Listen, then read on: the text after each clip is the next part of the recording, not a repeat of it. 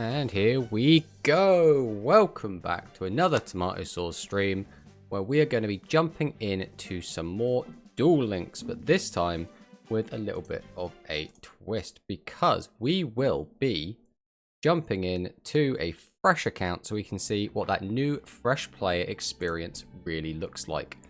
First thing we have to do is get our game to actually appear. There we go. And we'll be firing straight on in with the English voices as well, which is something we haven't done in our other account. We had the Japanese voices on. But we want to get a feel for what the authentic, brand new Rush player experience is. Already, it's a little bit shaky because when you first sign up to the game, you are forced to do a tutorial for Speed Duel. You're forced to choose out of Yugi and Kaiba. You're forced to unlock Joey. So it's a little bit shaky because, again, it does make you do a lot of Speed Duel things, which is not ideal, right? In an ideal world, you'd be able to jump just straight in and go straight to Rush, which is another reason that maybe these games should have been separated, but that's a little bit neither here nor there. We are just going to fire up straight in and see about getting to Seven's World. So this can be selected after stage 4 DM or above. Are we not in stage 4 DM? We are not. We have to still go up a stage, so we have to collect this. Get our 50 gems, which I suppose is good, though. We still want our 50 gems, right? Following that, we can now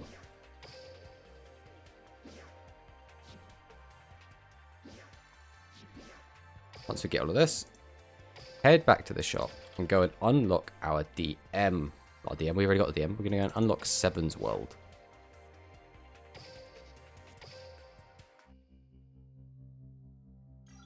This does mean we'll be at the mercy of the packs. We're going to have to play a little bit riskily, I suppose, because we're not going to have... With our other account, we basically had enough gems to just buy 3 of every card. With this account, we are not going to have that luxury, so we are going to have to probably play with scraps for a bit. We'll see how strong a deck we can get, and then possibly make a guide for new players once we've kind of gone through all of this.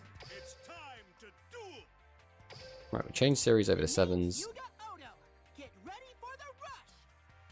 Then we should get a little 7s tutorial, a little Rush Duel tutorial.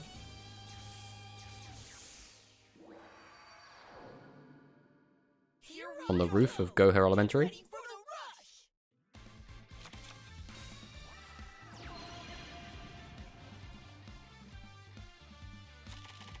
We draw our 5.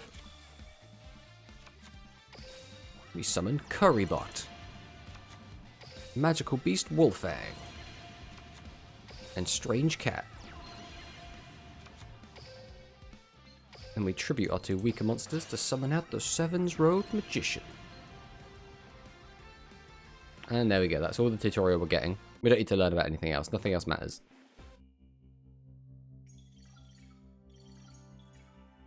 And then we get our first character, Yuga.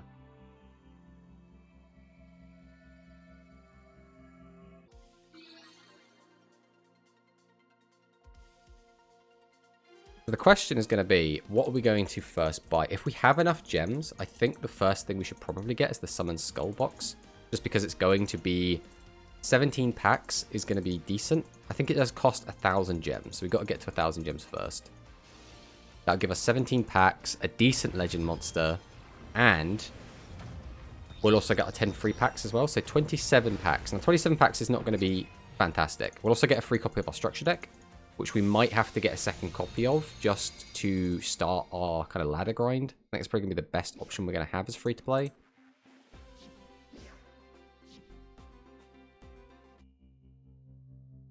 And here's the event. Mimi and Mimi. We'll just skip through this. We don't need to go through all that. Unfortunately, Mimi is not unlockable just yet. What level of Mimi is this going to be? Because this is like level 10 we can beat her. But if it's not... saying that, if we use a Luke deck, this will probably be fine. We have no idea what the Luke deck is. We haven't even bothered looking at it. But I'm going to assume it's better than the pile of crap we've got.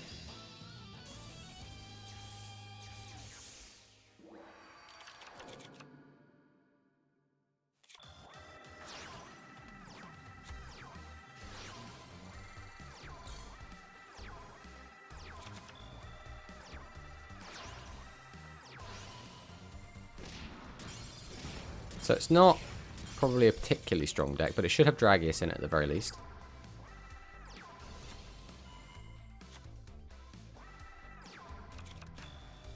Got all the seahorses, all the new aqua cards.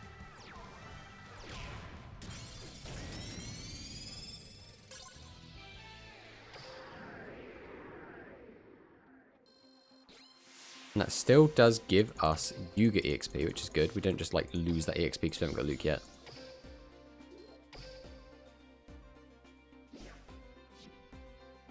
And she appears again. At level 20. Right. We should easily be able to auto-do through this.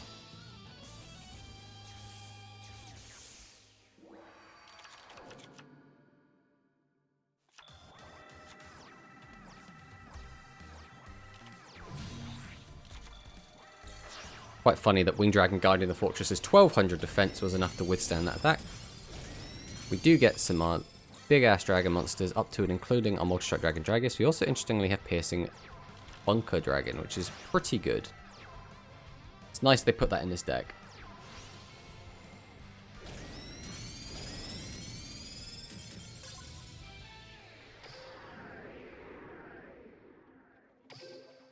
Take a bit more XP, always welcome, because we're going to need to get as many gems as we can, and we're going to need to get as many unlocks as we can. So, the next thing we're going to do is probably go straight in and get our free packs. Those 10 free packs might be really, really important. Almost certainly will be, to just upgrade our deck in any way.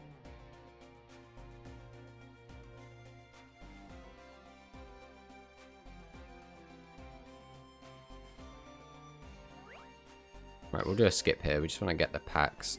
We've got a 2500 attacker. We've got a couple of 15s. We've got a couple more 15s. All in all, this is not bad. This is definitely going to make our initial deck a little bit stronger. So, we'll go into this Yuga deck and probably just rip the whole thing apart, to be honest. And then we'll start from scratch. So we'll rip it all out. We'll change this to sort by attack. We'll get this, this, this. These are probably going to be the only monsters worth a damn. Yeah, we really do not have a ton of options here. I mean, I guess we use this. We really need more tribute monsters pretty badly. This thing's got 1200 attack.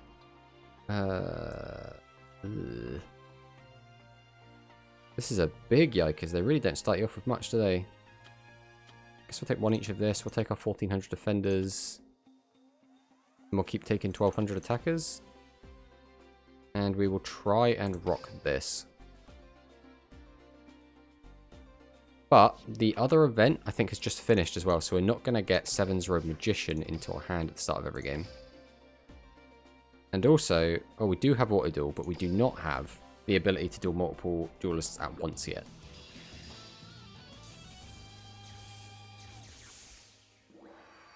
I like to think auto duel should be fine to just beat through this.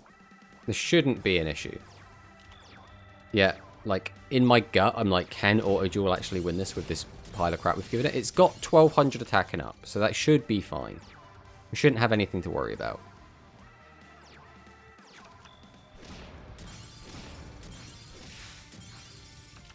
Okay, well, we're beating him down. We say that, because it's her. Where's the other question? Can you check your... Yeah, you can check our deck info, which is always good to see. That's something I want to make sure. And back to auto duel.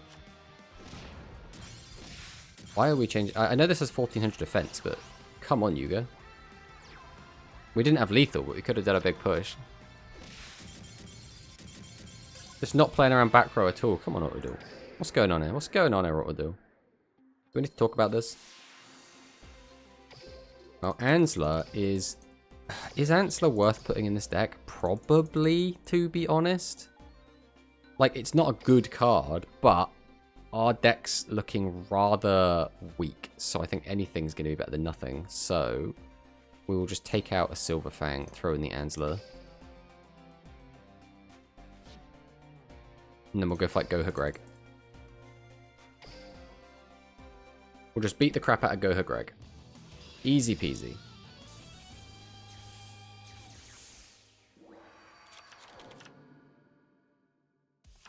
Surely Goha Greg's not going to have anything good in his deck.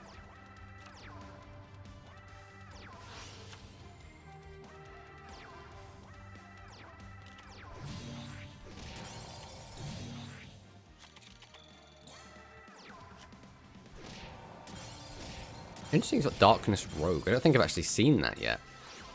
Even though we've leveled up 2 other accounts.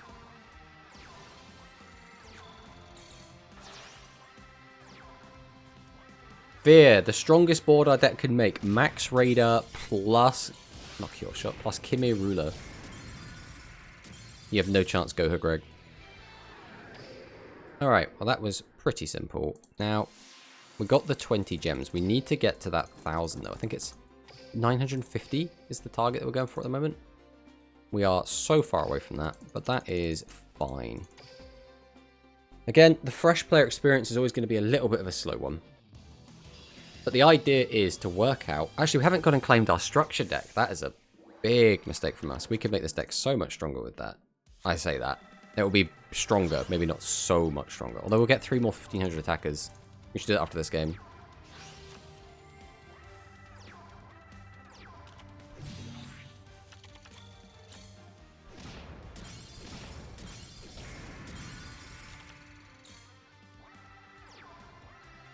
Once again, just summoning a bunch of weak monsters. Although I think we might be able to get the... is this Jet Barracuda? No, it's Heat Dartfish. I know we get one of the fish from ranked rewards now. The aggressive Moki Moki play. You have to respect it. You can't not.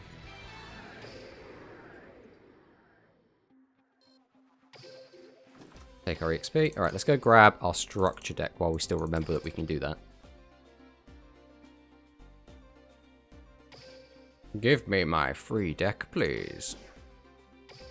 This is something else we're going to want. This is only 500 gems. Maybe we should invest in this first before we get the Summon Skull. That might be worth...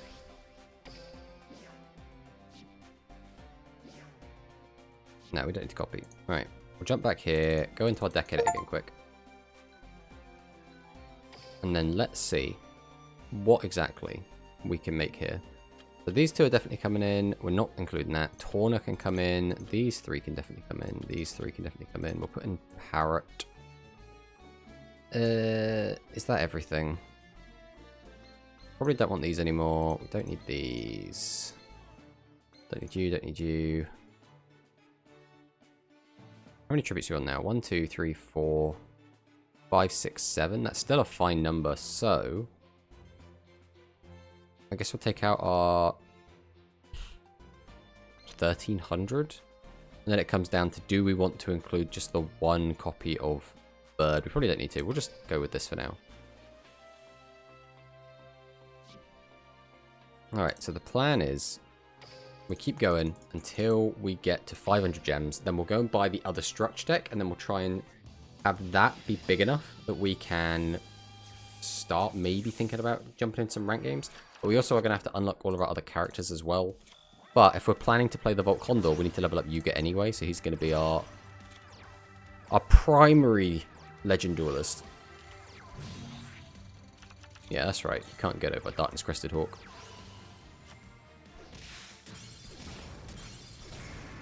All that aggro still couldn't close out the game, but still fine. We get BM'd with the Sparks. Summons 3 cards we don't have access to yet. Standard. I got a mix of both good and bad luck this morning. I assume you mean you were cracking packs then?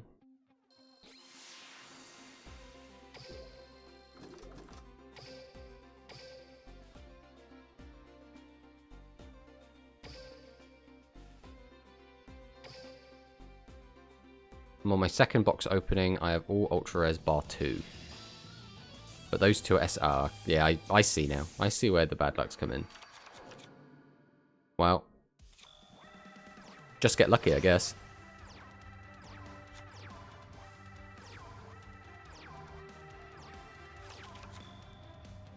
You can stare at your own face now.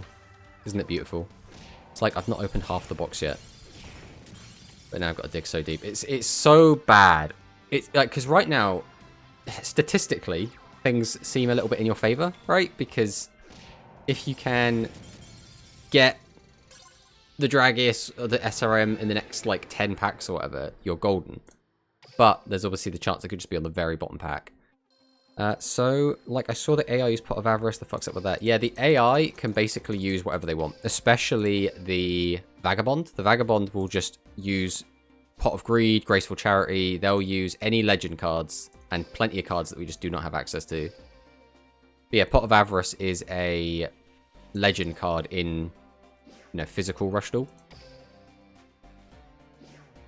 So we are using the old legend rule in this game, though, which means if they are using Pot of Avarice, they shouldn't be able to have any other legends, which means they won't have, you know, Pot of Greed, they won't have Graceful Charity, they won't have Magic Cylinder, they won't have the ones we have, which is Summon Skull and Dark Magician.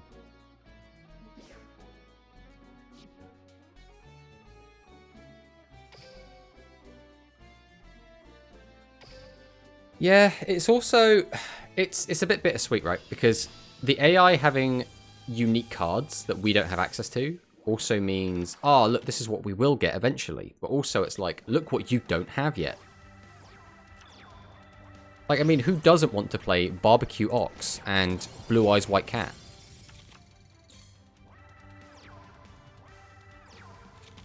Then they just drop something like Harpy Girl, which we already have, and it's like, oh, that's boring.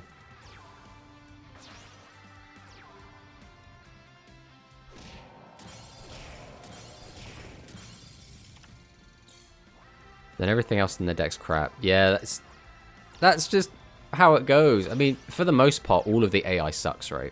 I mean, they put everything in attack mode. And again, we know why they put everything in attack mode. It's because otherwise the game would be a bit of a stall fest unless you have, like, a really good deck with, like, Dragius or something. No, this is the Legend one? Or is this the... Yeah, Legend Draw. Okay, well, we have Legend Draw now. We don't have a Legend Monster yet, but we have Legend Draw. We also just pulled our first copy of Grass. Hello, tour guide from the underworld. You're just teaching me about skills, are you? Thanks.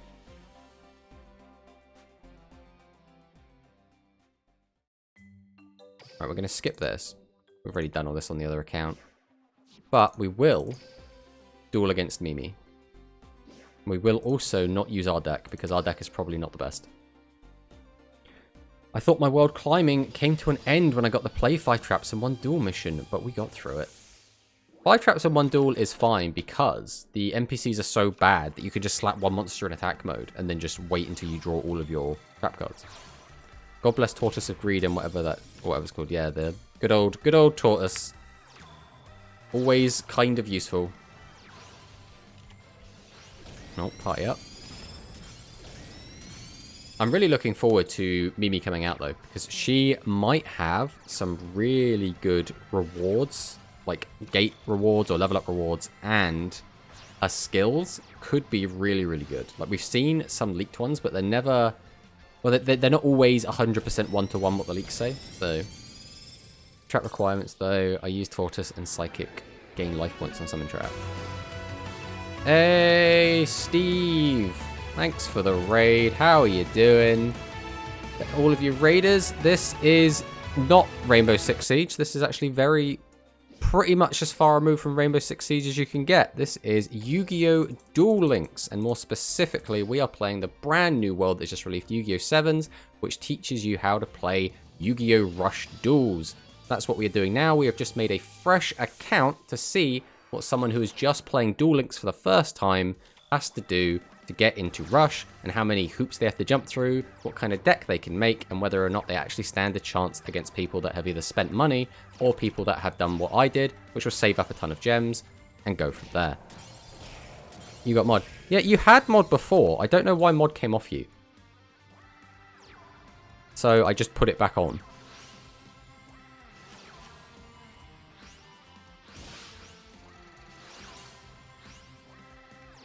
But yeah, enjoy your mod. Now, I expect you to do about as good a job moderating my chat as you do with your own. As I do with yours, I should say. Thanks for the follow, Ragoom. But yeah, this is, like I say, this is a fresh account, so we are just trying to get gems at the moment so that we can basically play the game. We have basically the starter deck and then all the freebies and nothing else at the moment. Which means we are in struggle street a little bit. Shoving Rush and Duel Links is such an awkward thing to do. Yes, it absolutely is. Obviously, I think what everyone would have really liked would be to have gotten a separate standalone game. But I think after the failure that Cross Duel was, I think they really do not want to risk it again. Cross Duel, though, had so many problems in it that led to its downfall more than just nobody play game. Like, everything in that had 3D models, which was very graphically intensive, so you had to have a good phone to play it. It also destroyed your phone's battery because of that, so you'd only get to play 2 or 3 hours before your phone just completely died. On top of the fact that because it was a 4-player game, you had to wait for 3 other people to make their moves, which oftentimes would really just slow the pacing down. Cross Duel was a lot of fun. It was just, it needed a little bit of tweaking, I think. But because of that, like we say, they've jammed it into something that's already successful, that being Yu-Gi-Oh! Duel Links, which, again, has its pros and cons. Like, the pro was I could sit here and grind out a load of gems before the game came out, and now I've got 3 copies of every single card without spending any money, which is fantastic. Well, except the, what was it, £2.50 for the starter deck, but we were like, yeah, £2.50 for that, that's fine. But yeah, we would really, again, like to see, instead of that, just have its own game. Obviously, we haven't got that yet. We probably won't because we've got this. But then again, Master Duel came out, so there is obviously always a chance that we get actual Rush Duels with the 8,000 life points eventually. Yeah, £2.50. Such a whale. And that was as well, just so that we could play a kind of low tier 2 deck as well.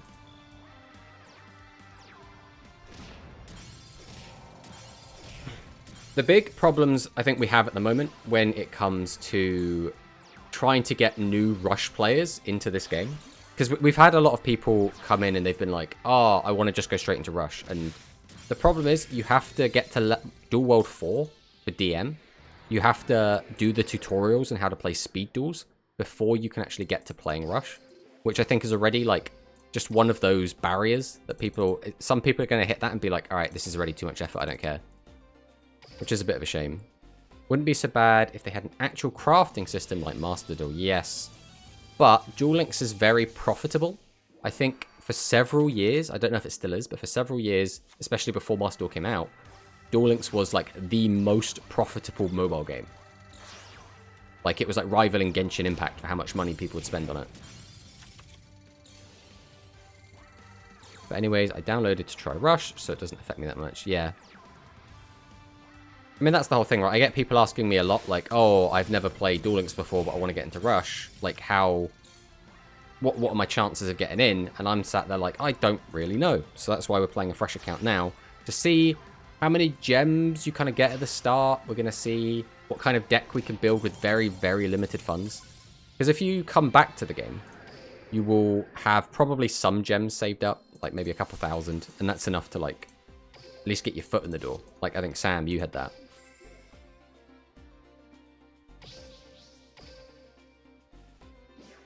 But we are just trying to basically grind up to 500 gems so we can basically start playing.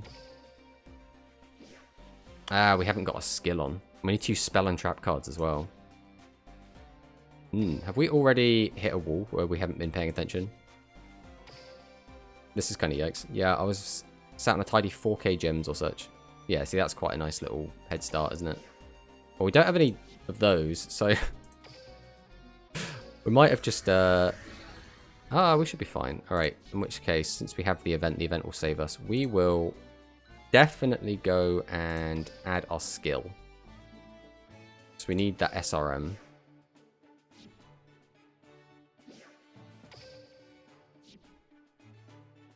Save that. Then we'll go and duel Mimi at the gate. Pick that just to keep track. We will... I think we have to do this manually. Thank you for the follow, Kukexi. Appreciate the follow. How is everybody doing? Thank you for the follow, Serengeti. Did you guys have fun watching Steve play Siege? I watched a decent chunk of it. Always gotta love the random frost traps. Oh god, this hand is really not great. We'll just get this out of our hand. We can't legally activate its effect. We can just go ahead and get these high levels out. Go to battle, and we will happily swing over. And pass back. It was fun. Yeah, Steve always has this, like, energy about him. Where everything seems very chaotic. Which is always a good time. Summon. Oh god. Not Giant Tortoise of Greed. Tribute 2. Summon out the Max Raider. Summon out the Celtic Guardian. Straight to battle. Saying that, we actually have to summon out... We didn't put any spells and traps in our deck as well. We just completely goofed that. Alright, we will pass here. We need to get out our Seven's Red Magician, so... We also have one spell trap in our deck, so I guess we should probably try not to win until we play that. Ugh, okay. This is at least a good card to summon because it can start discarding additional cards.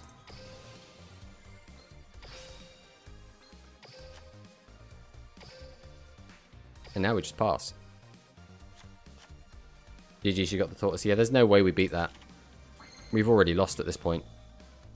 Now there's no point in discarding because we will not discard under 5, which means we will only be drawing one card either way. We won't discard under 4, I should say. So now we just play the pass turn game. It's the Universal Ace, absolutely. Well, there's Lightning Bolt Condor.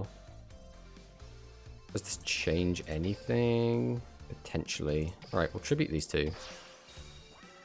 Summon out Volt. Activate Volt Condor. Gets another card out of our hand.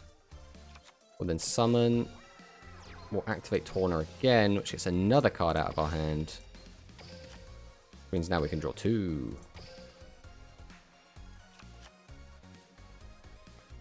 You can kill all defense monsters to get more points at the duel if you care. We're not really caring about points at the moment.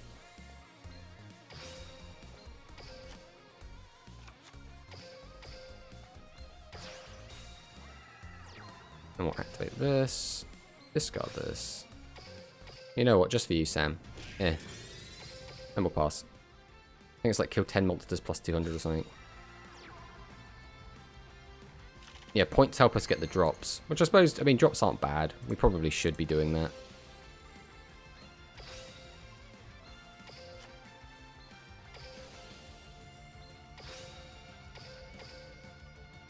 Yeah. We need to draw our Seven's Road Magician. Oh wait, we don't get Seven's Road Magician, do we? Because we haven't... Oh, I've forgotten how the skill works. It doesn't just put one in your deck. It, God, it just goes to show how much I just able to blitz through the early game before. But yeah, we need to not have any high-level effect monsters in our deck to get the Seven's Road. It's okay, because Mimi is here, that does mean we will get our, basically, free farm. We get to farm her as much as we want. It's very cheap to fight her at level 10. So we're at least not going to soft lock ourselves, which is something very, very good. Alright, we're just going to battle, beat over this, and then we will... we're going to have to completely build a deck for this, and it's going to be ass. Oh, this is going to be painful. Okay. That's fine.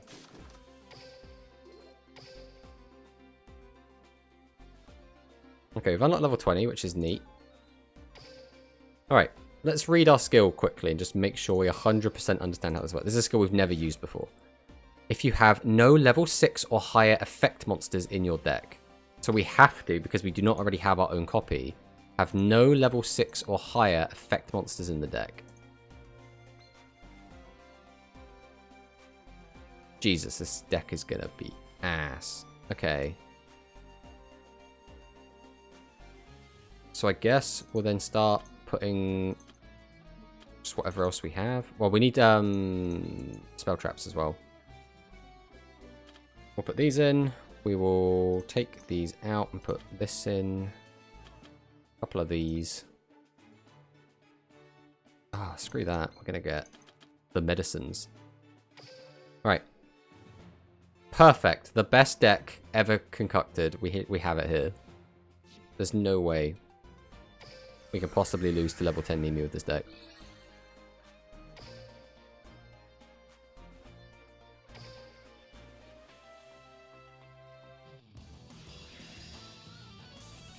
So we have to, again, play 2 spell traps, I believe, and we need to summon Seven's Road Magician. Not opening packs. We are waiting to get 500 so that we can get the starter deck, and then we're going to wait till we get the 950 so that we can get the Summon Skull set.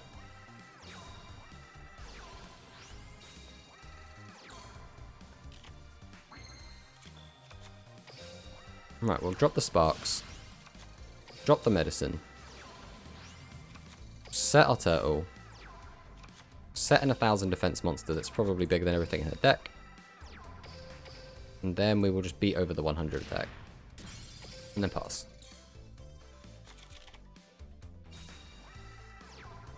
Oh, I should have used that. That was just an instinctive right click.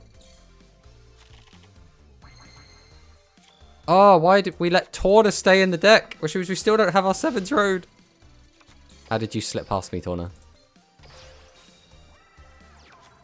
Alright, in which case we just need to end this ASAP. Don't Cure Shot. Swing over. Swing over. Pass the turn.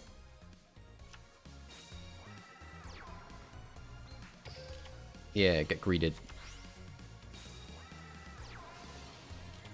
There's Carrier, gets Bubbly Elf.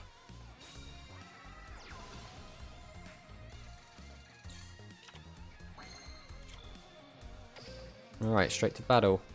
Smack. Smack. Smack. And then pass, and hopefully we can win next turn.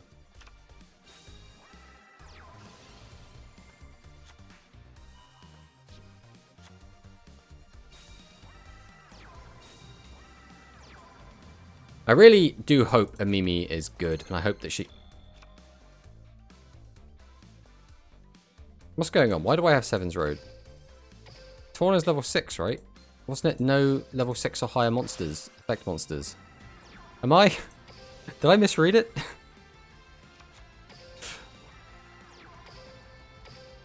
Well. That should be the quest done. I don't know, did I misread the skill? I'm sure I'm stupid somehow. We're just trying to work out how I'm stupid. We're definitely stupid.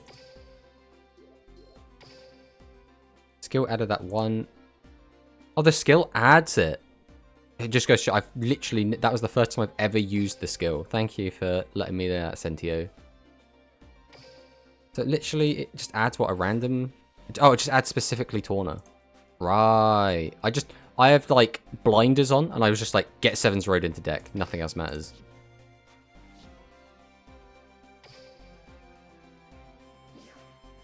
Alright, well, with that, we can now pop up a stage. Thank you for the Steam achievement. Successfully summon a total of 100 monsters. Oh my god. Right, 6 standard duelists will appear from now on. Now it's time for Luke.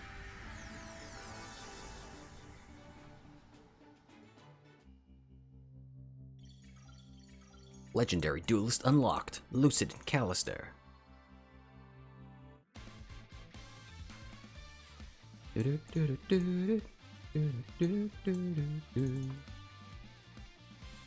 We will skip through all of this.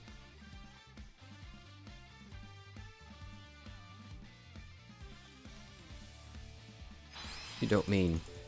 Yeah, Luke has Poorly Power, which means he has the ability, which we later on find out is because of his watch, to electrocute things. So he was debating whether or not to use it in a digital world and what that would actually do to the world if it just destroy it.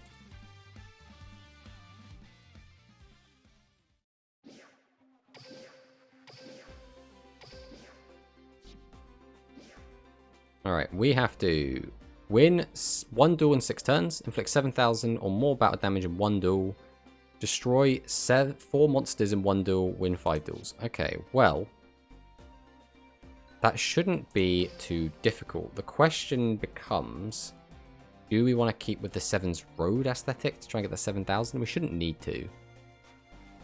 But what we can do is take all of these horrendous spell traps out, put some of our bigger boys back in. We already have capped out on all of this. We don't really need any of these spell traps, so I guess we'll just slap in a 1200 attacker. The skill does not matter at all right now.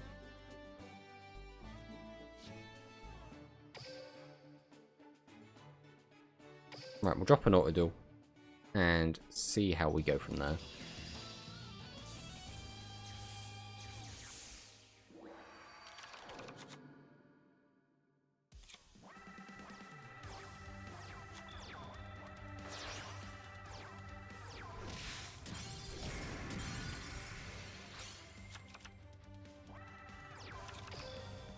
Alright, let's take over for here. He's got 2 light monsters out, which means I can just win this turn. We will... I guess... has to be this. We'll normal summon by tributing these. Then we get the light monsters, which I think we're going to... It's not going to be enough though, is it? To just straight up win, so we won't do that. Instead we'll do this.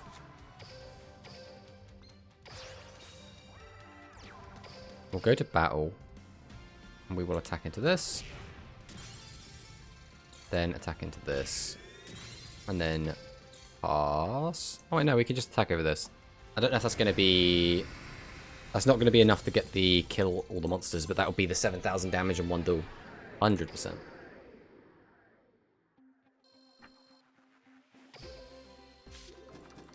Well, another summon skull for the deck. Alright, so yeah, we should still have to... Oh no, we got all of it. Nice. So we just have to win 5 duels now. Good old Sabura, man. We have to win 4 more.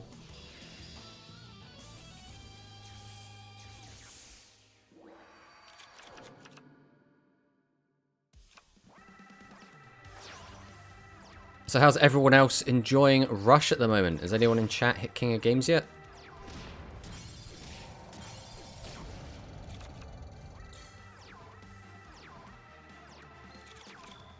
My man on the Soitsu.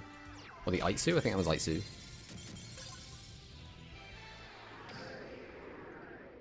Nice, take that. 50 gems, love to see it. All gets added to the pile. Another auto duel, so this will be the 3rd, so we'll have 2 more to do after this, 2 more duels.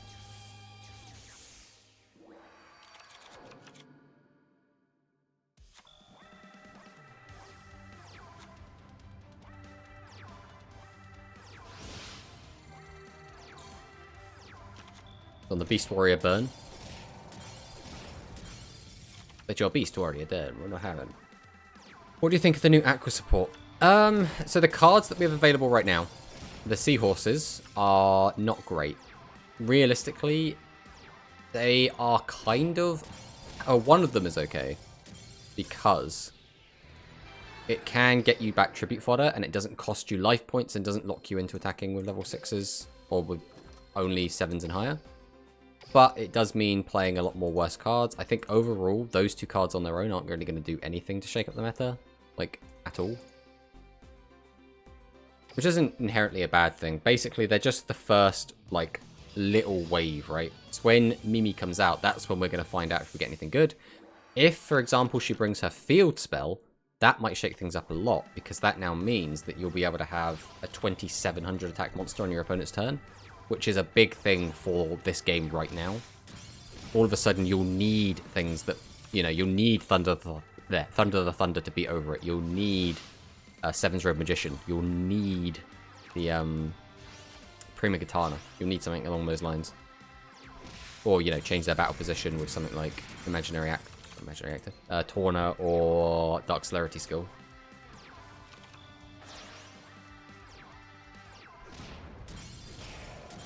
Big bang. Nice. Alright.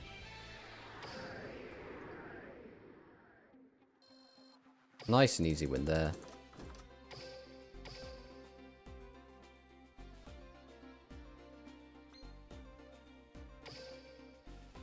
Now we should still have 2 more, unless I miscounted. So we're going to do these one at a time.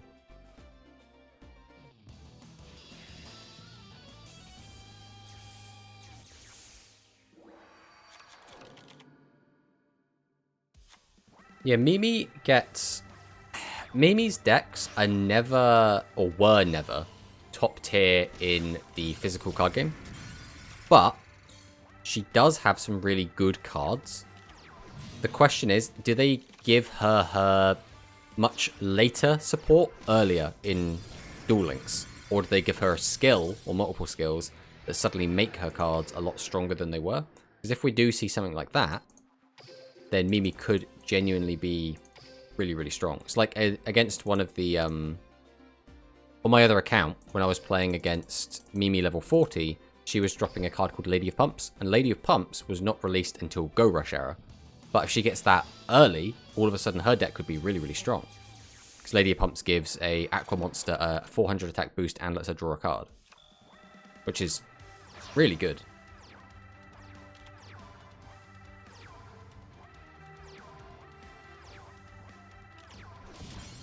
So we're against the Plant Wing Beasts.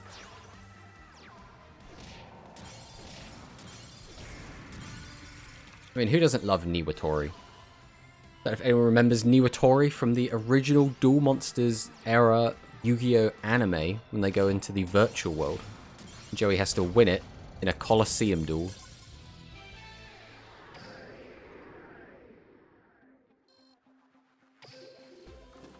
Alright, we take it, we take it. Almost another level up. Collecting all these fans. Now we should be able to hop ahead. Take another 50 gems. Means we're now over halfway. Getting what we're looking for.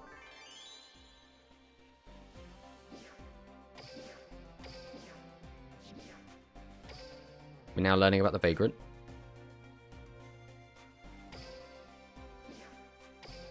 And then we have to use our free Vagrant spawn. And behold, we now have a bunch of Vagrants running around. I love how it's like recommended by Gaia and Curse of Dragon. I'm pretty sure we don't have enough gems to get either of them. Well, not gems, what they call jewels.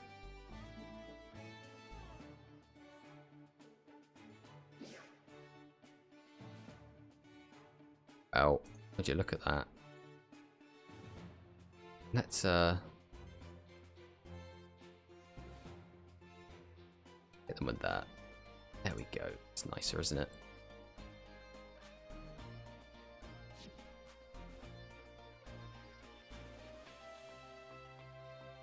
So there is Gaia, who, again, we have 0 gems to actually pick them up, or jewels.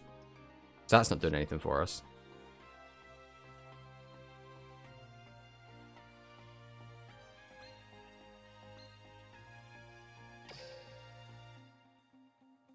Alright, we'll fire in with 1 auto duel here.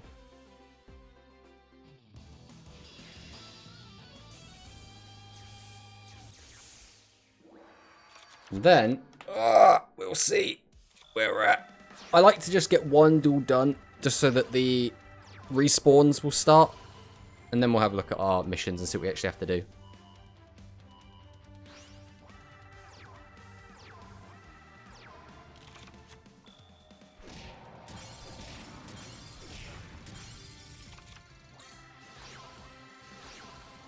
Double Blue Medicine into Brain Harvester. Summons out Darkness Rogue.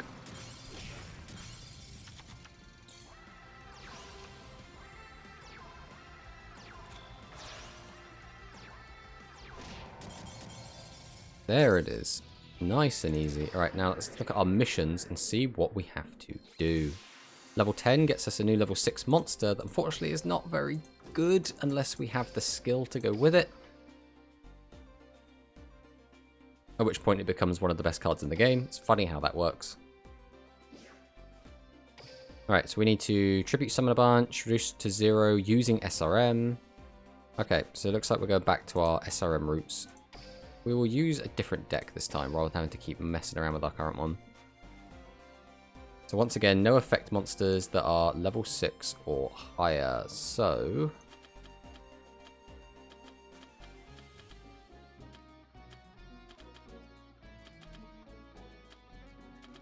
I guess I'll put Burdens, there is not to. Put those in, we can include those two. That will do. So I like looking at that, like, is that even worth using? Alright, then we have to put in our skill, Rush on Seven's Road, because once again we have no other way to get Seven's Road at the moment. Set this as the active deck. Does Gaia get any good fusions come out? Is Konami trying to bait me into spending my resources? So, Gaia does. But those cards are still pretty much brand new to the physical game. So, you know, the game has been out for, what, 3 years now?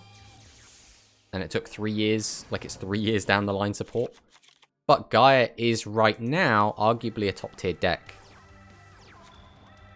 I think very shortly after Gaia came out physically, they did get Gaia the Dragon Champion.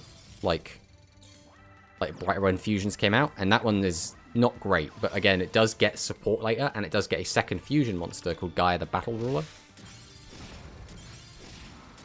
And the vanillas are very important for making it, because they release 2 more cards called Veteran Gaia and Veteran Curse of Dragon, and they summon the vanilla version of the other one. Well, they don't summon, they fuse with them from the graveyard using their own effects, which means that you're easily able to cheat out 2600 boss monsters that have decent effects. Which again, if those cards came out right now, would be crazy good in Duel Links. But, again, that's not going to happen for a long time. But yeah, my point is, they're worth picking up. Okay, did we do anything there? So just Tribute Summon. We'll make sure we get a Seven's Road Magician kill, I guess.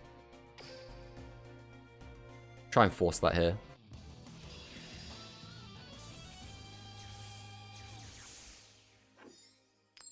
Yeah, the Gaia deck is very, very good. I've actually just put out a video on my YouTube channel, which was a series called Character Draft that me and my friend Alex do, where we just play rush duels against each other. And I used a Gaia deck against him in that. Very, very powerful right now. Oh, that's Seven's Road Magician. We just wanted him and he appears. But we have to make sure we win the game with this Seven's Road Magician. So I do not trust Daughter Duel to do that, so let's use our Elemental Road, punch through, and pass on that.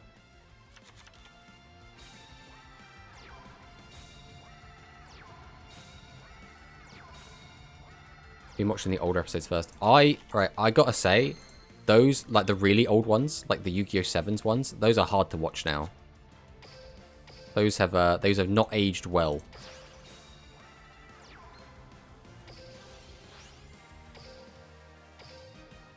We'll just guarantee that we get a kill here, right? I'm pretty sure we were fine. I just didn't want to do any maths whatsoever. Yeah, I went back and watched like the first couple of episodes of Character Draft, and I was like, oh god. Like, there's no background music on any of it. The editing is a lot worse. The intro's a lot... Like, it's very bare bones.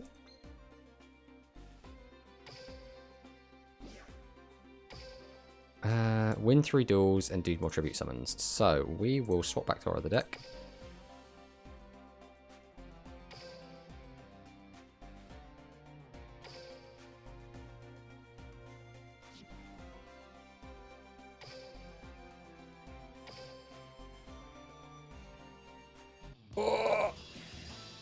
We just really want to get to those 500 gems. If we get those 500 gems, our deck... I don't even know if our deck becomes particularly better. It will be at least playable and ranked when we get the skill.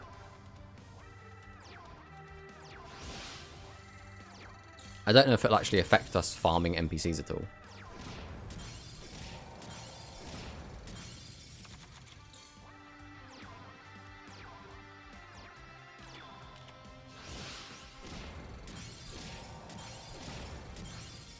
Smack, smack, smack. Hits us with the sparks. And the man throw. Just burning us. Look at this, 3,400 life points. What is going on with that? Well, our skill is only 2 levels away. That's what we really want. Take our 3,000 coins. Take our fans. Go and get Sabu Ramen.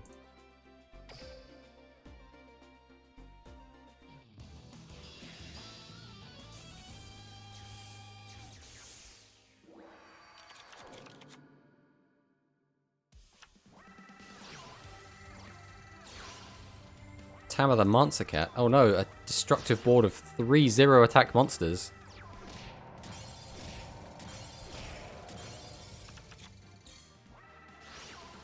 Magical Stone evacs to get back red medicine.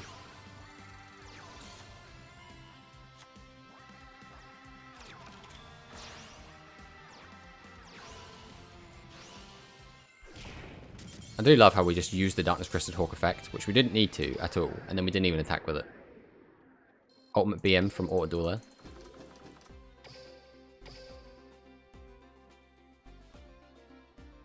And then our final duel before we upgrade our stage again, and then we will be on 4, which means we will get the Luke Unlock missions. If we're not already on 4. I'm losing track.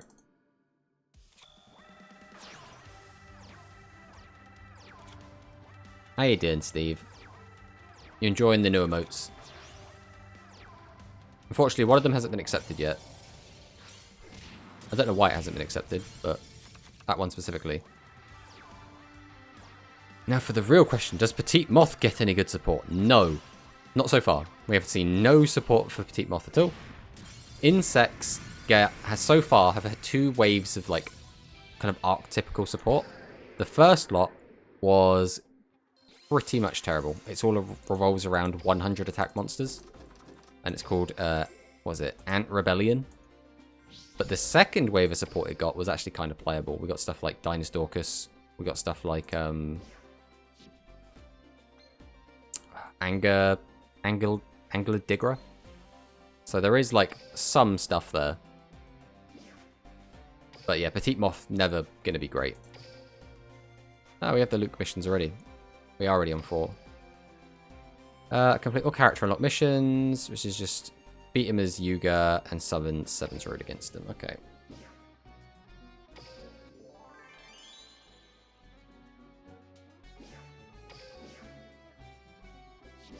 Not global chat. Global chat sucks.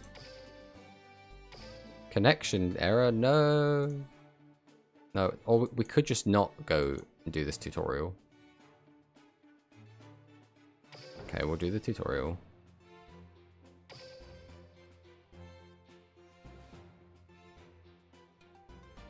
Oh, hey Mokuba. I didn't know you were in Rush Duels. Oh man, select the Speed Duel deck as a Rush player.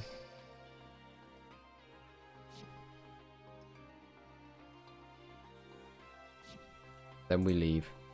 Neat. No, we're still going.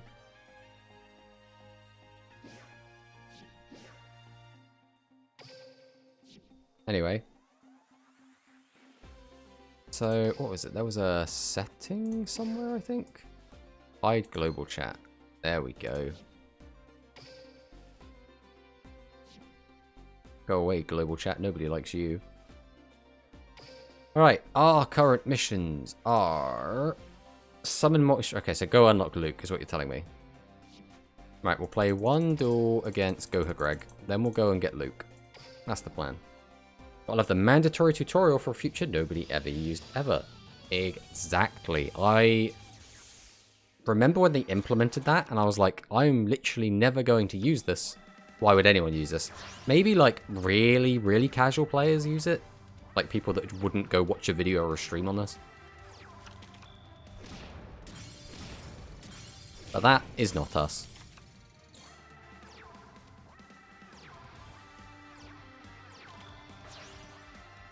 My man getting out his Thunder Beetles. Next rush event today. Yeah, the first part of the event is on, which is the Mimi event, but she is not unlockable for another 2 days. So you can collect her fans and go and duel her, but there's only 2 new cards that we have access to, which you get from dueling her.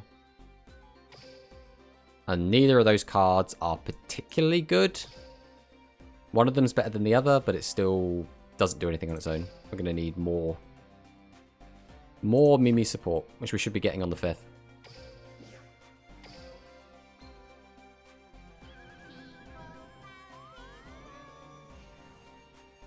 Thank you for the 3 gems. Alright, we do not want to duel against you, Mimi. We want to duel against everyone's favourite, Luke. So we need to beat him with Yuga and beat him with Seven's Road Magician, I believe.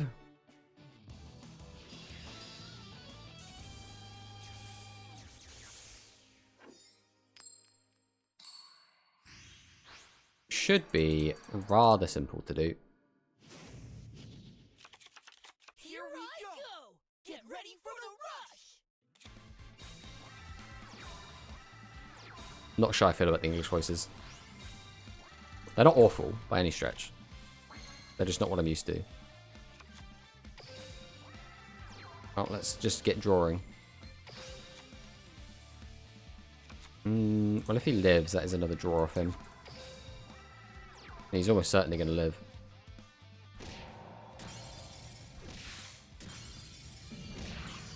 And then we pass.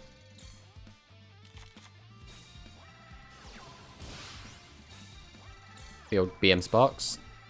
Summons out the Dragon. Very important card later on. Half of a fusion. Alright, let's fire this off. Discard for the draw. Fortunately, nothing super relevant here. We will go to battle, and oh, so few life points remaining. We'll do that. I don't want to get him too low. Dragon's Return.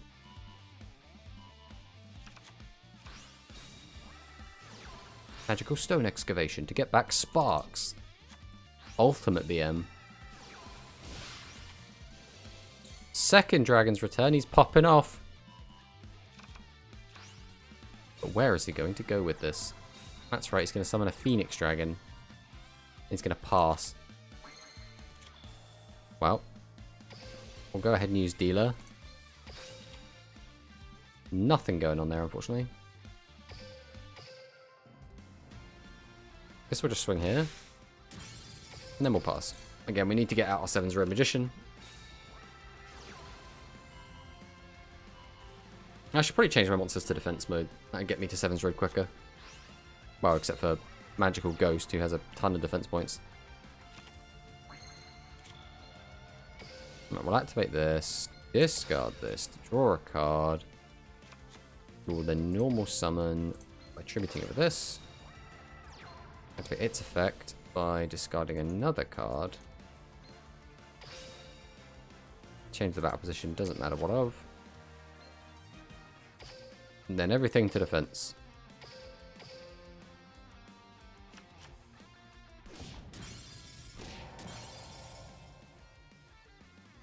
Alright, draw. Summon. Activate the effect. Discard the draw. Activate the effect. I want to get rid of anything with high defense, so I'll get rid of that.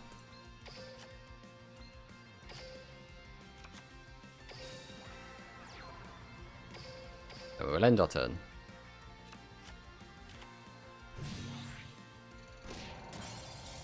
I've got you guys level 20 now. Whenever a quest makes me use them, I feel I'm losing out on EXP. Yeah, I mean, I got everyone to 20, so now every time I'm just farming random NPCs and like stop. Rid of this, and again change battle position, doesn't matter what. Activate his effect. Discard the draw. So we'll set this, change this to defense, and pass.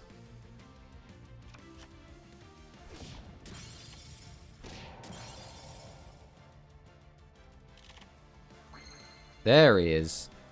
Took his time, but we got him eventually.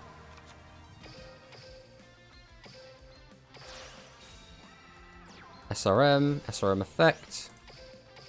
Get hit by the elemental road.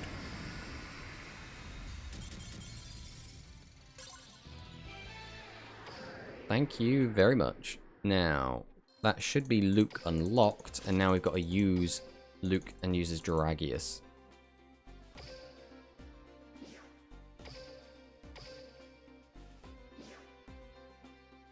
Our mission is going to be a quick victory using Luke, doing anything, summon Dragius 2 times, so we're going to have to at least get that out twice. We're only going to have 1 copy, because we're only going to have the basic bitch deck.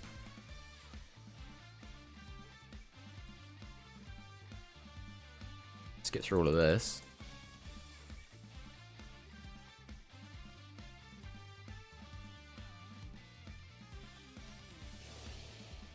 And the multi-strike dragon, Dragius.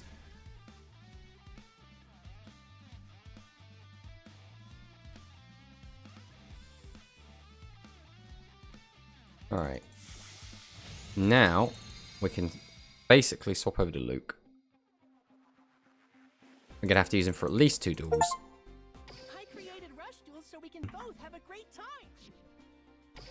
The name's Luke, the #1 duelist at Goha 7 Elementary. We'll copy deck. Copy this one. Copy it to Luke's deck, which does actually have a couple of OK cards in it. So we will then take these out and put in... Oh, we only have 2 of those. I'll put that back in. I mean, to make sure we have our skill on, Rush on Dragius. This is once again the same. 6 higher effect monsters. That is A-OK. Save that.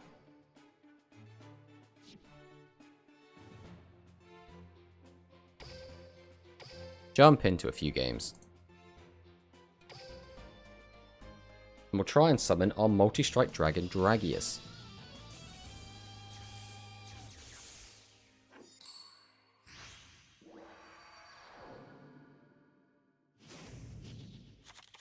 Here I go! Get ready for the rush!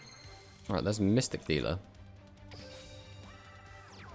I'm going to go on and just immediately throw that out because we just want to find our Dragius ASAP. And then the rest of this might as well... See, the problem is a lot of these cards have high defense value, which is not what we want. We want them to get beaten over so we can draw more cards.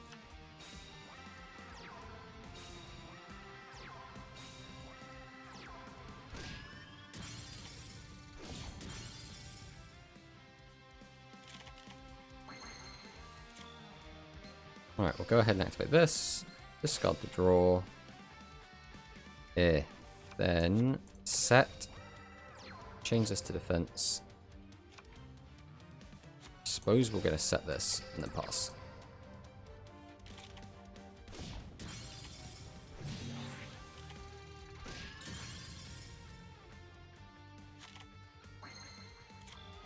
Alright, set and set into another pass.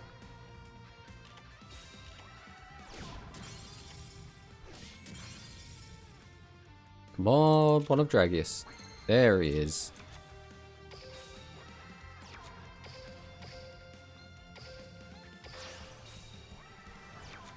There's the boy.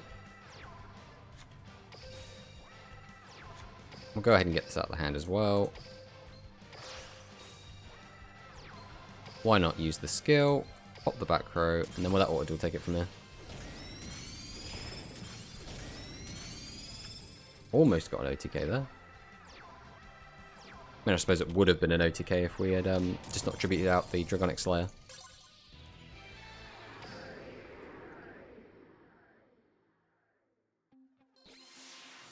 Another 10 gems. Love to see it. How many are in the pile now? 358. We're getting there. Slowly but surely. So we need another summon of Multi-Strike Dragon Dragius. That is the next most important thing. And then we need quick victories. Which, spoiler alert, these Dragius games are not going to be quick victories unless we open the Dragius.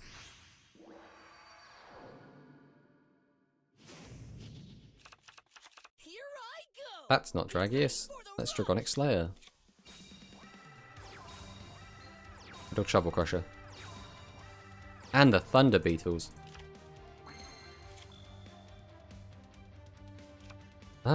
Well, we want you dead.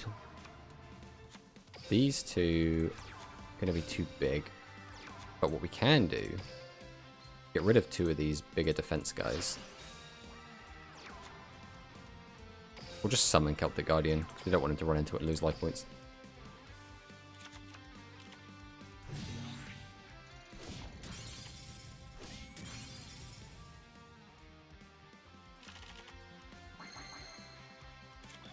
Right, we'll just set two of our low defense monsters and tribute over our Celtic Guardian with another monster that has lower defense.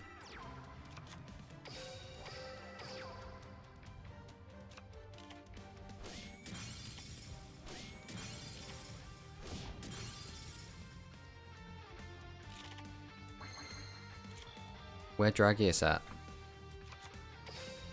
Well, once again, we'll just set our lowest defense monsters, but again, what magician's got too high defense? We might as well summon it.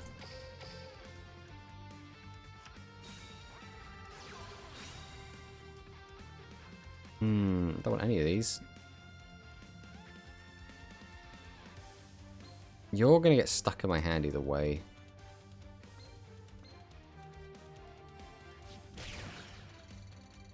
So, but you.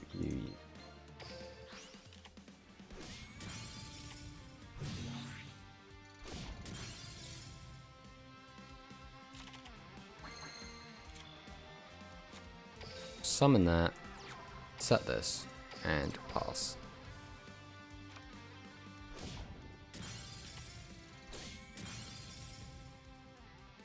Then we should draw a Max Raider.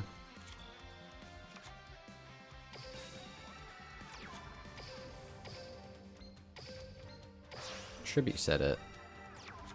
We'll also set this, and Nanda's again, its defense is just too high. They're my decent statted monsters. All getting in the way. There he is. Always waits to the last moment to show up. Right, the rest is up to you, Autoduel.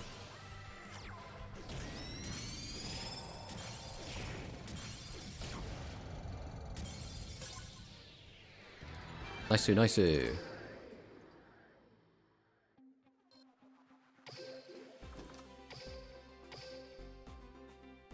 Take our 8 fans. And then we just need now to get a quick victory with Luke.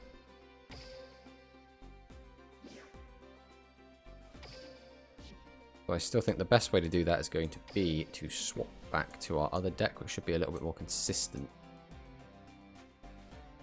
God, I wish we had a second slot unlocked already.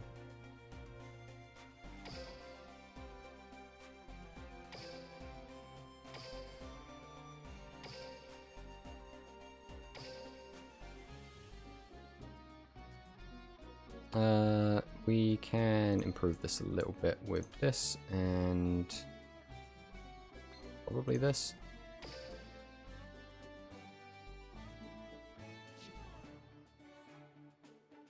We'll jump in. I guess we'll play it out just to make sure we get as much damage in as possible.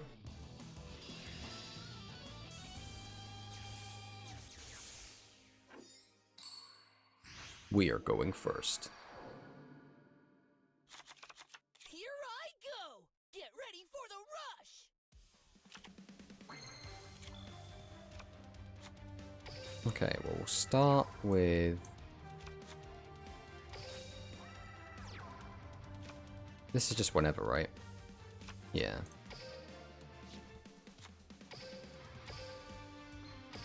tribute both of these. Summon out both of these. Pass the turn. Now he's going to run into this and take a load of damage.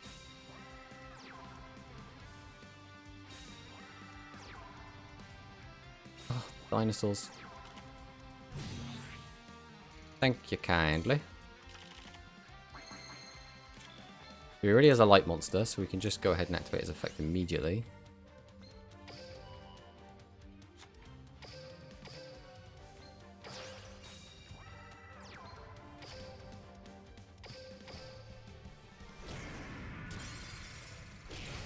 And that should be a quick victory. A quick victory.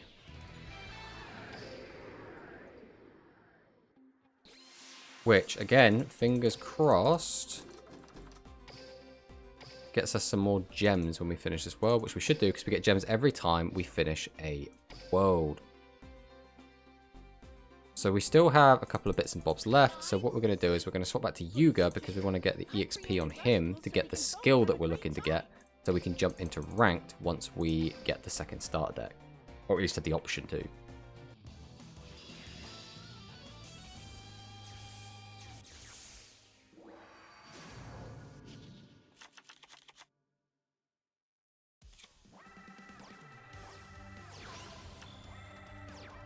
One, two, three, smack, smack, smack. Thinking about it, we didn't set the duelist rewards to 2, did we? Because we have to play an additional duel. Not the end of the world, but not exactly min-maxing.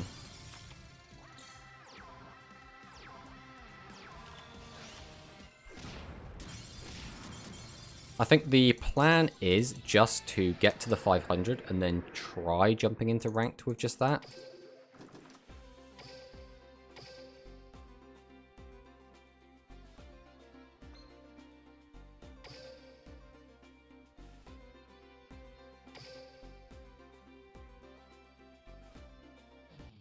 But we are going to have to unlock our skill, so we might have to use some of our roaming vagabondy duelists to get Yuga just the extra, I think 1 or 2 levels to get the Vault Condor skill.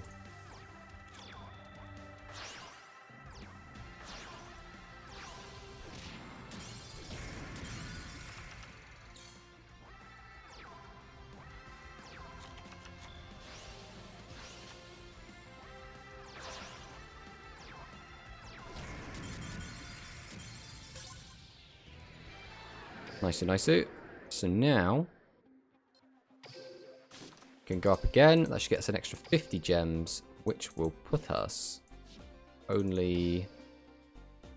What is it? Is it 500 gems we need? Let's grab our weekly gems as well. Grab our lifetime rewards, which just have even more gems, including a monster reborn. Nice. Excuse me, game. I was not done yet. Is this the noodle skill? No, it's Servant of Dawn. Okay. I'll take these 50. So now we are so very close. Which deck are we building? We are trying to just build the Vault Condor decks. I think it's the best deck we can get while spending very little gems. Obviously, that's kind of what we're restricted by right now, is that because this is a fresh account, we barely have any gems to work with.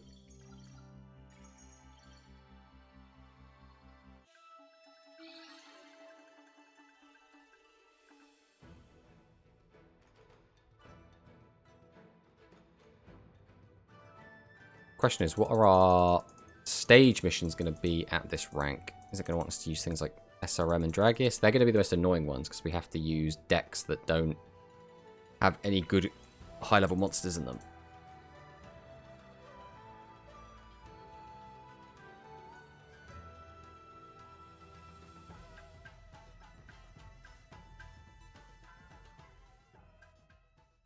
Alright, stage missions. Fire monsters, spell cards 2 times in 1 duel. Win a duel with at least 5,000 life points remaining. Okay, so just fire monsters is the only, like, weird thing there, I guess. We will jump over to this deck. Then we're going to just filter out our fire cards real quick. Then we're just going to take out everything at the bottom end and just start putting in our fire cards. We probably don't need you either.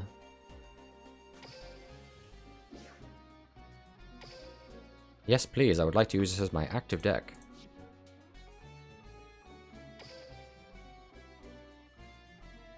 Alright, let's just auto-duel through this.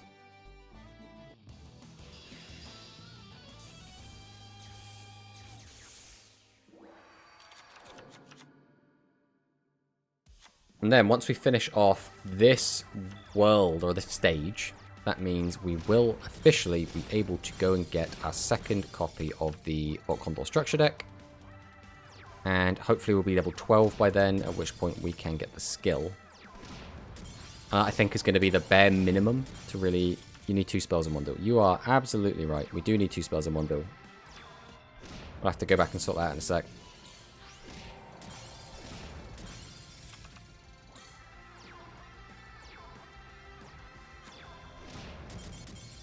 The other problem is I don't think the AI is going to be summoning fire monsters because they're just kind of bad statted. It's not ideal, but it is what it is. Alright, so we need to take out you, take you out, then...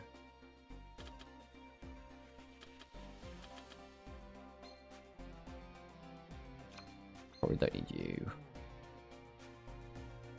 I'll do. 32 cards is fine.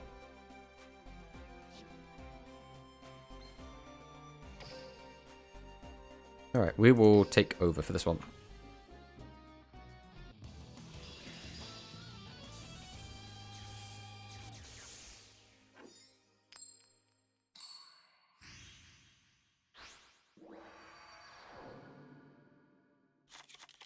Here we go! Get ready for the rush! I do not like Yoshio's English voice, I'll tell you that right now. 1 fire, 2 fire. Red medicine. Tribute set. And we'll set a card. Pass the turn. Yeah, thanks, man. It was definitely a toughie, but we managed to win it in the end. Hopefully, first of many. We'll have to see.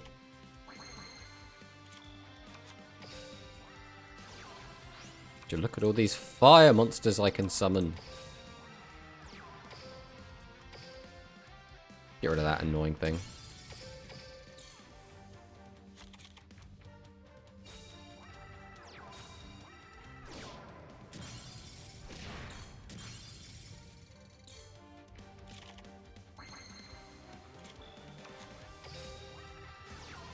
Alright, that should be pretty much everything we need. Oh no, not the giant tortoise of greed.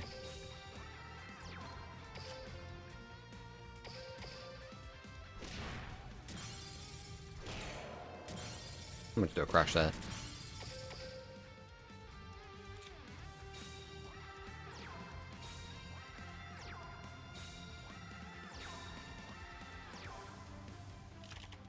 Yeah, tournaments have been really fun. They're very, like, basic right now, but, like, that's fine.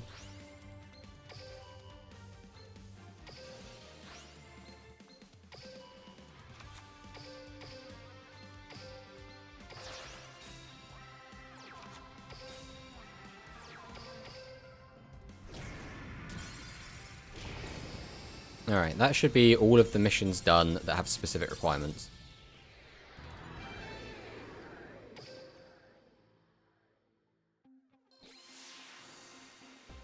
And there's the skill.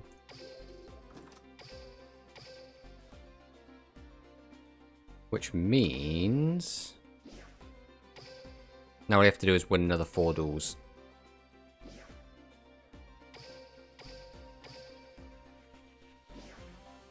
Might as well take our game mat as well. And then with our 4 duel wins... well, I suppose we can actually put our deck back to normal now. We will be able to get the second copy, and then we'll have everything, I think, the minimum requirements we're going to want for going into ranked.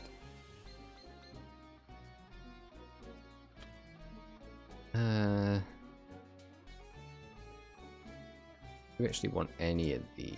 Probably still want to have those. For now. Long term, definitely not. But for now, they're fine.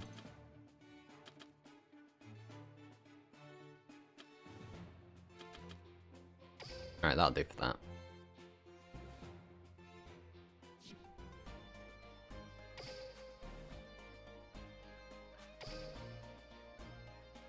Now, when we get into ranked, which should be very, very soon, we are not expecting to do particularly well, but we're going to try and see if we can't get into something like gold with this completely fresh free-to-play account. That is our kind of goal. I do not think we'll necessarily be able to cog with this.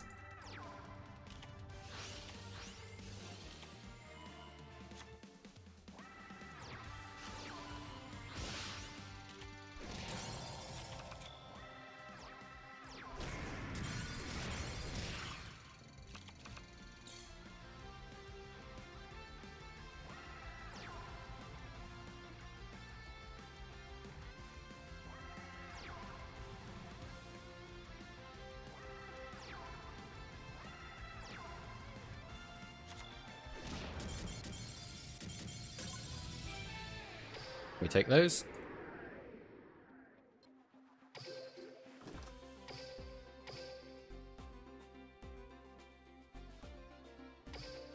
Now we just get through these last 3 duels.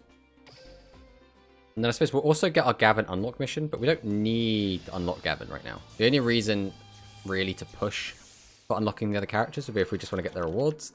There's nothing particularly interesting in there that helps the deck that we're trying to build, except for like the gems. Because opening the main set will always be good because we can just get generic spellcasters. Also, like Pierce is never going to be bad either.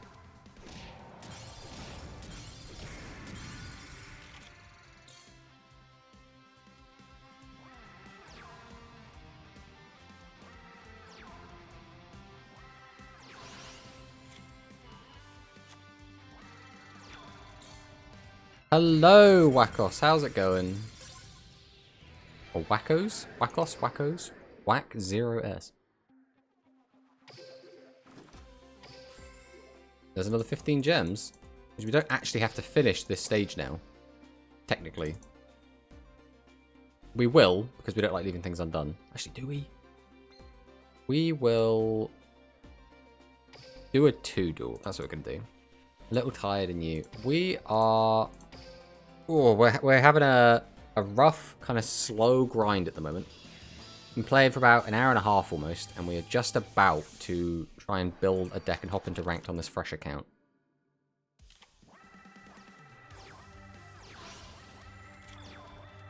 Look at this guy, 1000 attack, 1200 attack. He's trying to pop off right now. The only ultra left on my box is 7-0 Magician, 12 boosters left. Yeah, my day 1, I had saved up enough gems that I could open every single pack in the box 3 times. And all 3 boxes I opened, I had to get down to the very, very last pack to get the last ultra rare. And it was always a relevant ultra. It was always a Yami Ruler or a SRM or a Dragius. It was always something very, very important I couldn't just skip.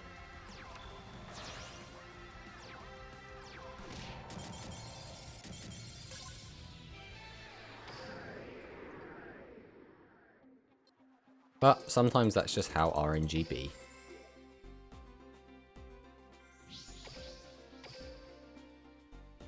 Alright, well the next thing we want is going to be a very high gem count. So we're not going to try and grind that out. It took us already quite a long time just to get this up. So we'll go Dex, Lightning for Condor, buy this for 500. Skip that, we've already got it. Do not need to do that. And then it is time to try and build our rank deck. Let's just scrap everything in it for now. We can only use spellcasters and winged beasts in this deck. This is already looking pretty rough, only having 2 of each of these. Where's our Tauners? No matter what we do here, this is going to be rough. Let's just double guarantee check. This is only entirely spellcasters and wing beasts. 1400 or more attack are spellcasters and wing beasts. So 1300 and lower, we can do whatever we want. Start deck 3 times, that way of a Bible deck. Yeah, that's a good way to go. And obviously we're trying to do that, but we're not buying the last one because we're trying to play as free to play. So that does put us in a bit of a predicament here.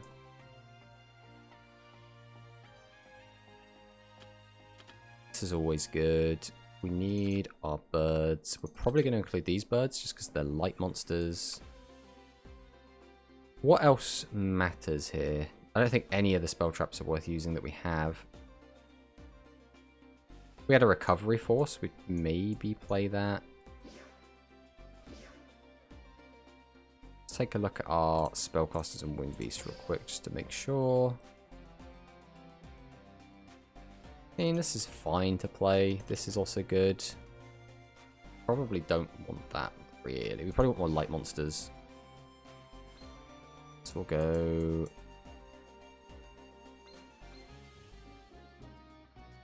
We want... the level doesn't matter, it's the attack points. So we want between 0 and 1300.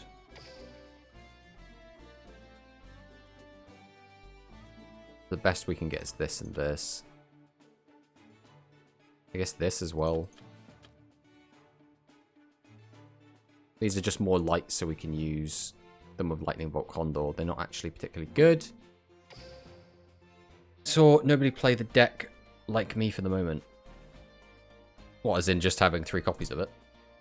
Or have you got some other secret source? Light Attribute Winged Beast. So we can only bring Light Attribute Winged Beast with the skill.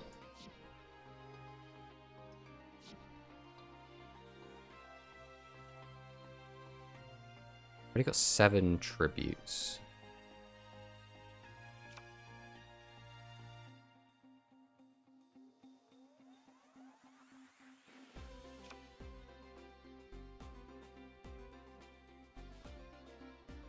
I don't think 1-on-1 is worth using. Because whatever we put in, it's just going to be kind of filler. So... where's Cat? Am I blind? Where's Cat gone? There it is. I was blind. I'll save this. Gonna play in Pure Light, except the big dark bird. Ah, okay. That's a pretty interesting way to do it.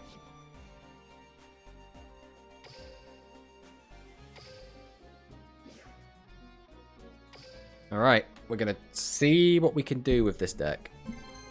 You need magic. You're right, I do need technically have spells if I want to use Trick Pigeon's effect. But all the spells we have are pretty garbage, so we don't really want to be using any of them. I think I'd rather just have Trick Pigeon in there as a target for the skill and not actually use its effect.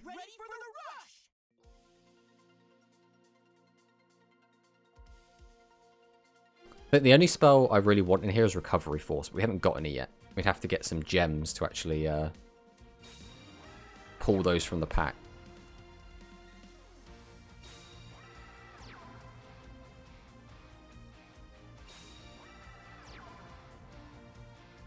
Okay, 3 beaters.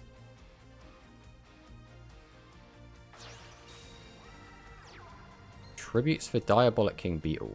Okay.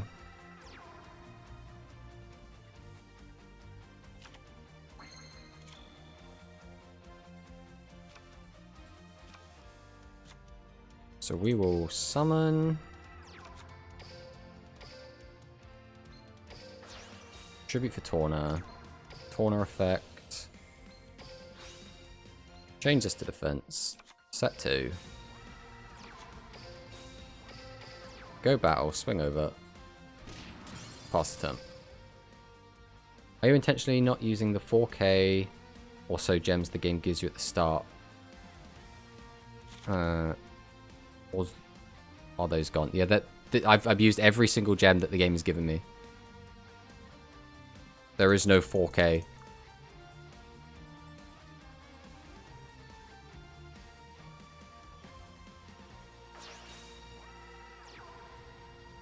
So, Wakos, we don't have Hammer Crush.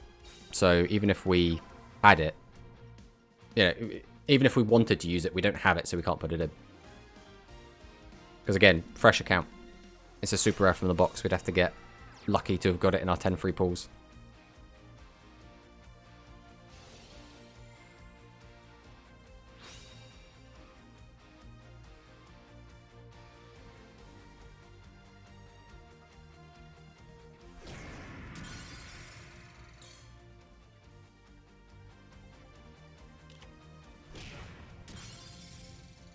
Was it left in the golden sarcophagus? Oh, in the, No, we've claimed all of our things, I think.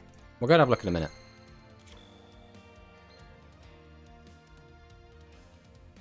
Two level 6 monsters really kind of sucks here. We can change a monster to light. Discard one of these to get that out, to use that effect. Either way, we have to summon this. We'll tribute it for this. Then if we use this effect, we can get one of these back to hand, so we don't need to hold on to one. Which then comes down to what we're doing with it. Are we discarding for Torna? We don't have to discard for Torna. So what we will do is normal summon. Normal summon. We're tributing this. Normal summon. Tributing these. Activate our skill. Change this. Take back bird. Activate Excel Wonder Splat. Activate Lightning Bolt Condor. Clear as whole board. You'll get Recovery Force pretty quickly as a rare, but was it left? Win 3 duels during your opponent's turn. Alright, it's been a good run. Am I really going to deck out the AI 3 times? Well, you could also get something that has a high defense and let them run into it.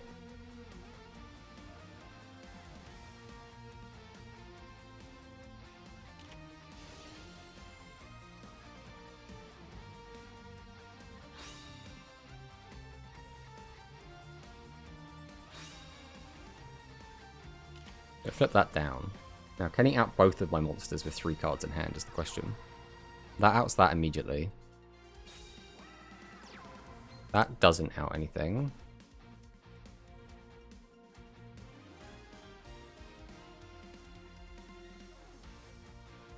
There you go, 2 Yamarilla. Easy.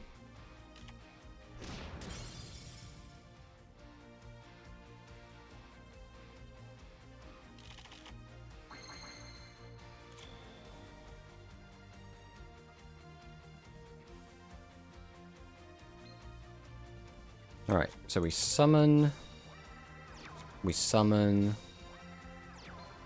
activate the effect, boost the attack of this one, so then we can kill both and get him for 12.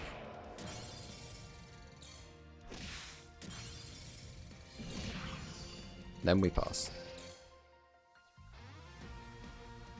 Long time, nobody summoned a set monster on Classic Yu-Gi-Oh! That's why, I guess. Yeah, I mean, you're not wrong.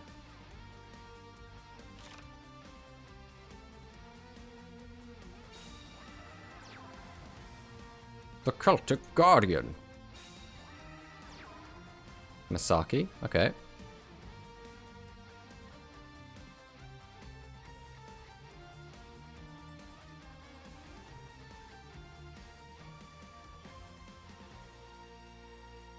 Let's see what he's got for us. Tributes 2 for D and Keto. Okay, it's a 2500 attacker. Discards another brick, I'm guessing. Yeah, that's the Volt Condor. Gets rid of our monster, which does kind of suck for us, but like a Torna outs this. We still have 1 in deck. Oh, is that a light monster you've got there?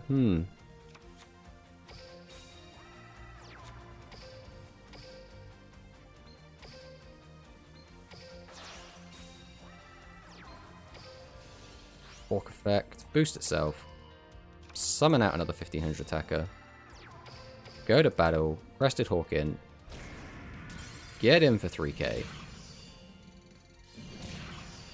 pass the turn.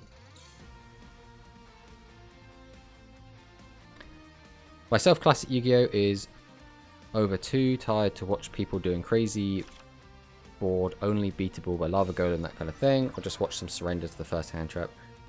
Yeah, I mean, I still enjoy going back and playing older formats, so things like, I mean, Goat gets a little old pretty quick, but I really do enjoy playing Edison games. What are you going to do with Torna? Torna doesn't out Darkness Crested Hawk. Got a fat butt.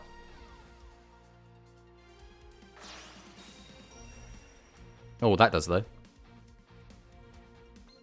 What do we have left in deck that outs this? We got 1 Volt Condor, 1 Hawk.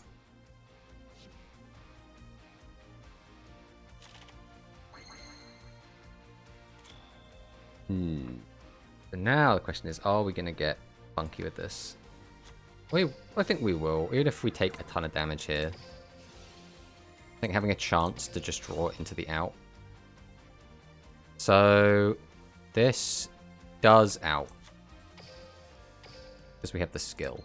Tribute, tribute. Summon this, activate our skill, turn Dark Magician into a light monster. Then we'll summon out our 1200 attacker. Activate Darkness Crested Hawk. Give itself the boost. Go to battle. Swing over. And then can we kill with Lamoon, the party princess? Goat or Edison are kind of nice, but it doesn't have a filter to deck build them in Master Duel. Yeah. I mean, yeah, you can't really play them on Master Duel, unfortunately. People usually play them on the other simulators. Right, well, we got a win. Already looking pretty good. Alright, let's go and see if we do have this mystery 4,000 gems. Because, I mean, if I could have 4,000 gems, I would love to just have 4,000 gems. I was under the impression we did not have 4,000 gems.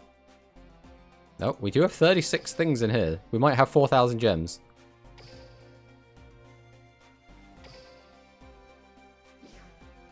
That looks like we're going to get 4,000 gems, guys.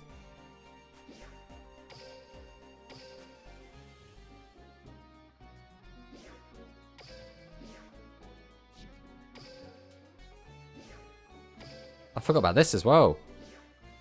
Oh, what's our you are going to be? Oh, any predictions?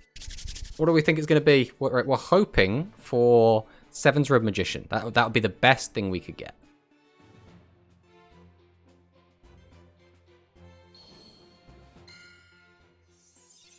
It was Dragius, so Sam was right. Also, it's Draggy-ass Sam. Come on, Draggy-us. But yeah, Dragius is still fantastic. Unfortunately, it can't go in our current deck. So if we want to use that Dragius, we kind of have to just put it in a good stuff pile.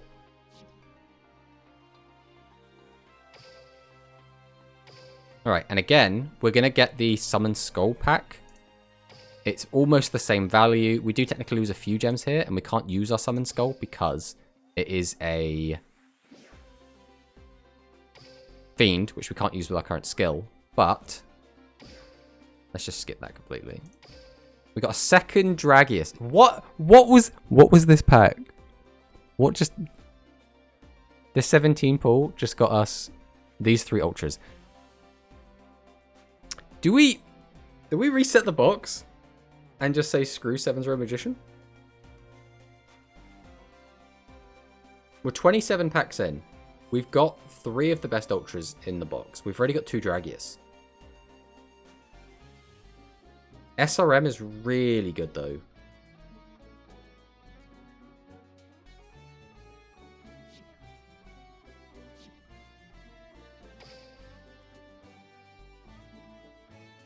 I don't care about any of this except SRM. We'd be pulling for 1 card.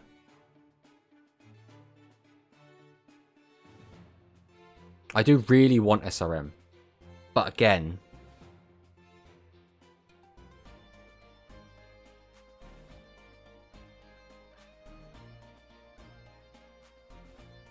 Yeah, I think you're right. 113 packs to try and just get one card is just not worth it. I think we have to reset.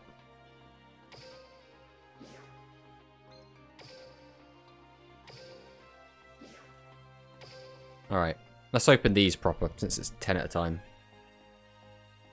Let's see what we're going to get. First pack. Nothing, nothing, nothing. That's fine. Next up. I mean, that could be good. Gazelle is actually useful. Meh, meh. Recovery Force, we already got some now. None of that was... I mean, the dragons are okay. Another Recovery Force, again, doesn't matter. Dark Sorcerer, really have a playset of. Innocent Lance is terrible. The Moon Masaki's good. Nothing there. And the last pack, nothing there. Okay. Well, we go again.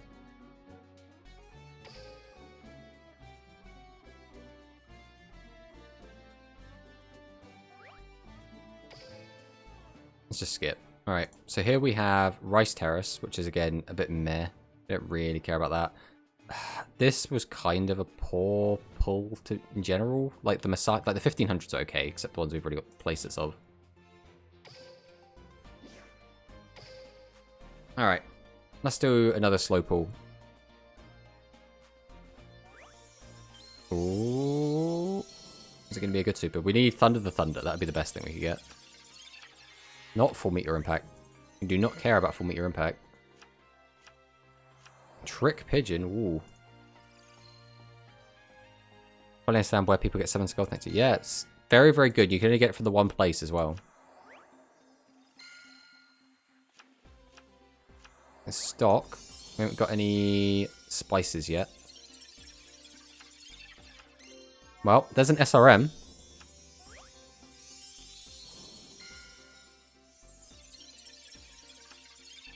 And there's spice. And we do like spice.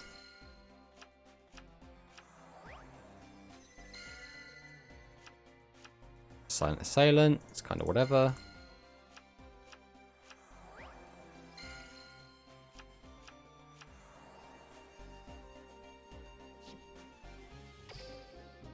Alright, we've got 2 more 10 pulls and then we've got scraps.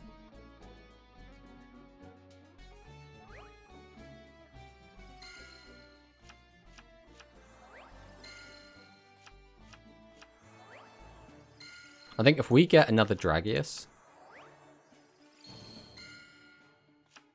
Mind you, Dragius will be in the last box anyway.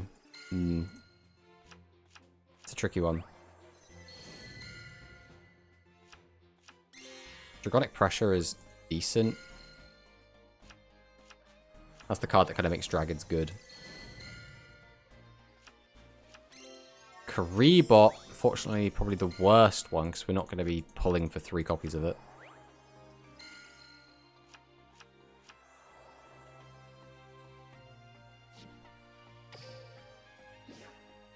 Alright, we go again.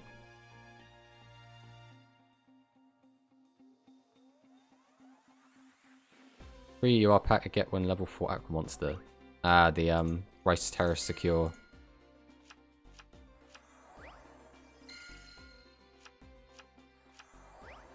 Lullabind. We still haven't got a single copy of Thunder the Thunder, which is a bit of a shame. That's just a really good staple card. Are we going to get anything good out of this temple?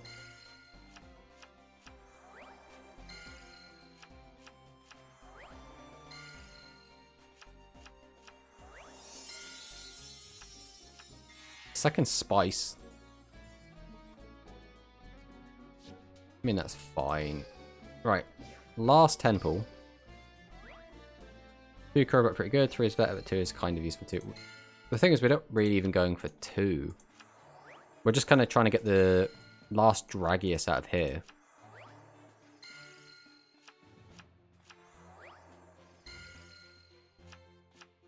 I think maybe after I pulled the SRM, I should have done another reset.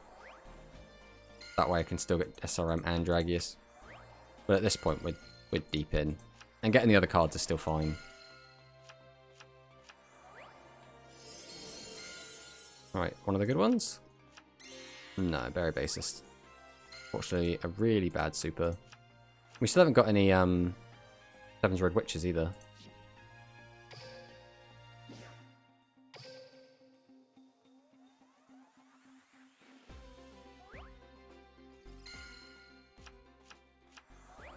Agent.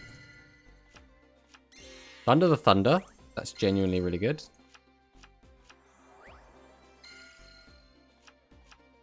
Another Masaki. I literally don't think I've ever had that happen except the Vagabond, you know, Sam. Dragonic Slayer. We don't really care about Dragonic Slayer. Alright, let's hop back. And let's go to this deck. Let's see what we can do with like a good stuff pile.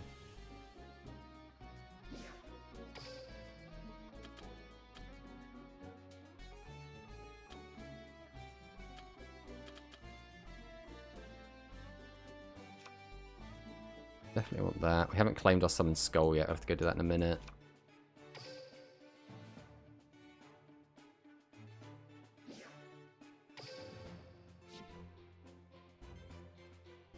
Just want all the 1500s in the world. Definitely need you. We're going noodles. We would have to scrap something. Probably the dragons, so that they don't compete with our Ragiuses.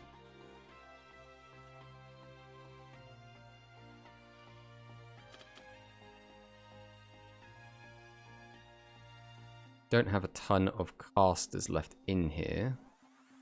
And I don't think Recovery Force is worth bringing in. We don't have Pierce.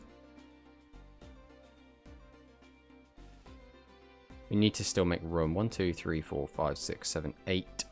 We need to scrap ideally 2 monsters. Did we get rid of SRM here?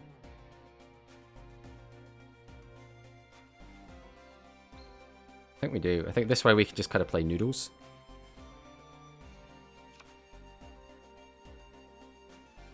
Really like to have another Thunder the Thunder. Right, we'll save this. Go and grab our... I think Slayer isn't good right now, but will be good in the near future when trap cards will become more strong. The problem Slayer has is when Slayer came out in the... Where is my Summon Skull? Maybe up here? He is. When he came out in the physical game, again, he was pretty good for like the first set he was out. And then he immediately gets replaced because there's just better cards than him. And 2300 attack is a little bit of a liability.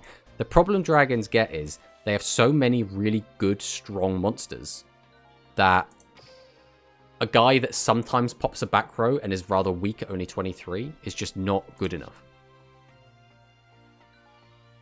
So unless they push back all of the other really good dragon boss monsters, I think he's going to get replaced so quickly.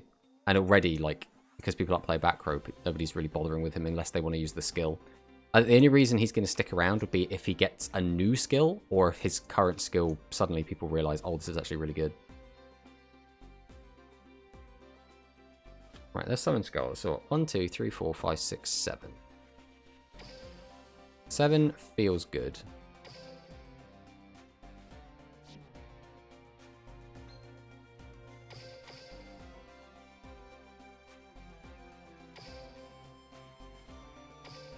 Right, well, this deck feels like it's going to be a lot stronger than our Volt Condor deck, so... it's happening, Celestia Noodlina, or whatever her name is. Ah, okay. What 2300 attack monster did she summon against you?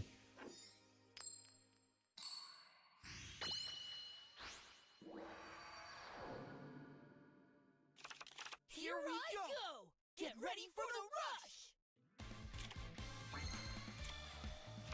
Right, we're going to do the patented triple attack mode 1500 monsters. Into passing. Mate, I can't remember its name. It was an effect monster, never seen it before. Plant, I think. Oh, was it he trains? The Shadow Flower Ninja?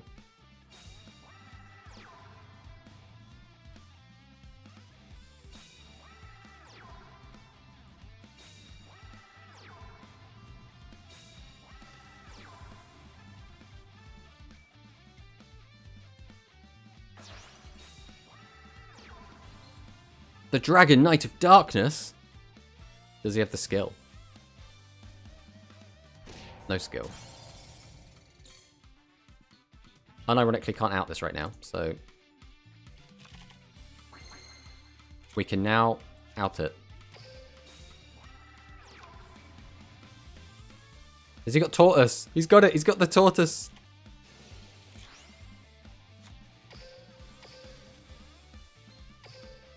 We tribute 2 monsters. Go ahead and activate our Dragius. Go battle. Slamming. Slamming. Slamming. And then punch direct for 25. Pass the turn.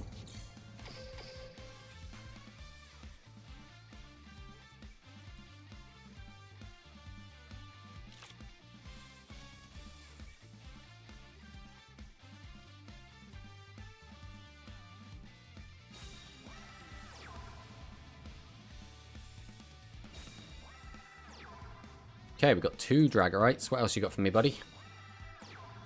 And the Lesser Dragon.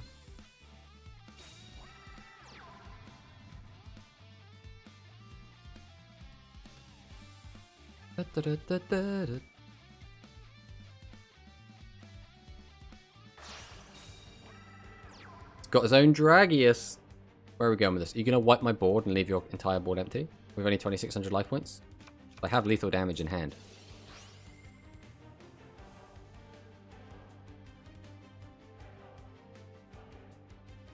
Either he crashes everything and I win, or he doesn't crash and I can kill him with Under the Thunder.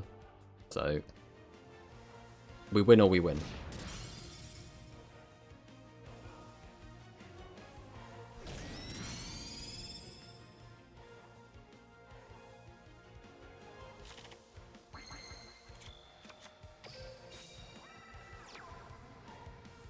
Got the turtle again.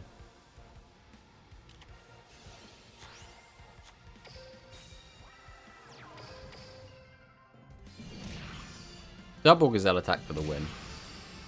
And then I think we are going to briefly be right back.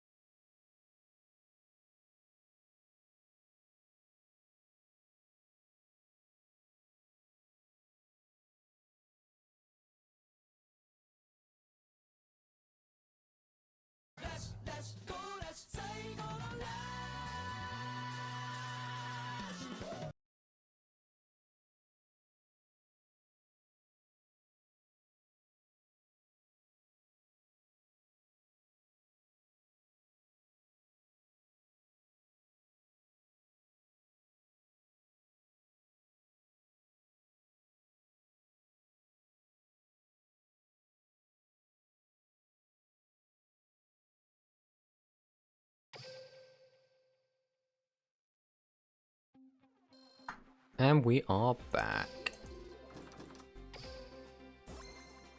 We'll take the rank up to Rookie 3.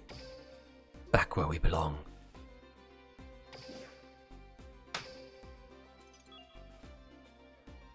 We'll take some Dual Orbs. Who doesn't love a few Dual Orbs? And then we'll jump into another rank game.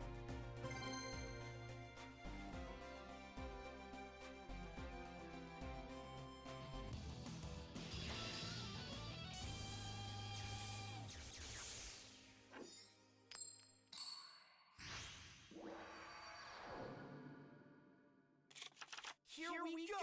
Get ready for the rush! This is a tricky one. So we don't really want to play either of these monsters. But at the same time, we also do not want to leave either of these monsters on the field in attack mode, but we kind of have to. So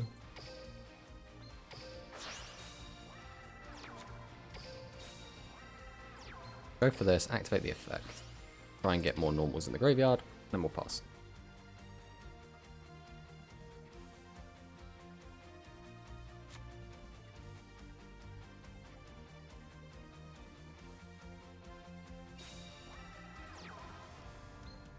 The Luminous Parrot.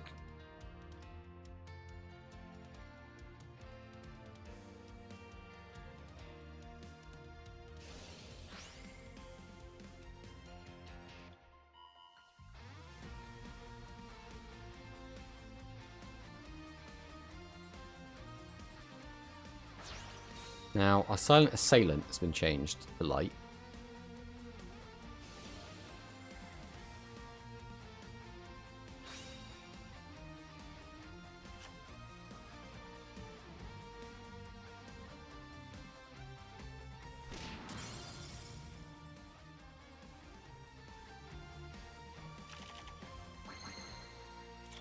Now, we'll draw all of the noodles all at the same time.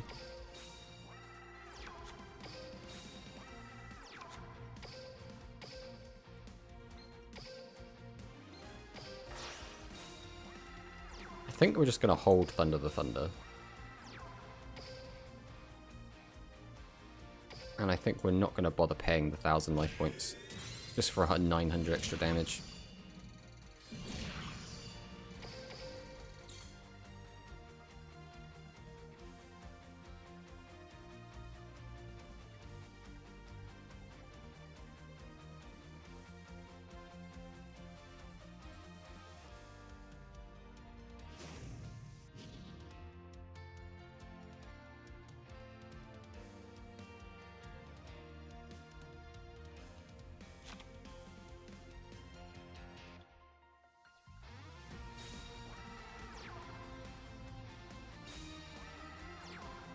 Oh, lots of back row. It's not looking good for you, friend.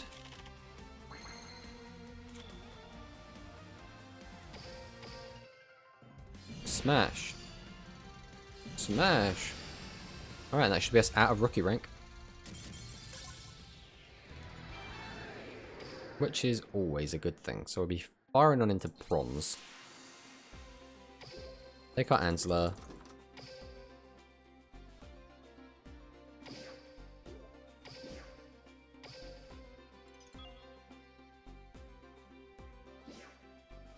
Grab our coins. And we go again.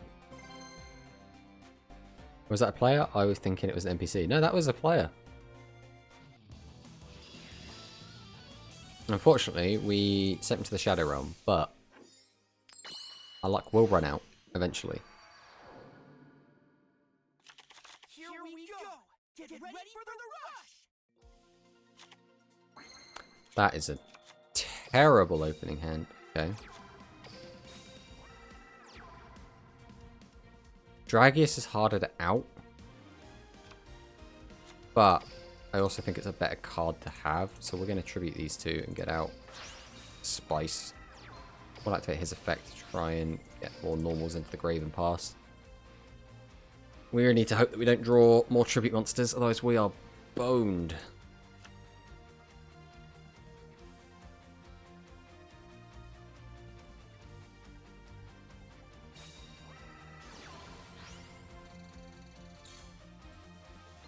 We might be okay.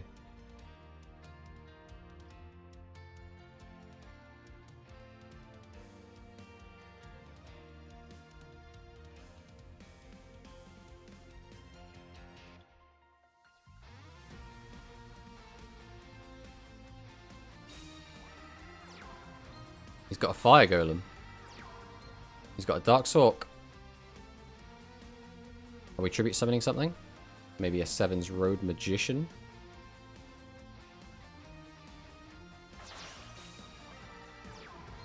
Oh, Darkness Crested Hawk. So if he's got the skill, he will now be able to change us to light and get the effect off.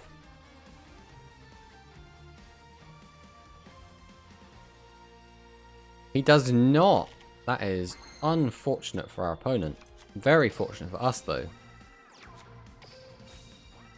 It's so tempting to just summon out another noodle, but It's bad. This is just better.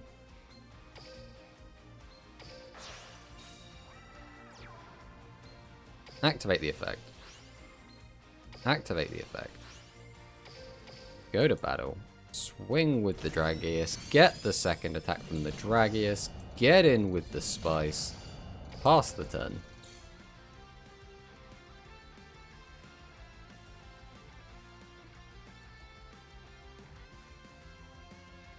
Do not like that we've had noodles, or noodles, double tribute monsters in our hand constantly all this game.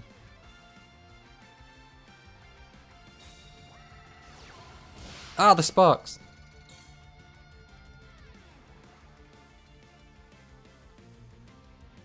What has our opponent got for us next? Surely he cannot out this board. I think this game might just be over.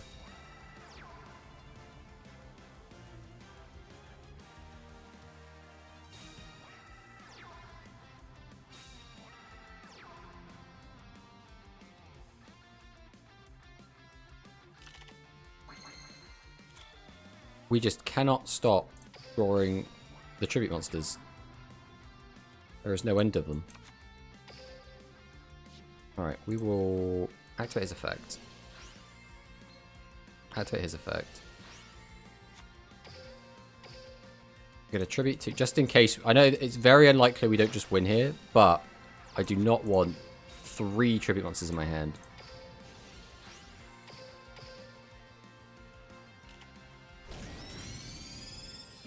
Boom.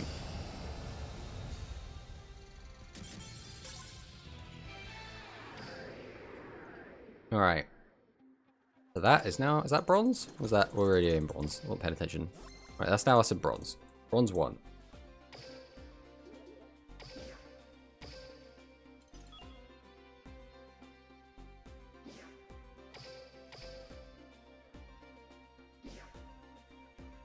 That's so nice. I never do that.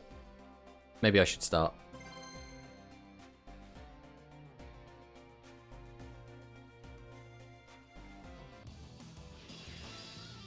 Oh, Gavin.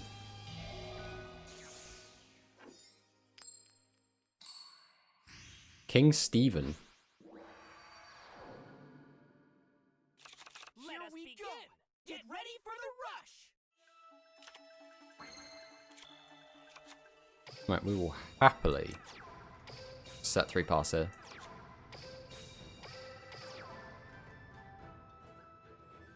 Let's see what King Stephen has for us. Nothing, apparently. Sometimes you're just better than your opponent. You know, sometimes you just play just better and you get rewarded.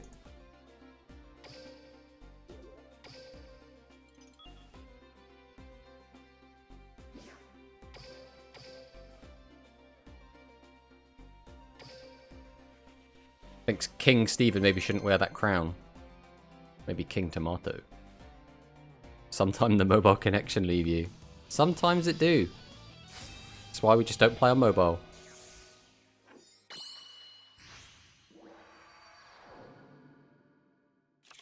Here we go. Get ready for the rush. Right, our first Roman opponent. I think we... Yeah, we're just going to summon everything and attack again. If this is actually a psychic player, then this could be a little bit dicey because Promogitana is a thing.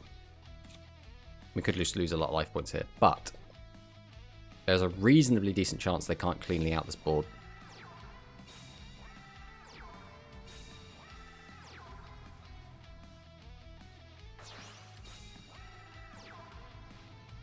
Very Basist is absolutely fine.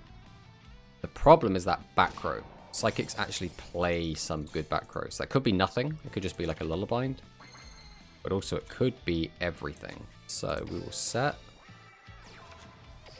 I'm going to go ahead and tribute to.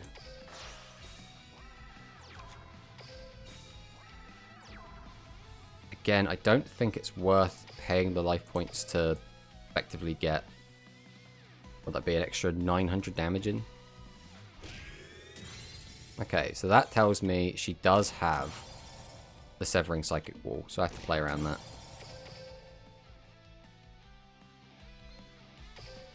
Yeah, had to be Severing Psychic Wall because you don't have any Psychics in the graveyard.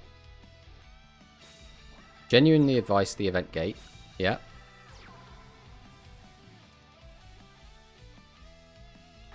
Do I fight level 40 for max points multiplier or level 10 for times dueled for the event quests? I would always go for the points because you're going to need to farm out all the points by the end of the event anyway. But it comes down to like what you're prioritizing, right? Ideally, you want to do all the event quests and get as many points as possible. Ugh. But this hand sucks. And he's got a Dragius, which means we're going to take big hits next turn. Ugh, this isn't good. We're literally now just... We need to draw a tribute monster, otherwise we're screwed here.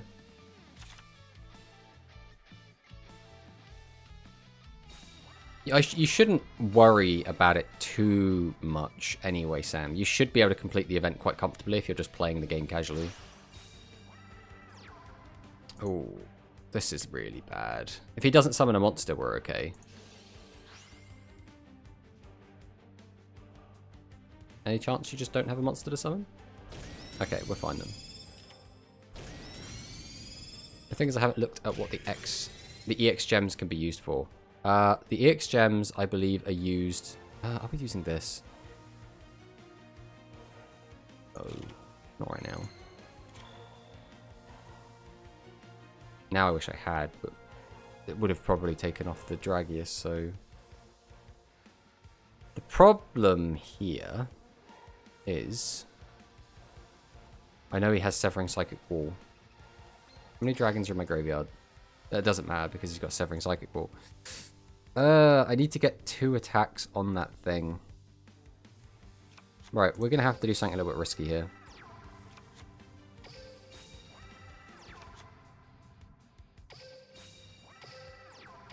Which is we're going to have to set 3.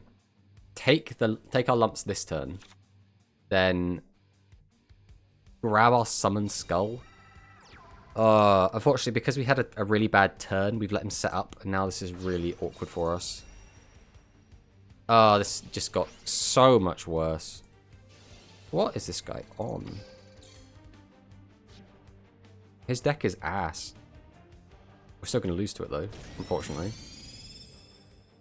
You can upgrade the main UR to Prismatic, or get 1 copy of the SR, so nothing crazy there. Yeah.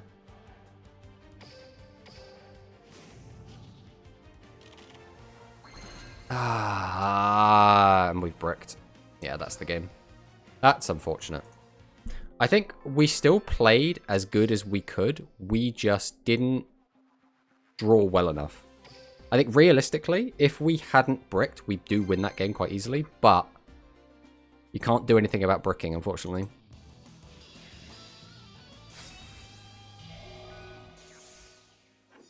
Oh, we're against Google and then Japanese characters. The quests only give the EX gems, which doesn't they give better rewards, that's the points. Again, you should just be able to get it all done, like, without worrying about it too much, like, just passively. As long as you're collecting your fans and spending your fans, you should be good to go. We also don't know how the seahorses are going to work in terms of, are we going to get them as level up rewards, or are they just going to be gate drops? We'll get a couple of them from just the event rewards in general.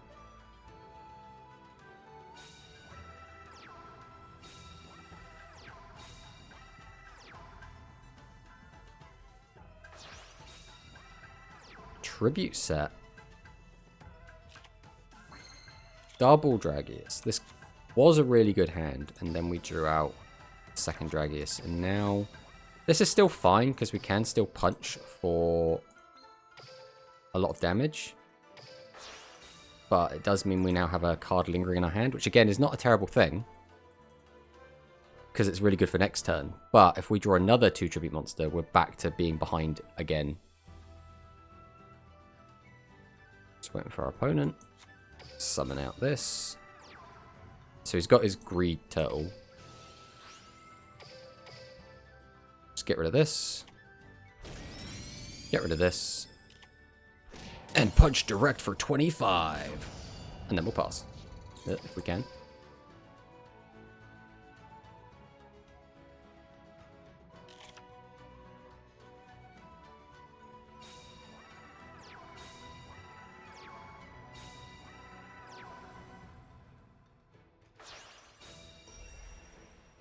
Well, there's a summon skull. 2 2500 attackers. Okay. I think here we are going to have to just crash into this, right? It kind of sucks, but I don't think we really get a say in this. And we can put down 500 life points.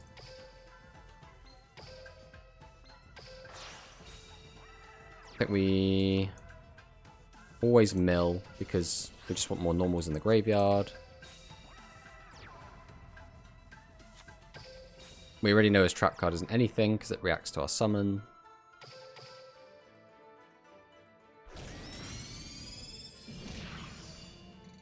Put him on the 500 and then like any draw kind of does it now.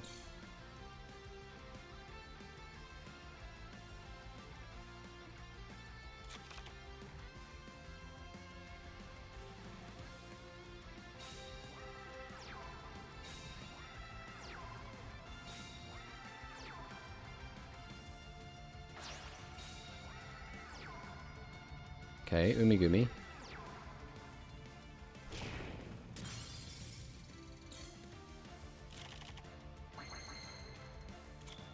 And that's going to be the game, boys. Let's wrap this up in a spectacular, noodly way.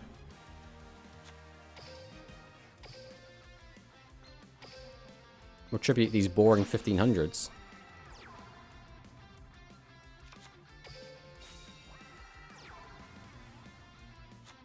Summon out the whole Noodle Brigade.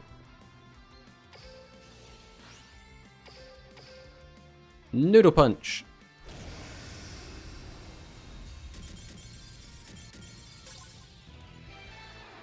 And there we have it.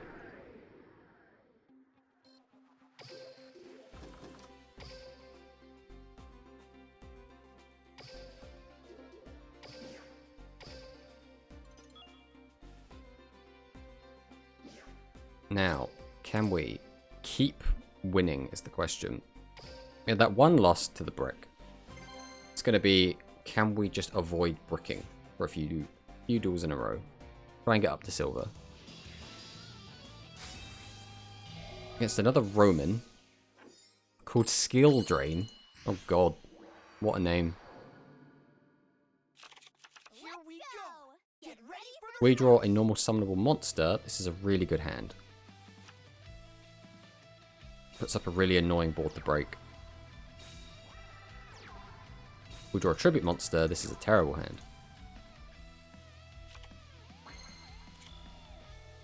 Why can't we have nice things?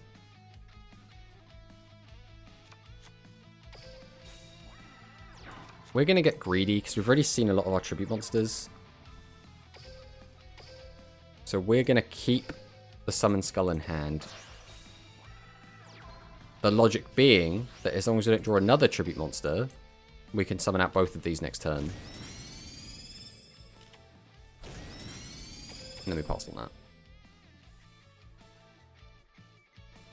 The question is, are we going to still continue to be unlucky? There are 4 tribute monsters left in deck. So there are 20 non-tributes.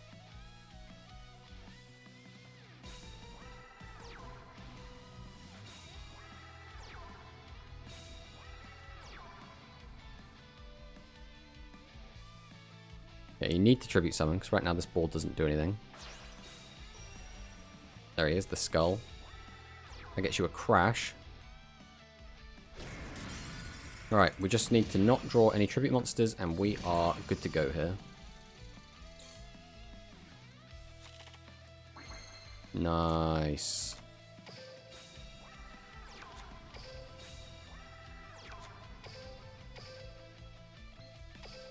Tribute 1, Tribute 2, summon out the Noodle Ninja, summon out the Gazelle, tribute the Gazelle for the Summon Skull, activate Spice, give a boost to our boy, go to battle phase, slam over. Oh, he does indeed have a Phantom Bind. It's not going to do anything, but he has one. Get in for another 1,000, pass the turn.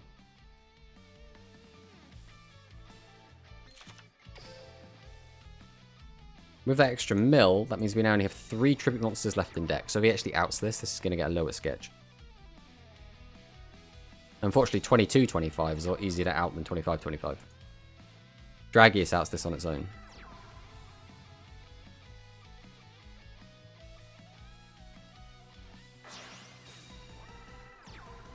Okay. Seven's Road's fine. You can't out both. I love how he was like, Spice is the threat. Spice just doing his job there. What do we have in here? Do we have any warriors? No, we don't. So we should summon both of our warriors. Play around any potential extra copies of Phantom Bind. This cleans this up easy. This crashes and there's nothing he can do about it. And then this gets in for 15. So that he does have the Phantom Bind because there was the delay there, and we now have a warrior in the graveyard.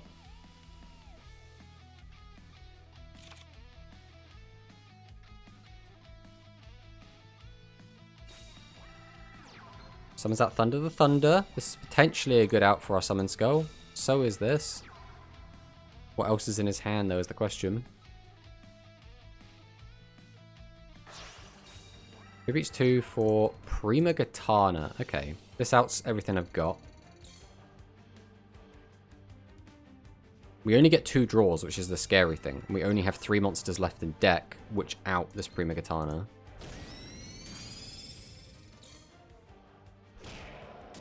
The good thing... Oh, never mind, we're dead. Yeah, I had exact lethal as well. Oh, that's a shame. That is a shame. I still don't think we made any mistakes there. I think it just unraveled in a poor way for us. I think we still make every single decision exactly the same. We just lost a few too many life points a bit early there.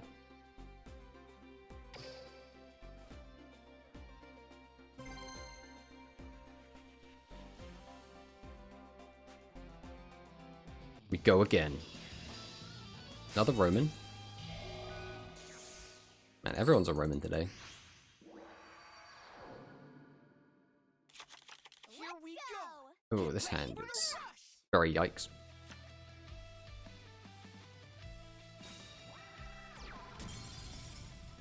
And they're gone.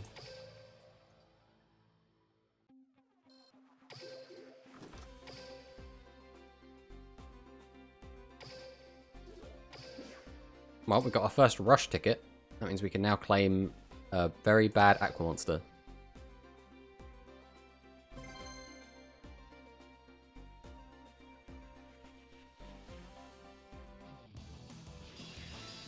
Lucidian Luke Callister and Yuga Odo. EG7. Win and we'll gain a rank. Well, hopefully we can. He's using Rush on Dragius. Get ready for the rush. Alright, this is pretty good. I'm going to go ahead and just set 3 before passing the turn.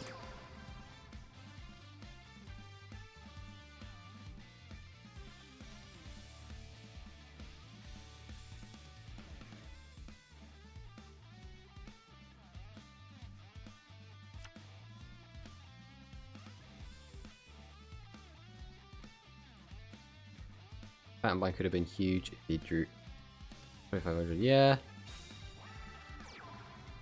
I mean, Phantom Bind is always one of those things where it can be amazing, but also in this meta, which is very, very quick, it can also just be a bit of a liability. The problem, or the other weird thing is, the kind of 2 best decks right now are both playing basically monotype, which is very good for Phantom Bind, right? Phantom Bind wants your opponent to be monotype deck. So Phantom Bind's actually really good into some of the best decks right now. So in tournament play, I would say Phantom Bind might actually be worth bringing a lot of the time.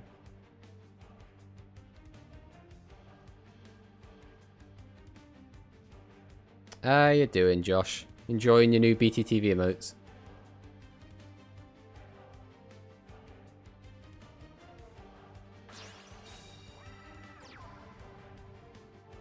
So this is his 1 copy of Dragius. So if we out this, we do not have to worry about Dragius at all for the rest of the game.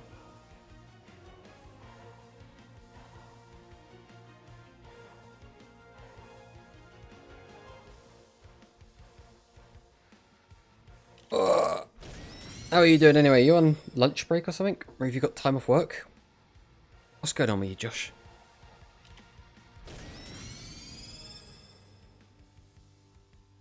I'm assuming, Sam, you're back at work, but you're working from home.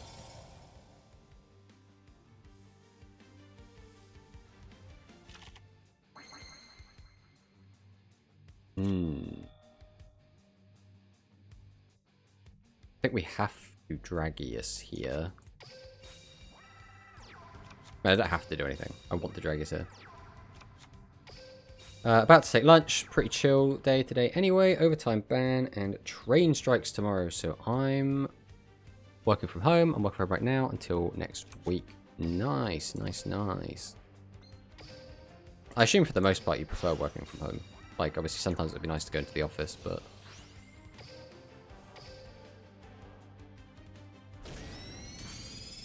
sometimes it's nice just to be in your own home.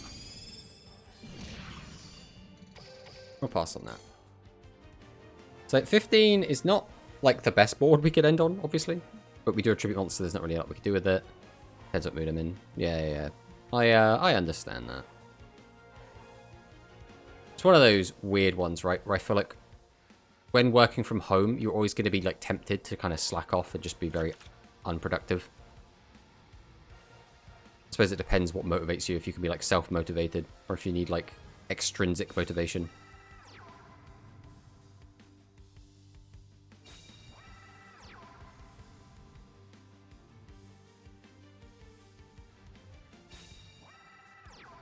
Double Silverfang. Oh no.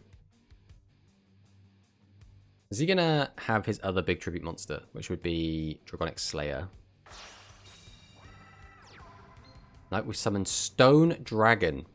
My man.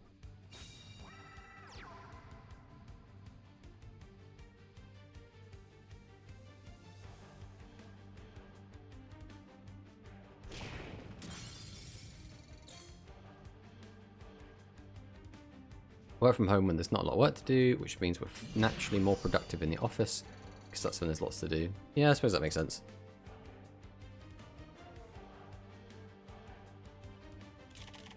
I'm not going to risk it.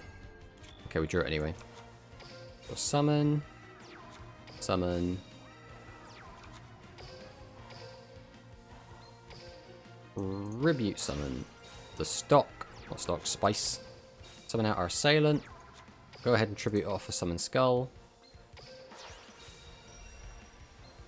Activate spice effect. Swing over. Swing over. And at this point, we shouldn't have too much to worry about.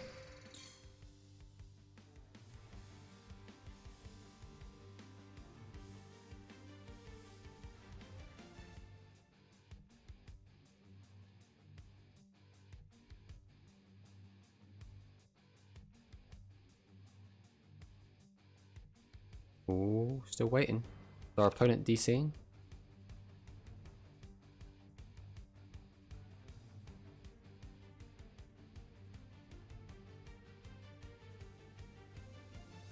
What will EG7 do?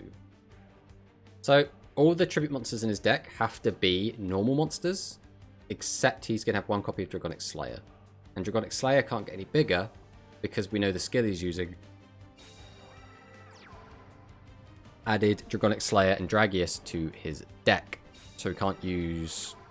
what's it even called? Dragonic Resilience? I can't remember. The one which boosts Earth Dragons.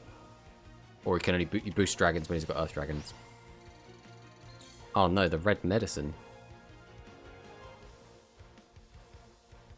I'm now blocked by collect 5 dark attribute cards. I just did Temple and got 1 dark monster. Oh dear. Well, you could farm. If you've got enough keys. I assume you should have enough keys. Let's go to the gate. Start beating up level 1 duelists or something.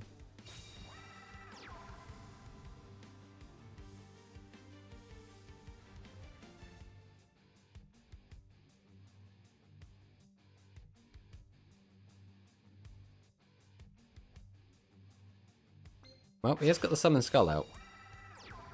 And the Dragonic Slayer. This man has just drawn the best possible hand his deck could produce. I don't think there was a hand that cleared my board, but this is it.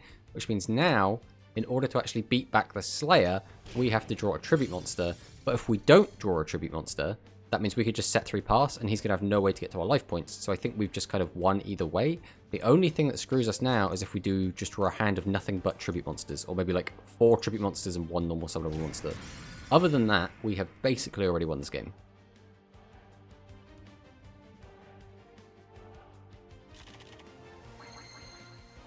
Okay, so we didn't draw any Tribute Monsters, which means we set 3 and we pass. He would need, what, Piercing to get us? We know he doesn't have another Dragius. I suppose he could have Phoenix Dragon. That would be the annoying card. He's the real king of duels with these draws.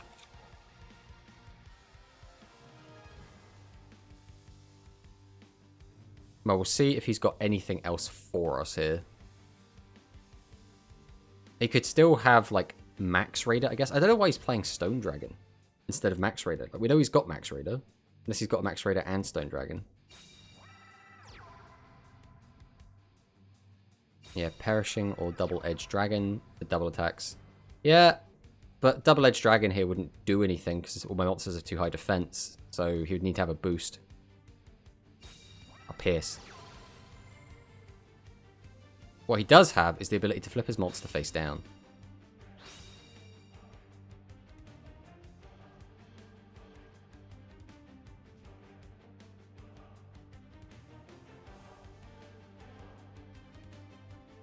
And Bronze Duelist or something else.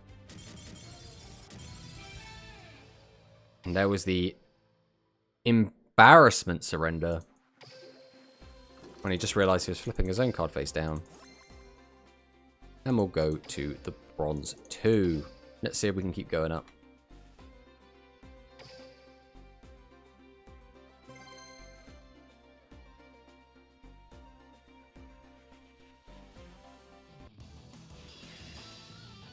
Yeah, I think that's what he was doing. He was trying to flip one of mine face up, not realizing how the card worked.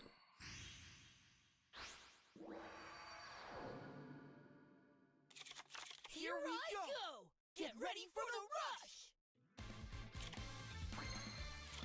rush! Okay, we have enough 15s that we're going to just slap them all attack and see what our opponent's got for us. I'm going to pass.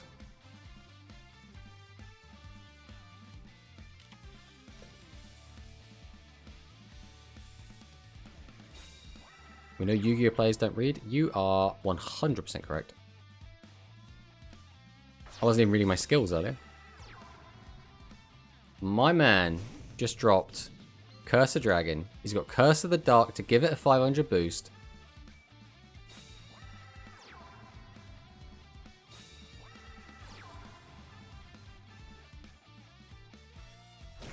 Okay, we get to keep 2 15s, which is really good for us. Now, a Tribute Monster would be great. There's a Tribute Monster. So we'll summon. Tribute our guys to get out. Spice. Get out the Gazelle. Activate Spice. Go to Battle Phase. Spice over Cursed Dragon. Clear the fodder. Leaves him with only 1 card in hand, so got to 5 and not be able to make 2 Tribute Summons unless he gets, I suppose, the opposite of whichever Dragonic guy's got. He's got Slugger, so he needs Pitcher. How many Tributes do you run? We are currently running 6 level 7 and 8s and just the Summon Skull, so a total of 7.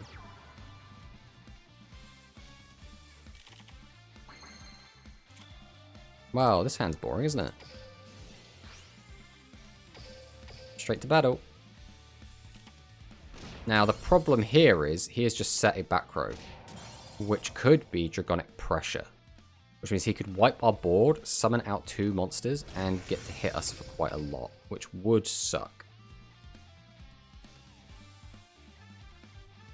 Right, that's right for my sweet spots as well, 7. Yeah, I think when Spell and Trap cards become a bit more prominent, which might not be for another set or two. I think that number's probably going to drop down to 6.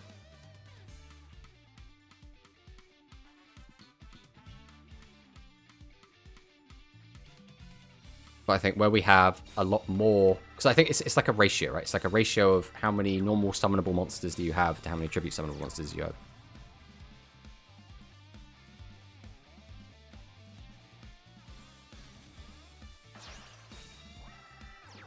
Okay, tribute summoning out the Fire Guardian. So we'll let him out one of our guys.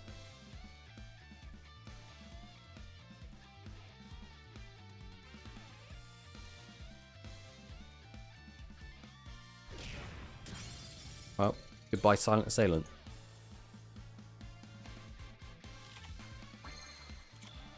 Still no tribute monsters.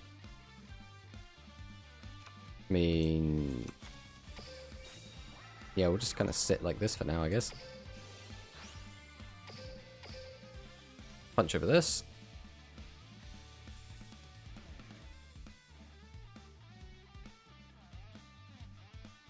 You can activate your trap card if you want, it's not going to do anything.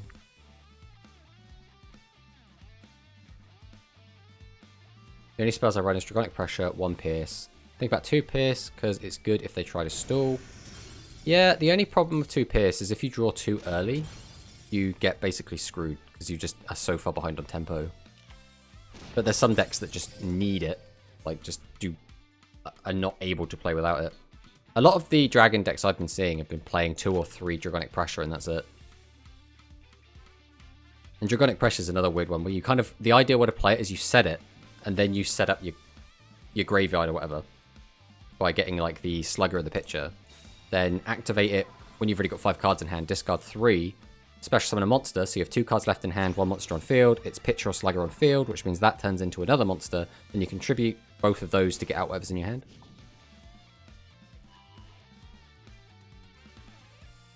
So he's going to give it an extra 700 attack. Went up to 28.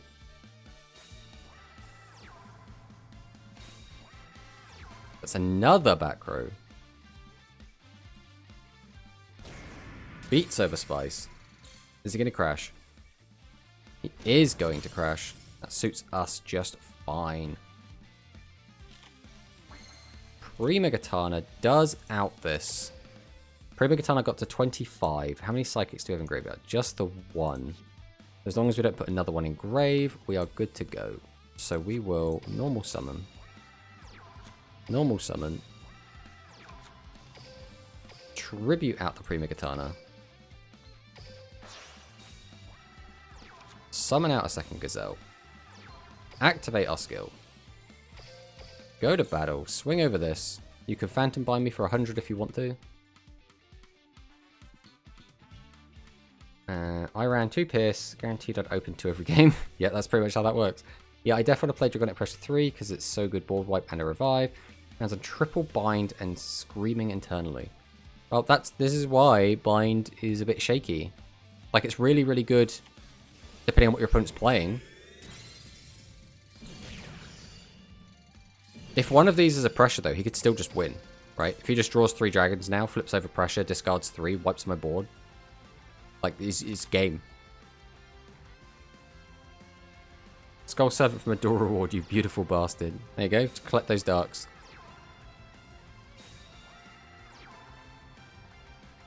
Where are we going with this? Do you have a Dragius?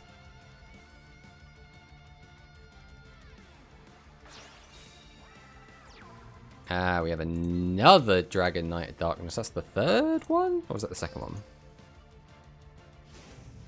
Excuse me, sir. I'm looking at your graveyard. That's the 2nd one. Okay. And he said the 1 Cursed Dragon. Is he going to crash his board into my board again?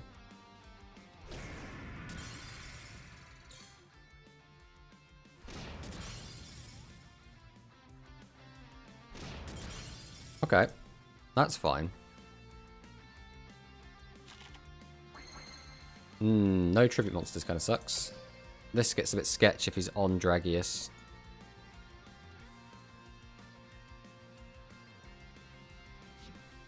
I mean, I don't really have much of a play, so it's going to have to just be set 3 pass. If he's got Dragius in his top 5 cards, we're just dead anyway. Needed to see a tribute monster there to contest this. Is a shame, but can't get lucky every game. Yeah, I agree. Bind is bad most of the time. Come across people running a mix and running Summon Skull with Bind doesn't even. Yeah, exactly. Okay, Phoenix. Wait, has he got Dragius and Grave? Or are we just getting back? No, we're just getting back Dragon Knight of Darkness. That is fine. I do not mind you having Dragon Knight of Darkness. You can have 3 of them if you want.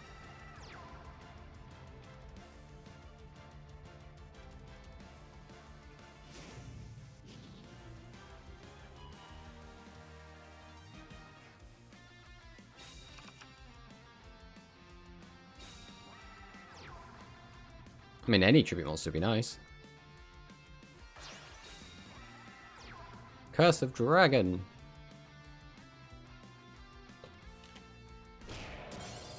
Ow.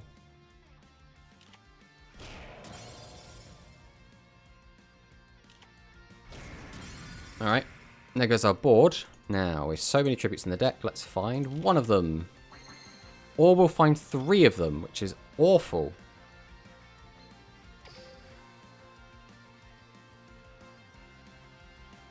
Alright, we have currently 0 dragons in grave. So, we have to discard the spice because we don't want to put a dragon in graveyard.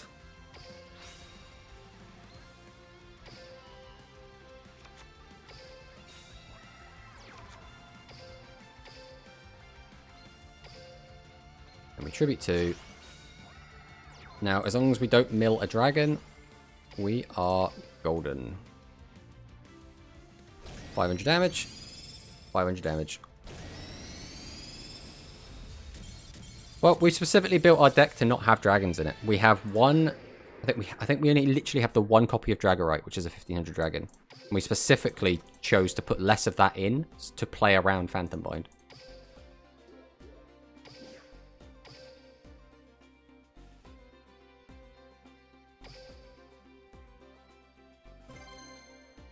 That's why as well, a lot of the time I try and hold onto my silent assailants because, again, we don't want to put psychics in the graveyard to weaken our one of Prima Katana.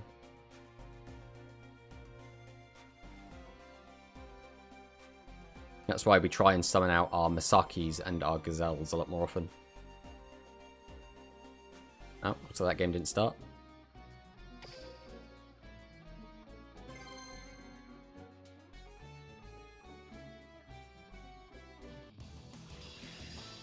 Roman Cassidy. A Japanese Roman. What do you got for me? Rush on Prima Katana. Means once again we have a pretty good idea of what's going to be in the deck. Singular copy of Prima. What's the other card that it adds? Folder Blitz, okay. So 1 Folder Blitz, 1 Prima, nothing else.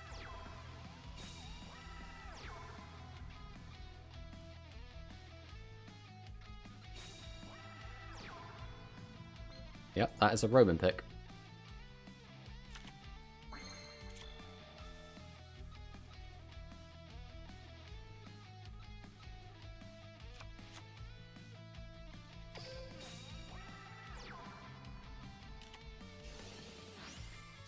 Okay, that's fine. Do we try and bait the other one out? I think we will. I think he's going to have a Severing Psychic Wall. I want to get rid of it.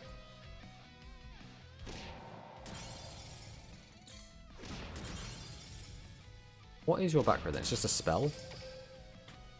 So this way he now can't tribute summon twice. I also only have 1 monster, so if he does have Prima Katana, he can't get as much value off of it. But I do have less monsters to stand between him and my life points.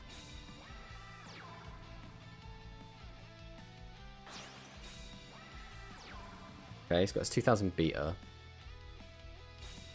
There's a chance that's all he does here. Climax Finale? Okay.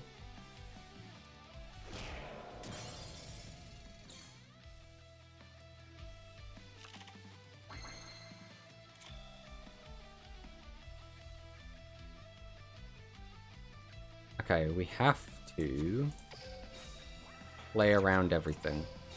Means we have to pay the 1,000 life points for Prima-Katana in case he has Severing Psychic Wall.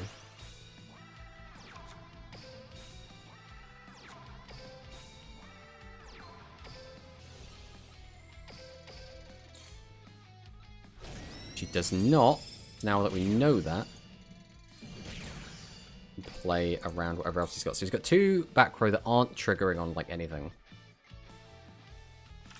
Fair enough. Just got Skull Knight off the card trader for speed duels to finish off my Dark Attribute quest. Now we're thinking with portals. Big brain, Sam. There you go. There's some Sams in the chat. Just for you. Just for you, buddy. Also just unlocked level 40 Gate Duelists. Nice. Stage 22 on Rush. That is very good to know.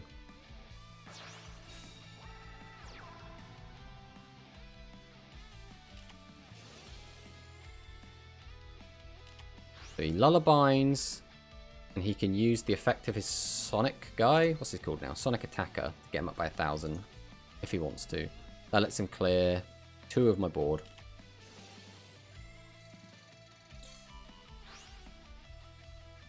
That's a really awkward number for this guy.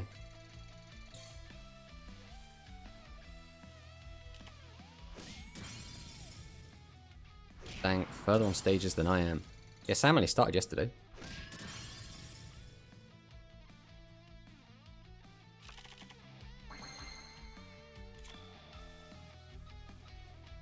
Alright, it's time to give him the noodles. Who's ready for some excitingly noodle gameplay?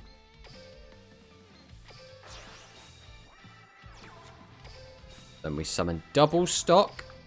We activate our Noodle Rush from Spice the Elite Noodle Ninja. Bam. And then we'll finish him off with the stock. I have gate resources to supplement the mission, to be fair, because it's an old account, not a fresh account. Spicy play. Exactly. Just fresh to Rush. Yeah, but you know what I mean? You started with, you started playing Rush yesterday, right? So... And it was last night as well, not even like... It's not like I even had a full day of playing. I mean, there's a lot of... Like, even my main account, I haven't bothered getting it above 20 because there wasn't really a reason to. I don't want the gems as rewards at the moment because we don't know when the next Rush set is coming out. So anything that gets into my mailbox now might just be kind of going to waste.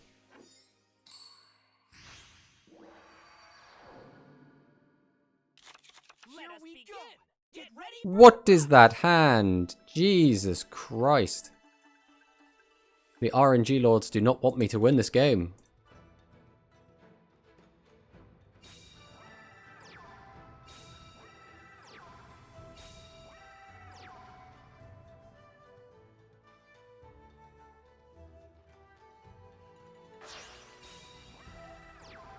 And he's got a 2500 attacker, which means there's no, like, clean way to out this. It's only Prima. Everyone else has to crash.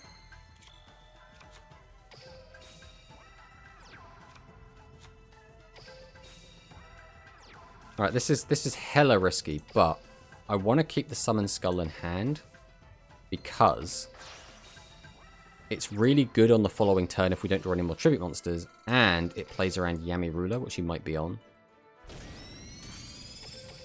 Now the downside here is that if he's on Celerity, he's going to be able to change this to defense. If he's on Dragius, he can just punch us for a crap ton of damage. We've just lost 1,000 and we don't really have anything to protect us, and we've made a board that's very easily breakable.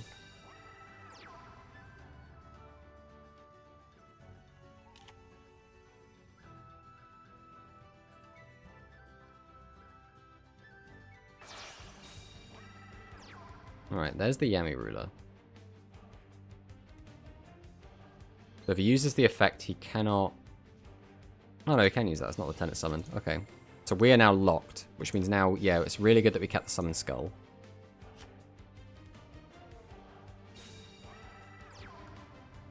The damage isn't too bad. It's not great, obviously. It's still a crap ton of damage, but could have been a lot worse.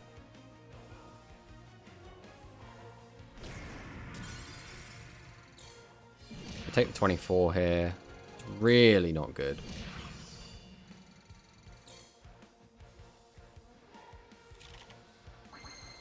Okay, at least we've got a hand of playable guys, so... we do just drop them all.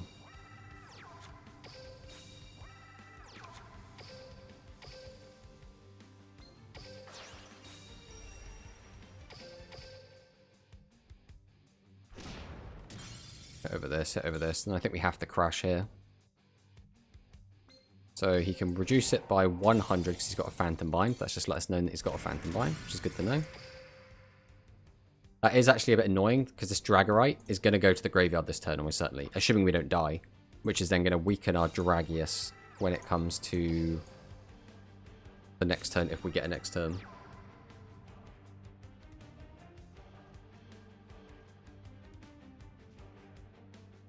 Okay, 2 13s.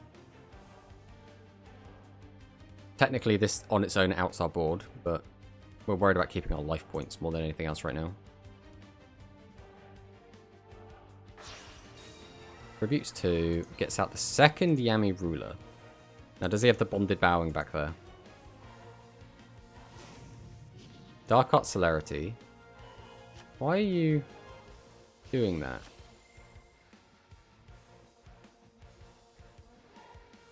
Into pass? Okay. Unfortunately, we're now stuck with our big tribute monsters in our hand. We can't really do anything about that. It comes down to... if he summons Kime Ruler, we do just die to attacking.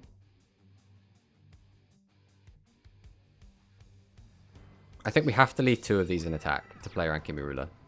He should definitely have 2 more copies. The other problem is, if he's got Pierce, we just die. We'd have to draw Pierce off the top. I think the chances are he's got Kime Ruler in hand, and he doesn't have access to Pierce right now. If we leave this like this, we should take 1,000, 1,000, and then not die unless he draws Pierce.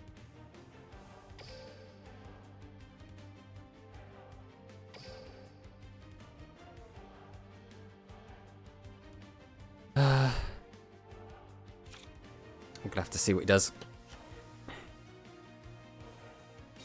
That to attack. Summons out Celtic Guardian, that's fine. That's fine. My prediction is he's about to summon out Kime Ruler. If he summons out another Yami Ruler, we are just so fucked. Yeah, there's Kime Ruler. So we played around that perfectly. He can use his Celerity if he wants.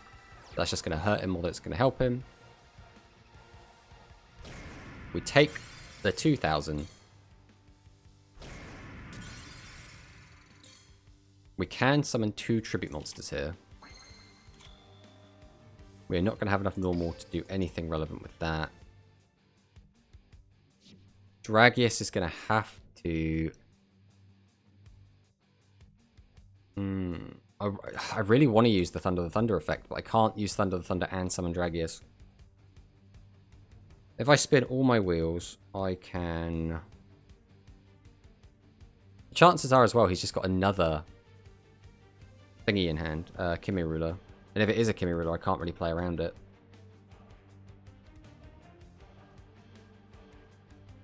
I think we are just screwed no matter what we do here.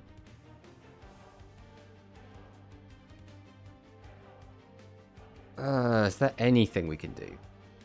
Smack, smack. I could leave a bunch of monsters in defense and just hope he doesn't have the 3rd Kime Ruler. Or the Pierce.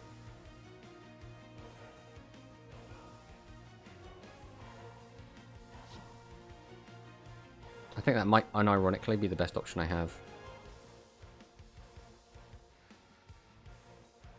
So we what? Bam, bam. Tribute, set, set. So I have to discard that. Okay, we're going to play like this. Oh, wait, we know he has Phantom Bind, right?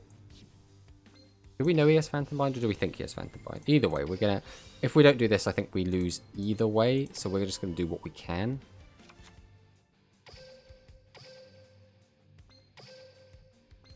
I'm pretty sure no matter what, we're fucked. So we're going to just hope.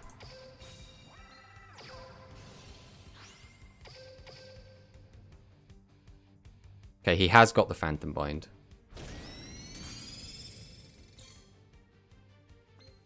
Knowing he's got it, we could just not attack.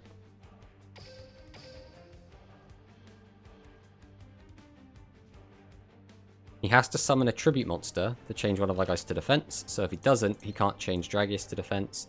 He needs a fresh Kime Ruler to be able to attack directly. So the best thing he could do is just tribute for Kime Ruler. That's fine. That lets him out the Dragius. But he hasn't got game yet. He'd need to play Pierce or the second Kime Ruler. He needs one of those two.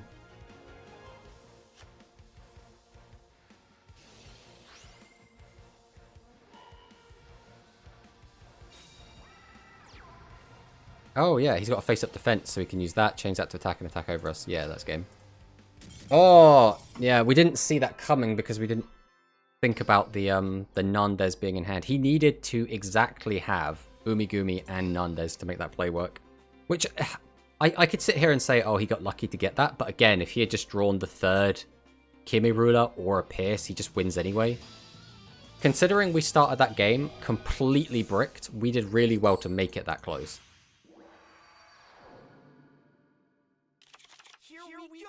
What is this hand, bro? Am I not allowed to play the game today? Is that what's going on?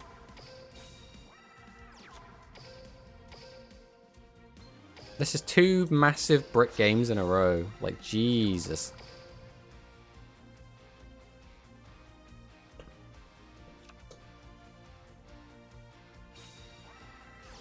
Wow. Our opponent's on red medicine, so maybe we still have a chance.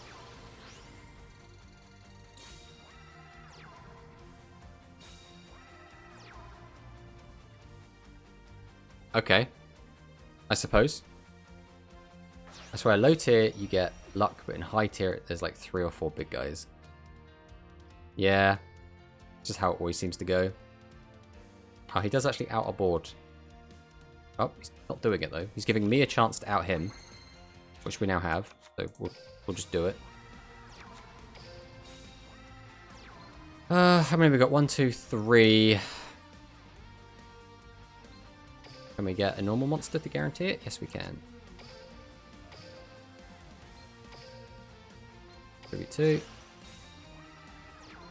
Activate the effect. Get out of my face, Summon Skull. Here's 25 to the dome. Pass the turn.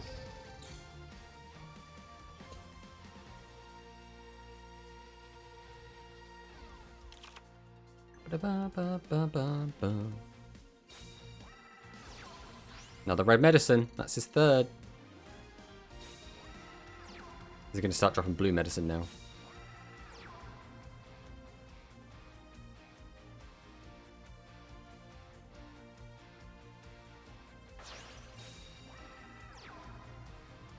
Well, there's the Fire Guardian.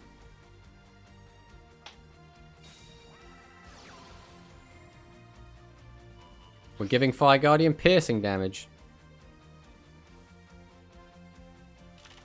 Because reasons. Go ahead and fire this. Summon out the Gazelle. Activate Spice. Go to battle. See if we can't close this one out.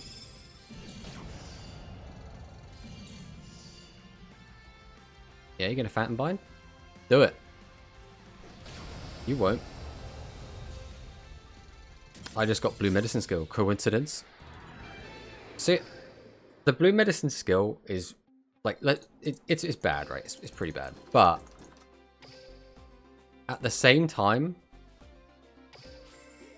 I think there's still worse skills, and blue medicine will be. I don't know if it'll be meta, but it'll be in a playable deck eventually when we get the chemical cures and the fusion that goes with it. Then you'll see people running around with blue medicine and red medicine in their decks. Ow. So we bang on 8.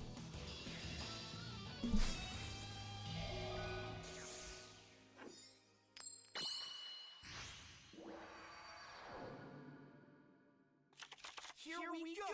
Get ready for the rush! Okay, this hand could be worse. I want to keep the Dragius because it's just generally a better follow-up card, and our graveyard isn't really set up for this guy yet. Drop this in attack. We'll activate his effect. Pass.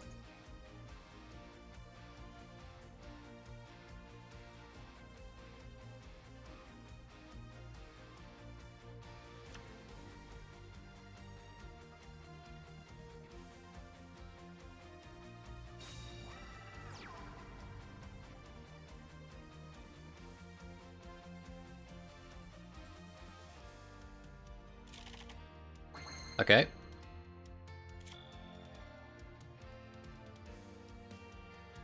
I guess it's just one of them games.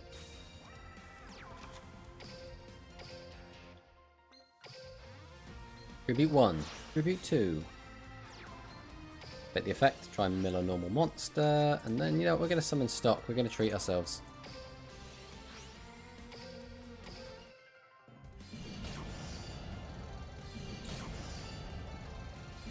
And there it is. At least no handbrake. I mean, we did open with 2 high levels, so, like, it wasn't a perfect hand, but yeah, it wasn't really a brick either. But it was also in a game that didn't matter.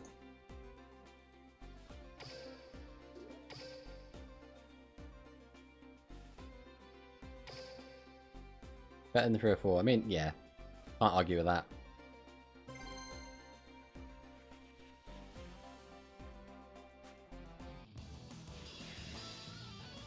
Alright, we're against a Gavin player. El Bushido. Let us begin! Get ready for the rush!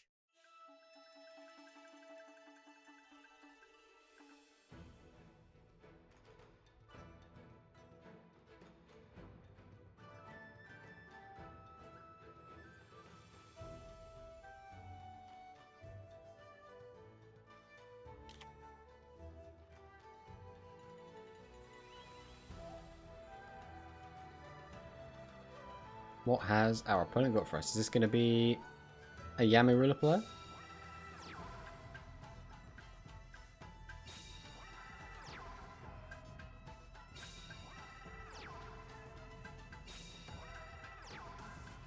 Either way, this is looking like it's not a complete deck.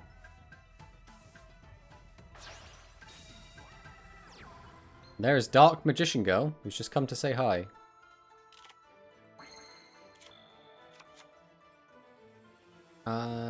I think we are good to hold the Prima here.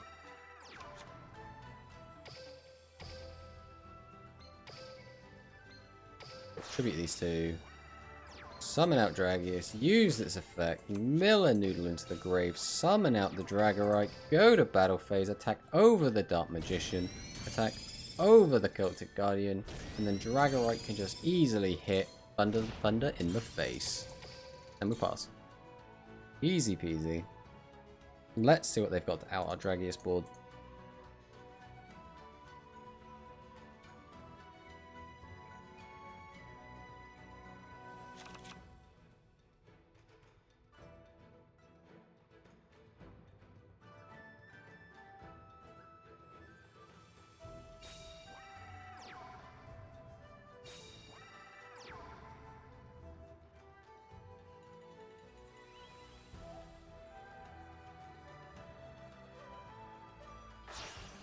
Tributes 2 for Yami Ruler.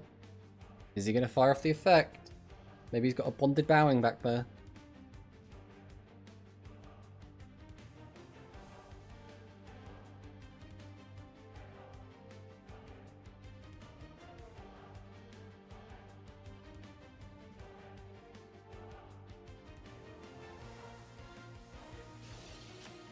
We are using the effect.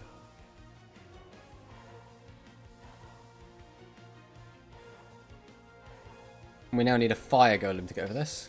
But this is why we play 3 Fire Golem. Every deck, always 3 Fire Golem. We just need to draw one now.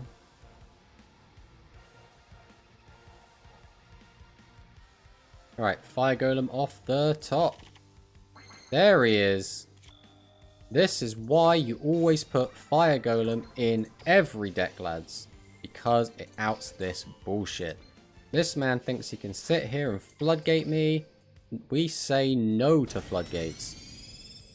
Ragarite hits in, Ragius hits in, and Fire Golem, the MVP, ends this man's career.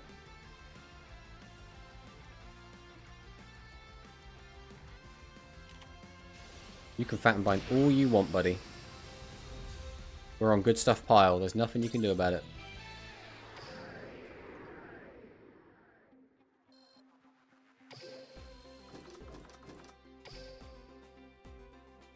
Oh, we bronze 5 in no time, boys.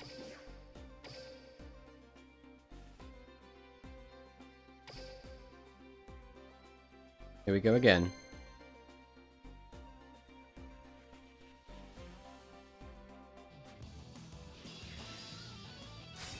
Got a Yuga Odo. We haven't seen many spellcaster players.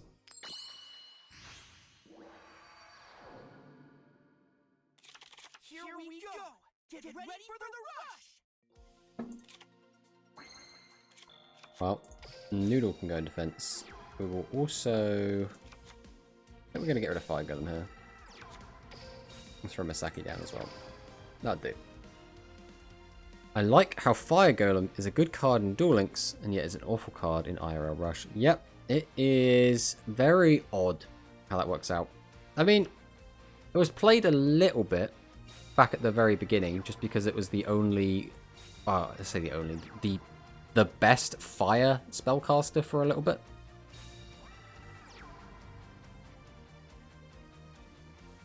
But yeah, here we really just needed to out Yamirula. Outside of that, it's not doing a ton, but it's what lets the draggiest decks that haven't already set up beat over the Yamirula in defense mode. So very, very important. I actually bubbled out of a tournament, placed 9th place, because I got, in the tournament run I was in, during the 4 rounds of Swiss that we played, I played against Yamirula every single game. Wow, it's too early to make any use out of you. I kind of don't want you tributed. So we're going to have to tribute these two to get more normal monsters into the graveyard. So this is going to be enough. 25. We do have a Noodle in graveyard, so we might be crashing. It's not the end of the world if we do. I've seen one spellcaster player doing the Dark Magician and Dark Magician Girl skill, but other than that, I haven't seen much any. So, Dragon Casters is one of the best decks in the game. It's very easy to play as well. So, it's basically just Dragius put into, like, generic spellcasters. And the, what was it, Sevens Excel Road, whatever it's called? The skill, which is in pure spellcasters, is probably the best deck in the game at the moment. Like, that deck is so consistent, so powerful, doesn't get like just instantly beaten by Yamirula.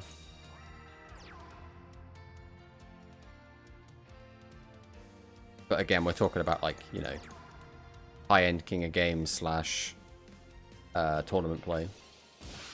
Ow. This man just sparks me. It's not cool.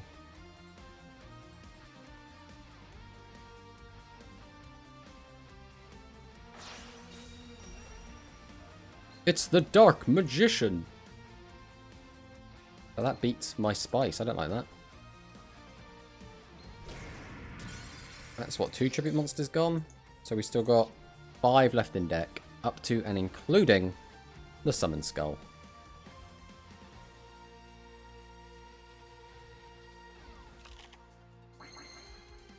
It's just that simple.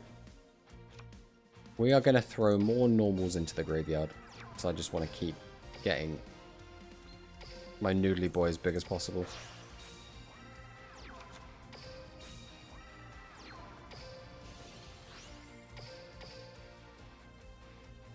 Bam. Bam. And bam. Well, if we had tributed this instead, we would have had lethal damage, but we don't like doing maths here. Seeing that on a tier list, Spellcast Dragons. Yes. Should check out my tier list.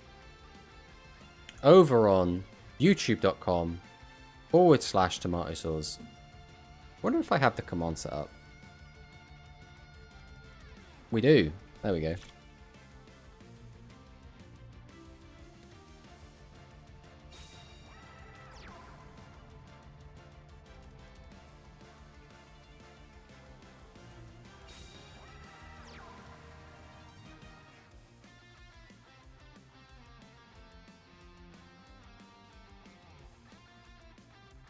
Alright, I think this one's pretty wrapped up.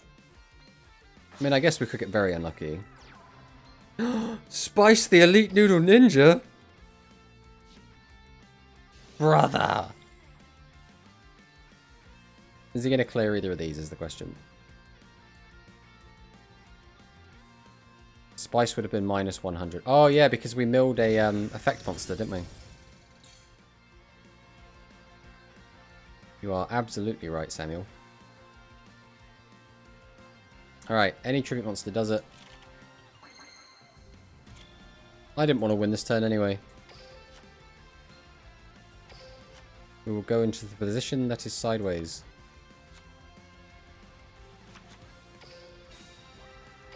And pass the turn. But I don't want to get noodled. I like to noodle other people.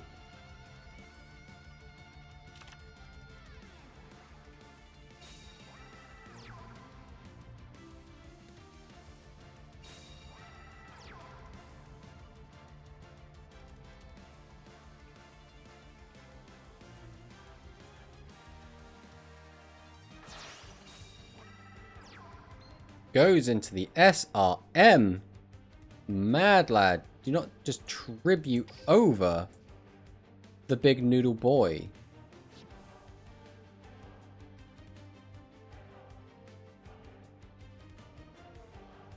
If he doesn't Dragius or Pierce, though, we're not really in any danger. I suppose Torna would also kind of suck, but our guys have okay attack. Well, we're still only drawing one card a turn. And since we still have monsters, we also can't get out the Summon Skull from the deck. Mind you, is Summon Skull even still in our deck? Yeah, he is. I guess we will just set another monster in defense and pass the turn. Hello, Globe. How's it going? Welcome to the stream. We're grinding ranked on a fresh account. Trying to see if we can get over these last 300 life points.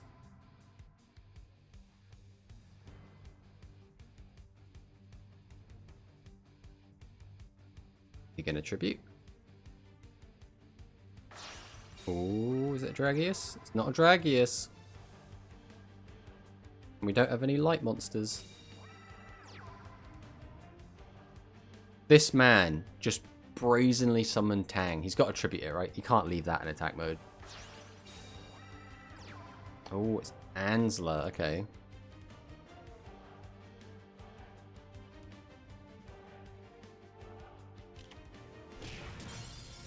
Alright, well, once again, any tribute monster does it, but we're only getting one draw this turn.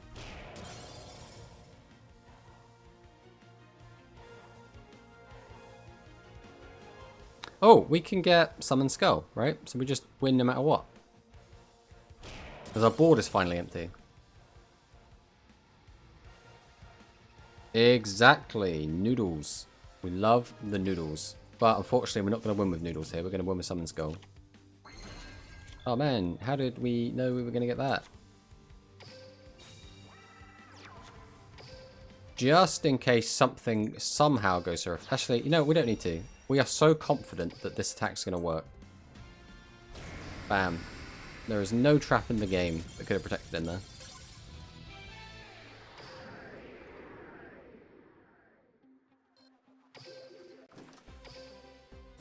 And there we go. Rank Bronze 5. Slowly making our way up there. We've had a few rocky bumps along the way, just a couple of bricks. But, other than that, things have been looking pretty good so far.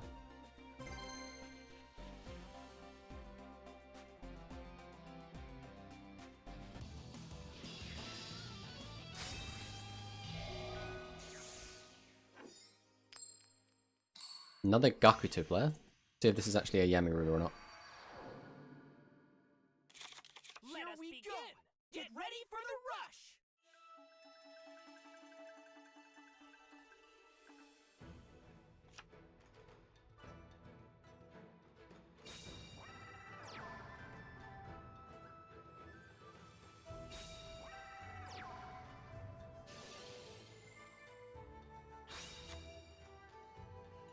Discards for a draw. Sets another monster. That's a back row back to us. Gragius, I guess, is pretty good.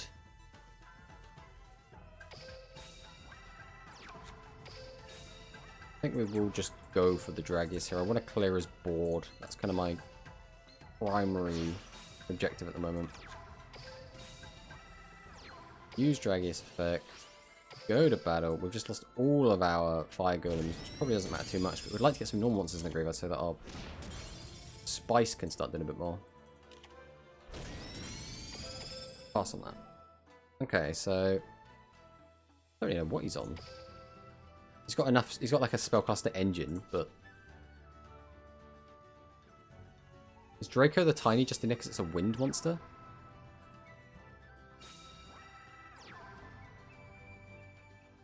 It's an SRM? Looks like an SRM.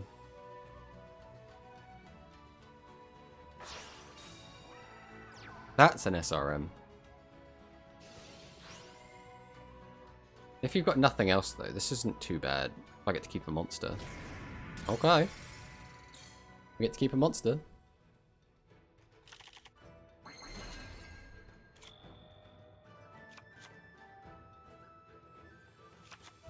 Right, we summon. We always go for the spice. We don't really get a say in the rest of this. We kind of have to just do this because we can't have our hand full of shit. Double spice here would have been really nice as well, but that's fine. Just play around even the slightest possibility of shenanigans. Get some decent damage, and yeah, I mean, it's definitely not bad. We're in a pretty good spot. We get to keep the spice as well for the follow-up next turn, in case he outs our board.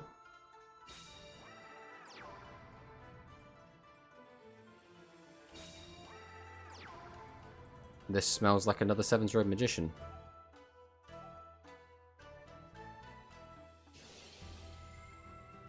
Oh, this now is starting to look like a Dragius.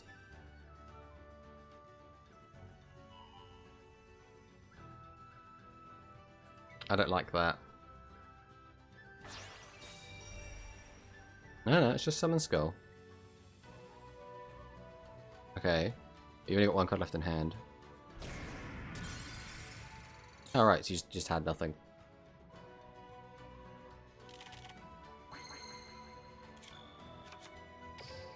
Alright, well, summon, summon, normal summon.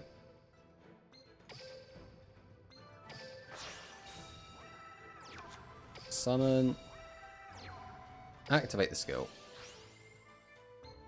Activate the skill. Look at my boys. Look how big they are. Bam. Noodle supremacy. Double noodle. Exactly. Double noodle is just great. You get so many attack points off of it. And they both fuel each other because they both mill. So as long as you hit two normal monsters, you're in such a great position.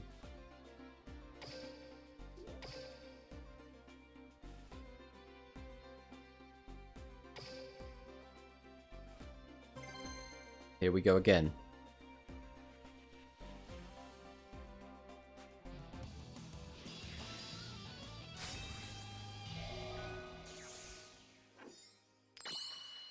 Win and you'll gain a rank. Can we do it? Can we get into silver? Only reason the clear summon skull there was if that back row was a bind. Yeah, I mean sometimes people don't think about that sort of thing, but it very well could have been. But then again, it didn't trigger on either of our attacks, so we'd have to have toggled off if he's even got toggle on.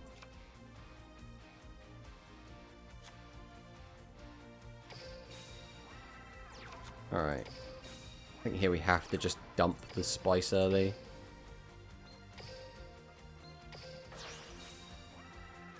Use the effect. Summon this out. Pass the turn. Fortunately, not a particularly good board.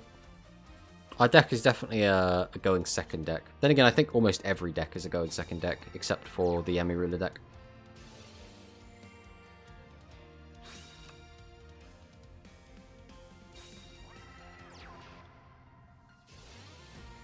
It's dealer.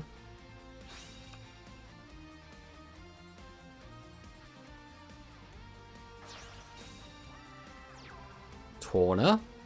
That does out what I've got. Has he got the Excel skill?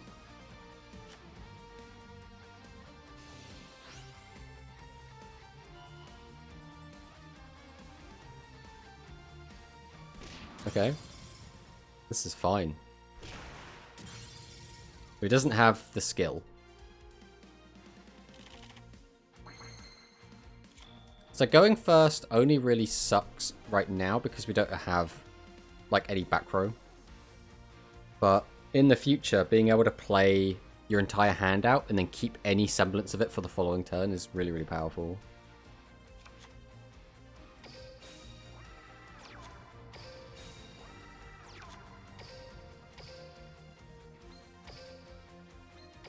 Tribute 2. Summon. Summon. Activate. Go to battle. Beat over everything. Pass the turn.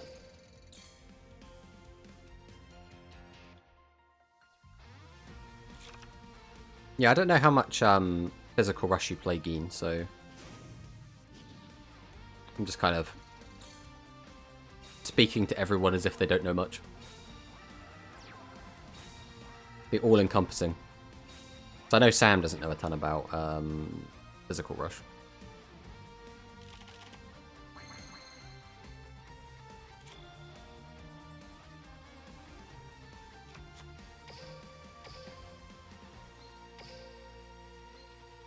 Well, it should be 2.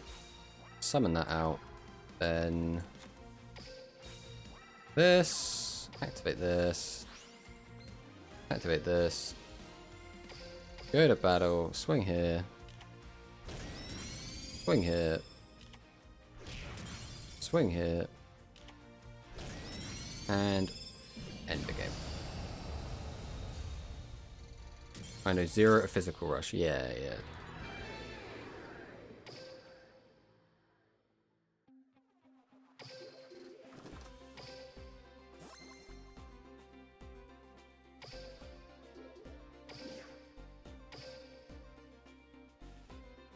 It's a weird one, right? Because if you go second, you get the battle phase.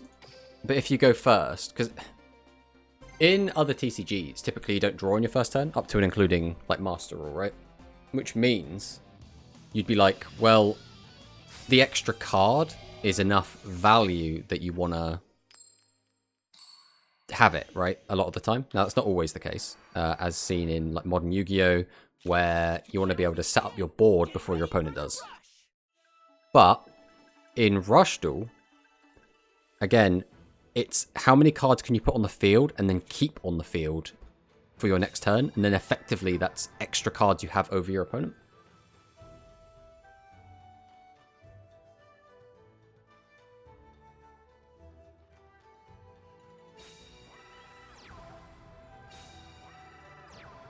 I think a lot of people get a little bit, like, confused with, like, oh, you draw a 5 every turn, so, like, discarding cards doesn't matter.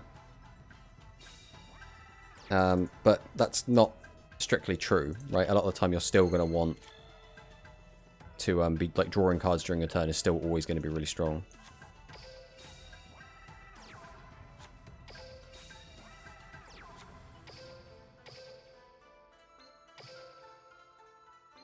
I'll attribute these for stock. Summon. Summon. Activate. Watched 2 episodes of Rush, but I never finished it. Yeah, Yu-Gi-Oh! The anime is very hit or miss. People either generally really like it, okay, it's got Phantom Bind down, or they really don't like it. Like, I think most people treat it like Marmite, right? Either you love it or you hate it. I personally really do like the Sevens anime. Do I think it is a masterpiece? No. Do I think it's better than all of the old Yu-Gi-Oh series? Probably not. I mean, it's probably better than, like, Zexal, but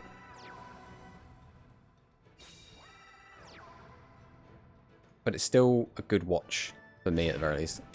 Alright, well, goodbye, my dragon. That is actually a little bit annoying, because now the dragon's in the graveyard. That means Draggies can get weakened. We don't have many monsters in graveyard yet. It's still very early. I hate it only because of the art style. Yeah, I didn't like the art style at first, but, like, you kind of just get used to it. And after a while, you're like, oh, this is just fine now.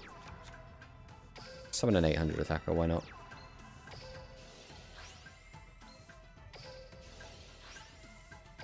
I think the other thing is I much prefer the Sevens art style than the Go Rush art style. I think Sevens was just a lot more colourful.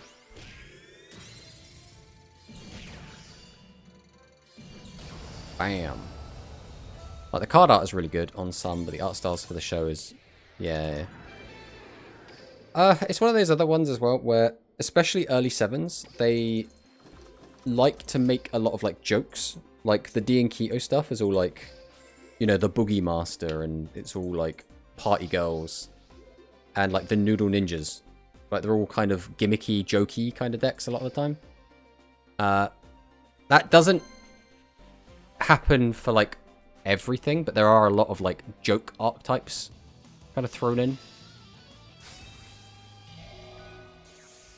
Which, again, can put a lot of people off.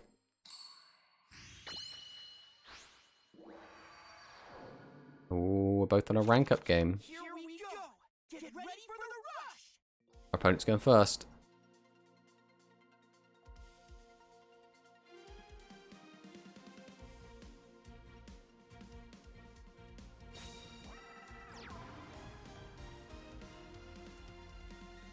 Unfortunately, seeing a Fire Golem doesn't really tell us anything about their deck. It's Spellcasters. Could be Dragon Casters, or it could be pure Spellcasters. I think the archetype I really hated to see when I was looking at Rush was Oki, as in like Oki Abyss. Oh, Gagaga now plays baseball. Gagaga now plays baseball. Right. Yes. It is... that happens quite a lot, where they take, like, established archetypes and then, like, make a joke out of them.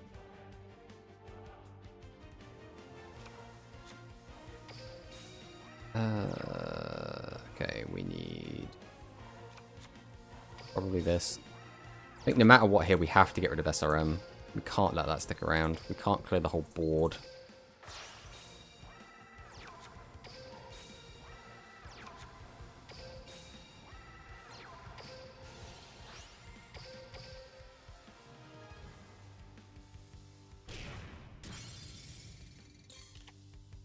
No, we'll pass on that. To be fair, though, the Gagaga baseball stuff might be a bit weird, but it plays very, very well. Very, very fun, very, very powerful. It's all about swarming the board with big guys and making just these, like, giant attacks. So very, very fun to play. Really looking forward to playing it when it comes to Duel Links.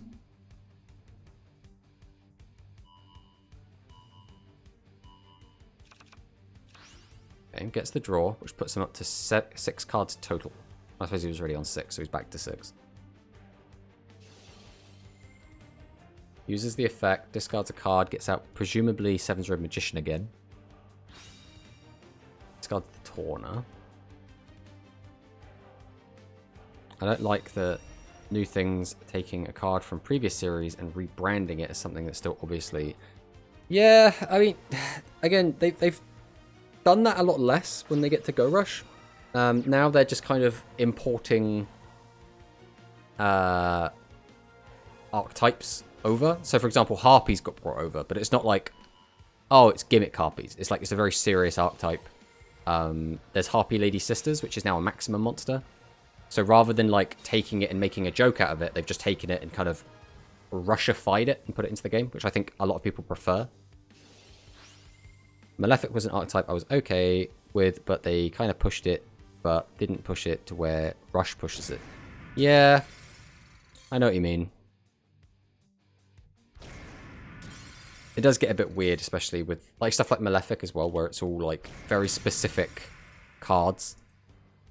Like rather than just kind of anything. Or feels very animeified. Right, we're just going to draw a hand because we really want Dragius. And I don't think getting the thingy would help us too much. We can out 2 of these.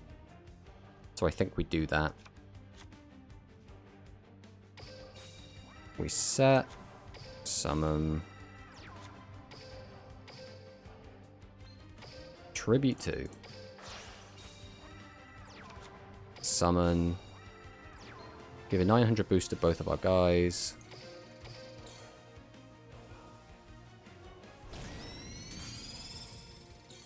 Now maybe he just won't draw another 7-0 Magician. Maybe we'll just, you know, he won't just just keep drawing all of the level 7s. When I see the Noodle episode, that was the one that really threw me off. Last food stuff archetype I remember was in GX. God, what was the food archetype in GX? I'm trying to think now. I remember the Dizzy cards, which was like the alcoholic ones, but that was only anime. What was food archetype GX? Guy was making food. I'm gonna Google this. It's just not ringing a bell.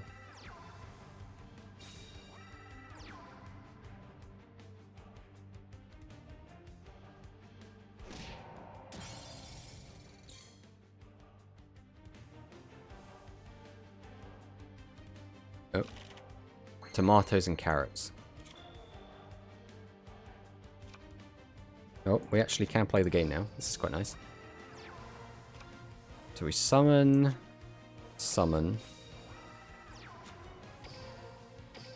Tribute these. How big can we get? We can get to 31. 31 over 16 would be... Is that 15? 15 plus 34 is game. So we'll just close this game out quick. Isn't that the chef episode from GX? I don't remember it.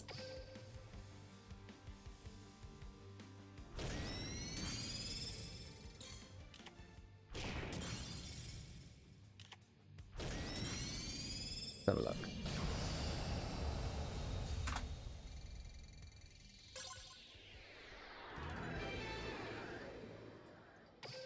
Oh, it looks like Hasselberg. Oh, yes, the guy with a bag on his head. Yes, I remember this. I completely forgot that happened. All I remember is Jaden biting food. I've got an image here of Hasselberry staring down a potato in defense mode.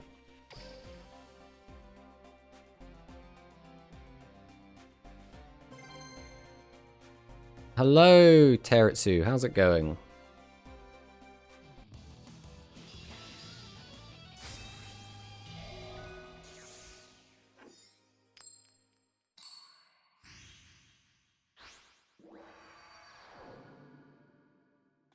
Nice pyro deck. Yeah, we're on. Yeah, as the stream title says, we're on a fresh account. So this is kind of the best deck that we're able to build with the cards that we've gotten.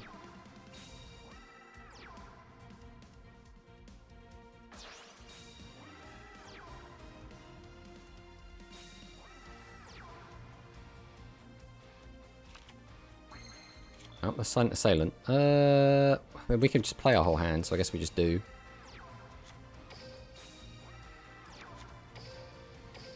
Fortunately... You know what, we're not. We're going to make sure we disrupt his entire board. I want him to be on as few cards as possible. So we're actually going to leave Spice in hand.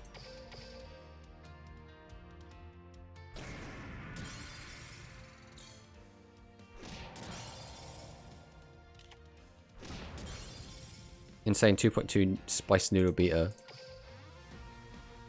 Yeah, Spice is really underestimated, I think. It sucks early game, but if you draw this card late game, it can be really, really powerful.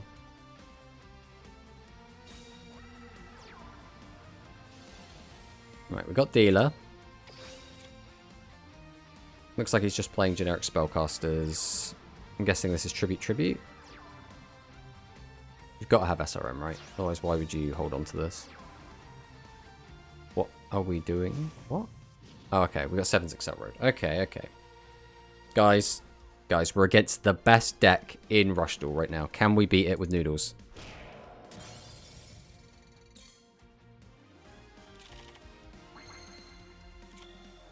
We already know the answer. We already know it's yes. Noodles are undeniably tier 0. No one can stand up to the power of Noodles. And we're going to make the strongest Noodle board we can, which is Summon Skull, Dragius, and Gazelle the King of Mythical Beasts. Just the best Noodles that we have at our disposal.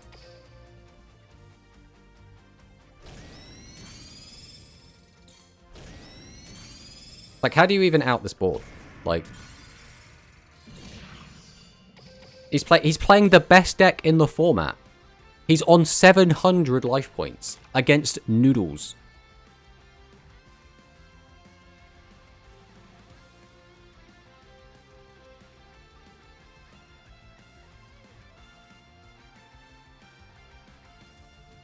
I think Manny needs to train a bit more. He has not mastered the spellcasters just yet.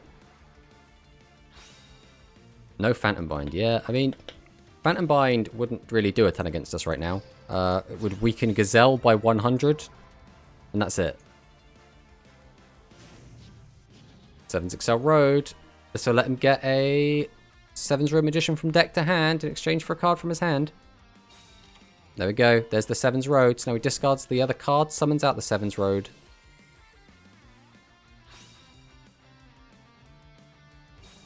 There it is.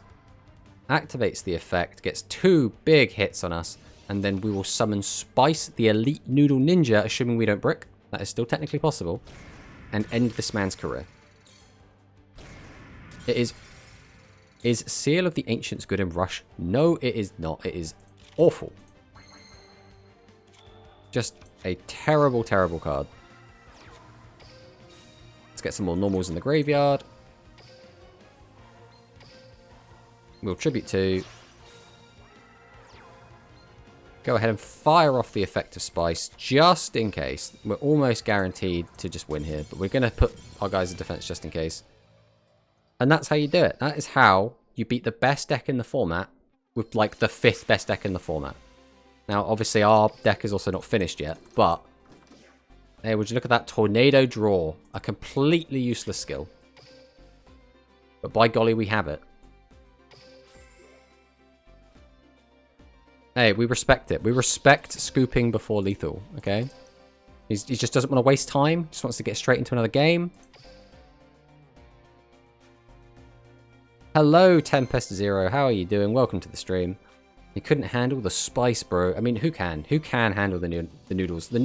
Sometimes, you know, a bit of stock, a bit of tang, and a little bit of spice. It's too much. It's too much for people. I'm good. Good. I'm glad you're good. We are playing on a fresh account today. We are grinding up ranked with our Noodle Ninjas. Kind of Noodle Ninja good stuff aggro is what we're playing at the moment. Can I rush duel you after this? Ooh, I don't know about that. We do have a channel reward now to be challenged. That would sort of invalidate that.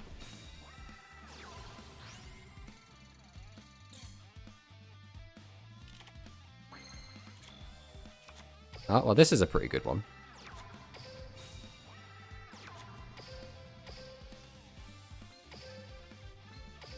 But we can summon. This might be the first time today we've just turn 1 Dragius summon 2 2500 attackers.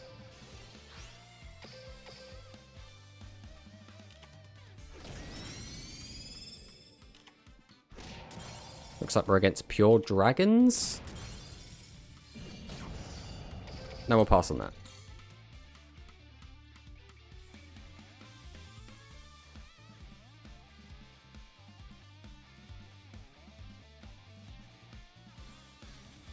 Well, putting him down to 4,000 is pretty good this early. He did also play a red medicine though, so we're not expecting him to be great, because red medicine is not a good card that really should not be in your deck, so...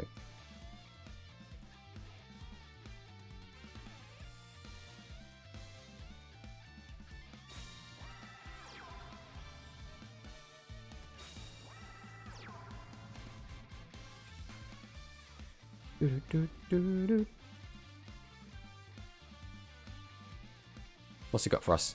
He's got 2 3s out, which is already a little bit awkward. His Gravity Press, he can use his skill then, assuming he's on... I always forget what the dragon skill is called. So we use this, reduce us by 700, and then use his skill, presumably, to boost him by 500? Yeah, Dragonic Resonance, that's the one.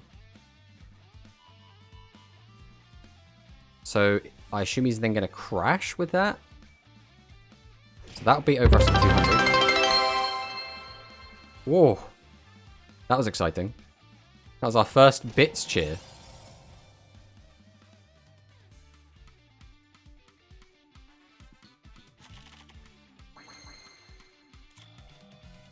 What are we doing now? I mean, we always crash, right? There's no way we don't crash.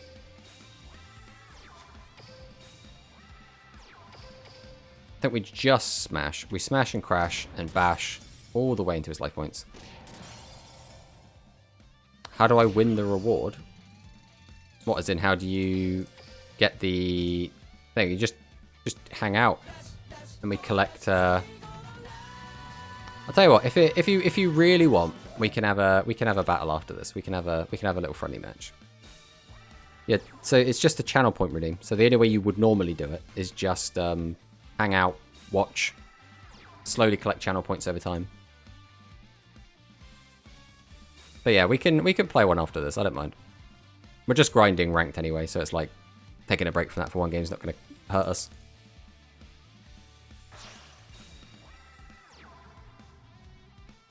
Although I'm not going to bother swapping over to my main account. We're just going to stay here.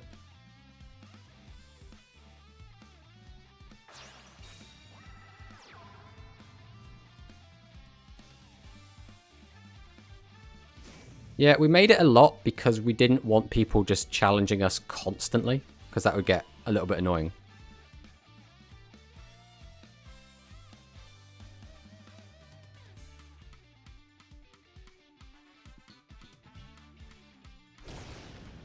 Ow.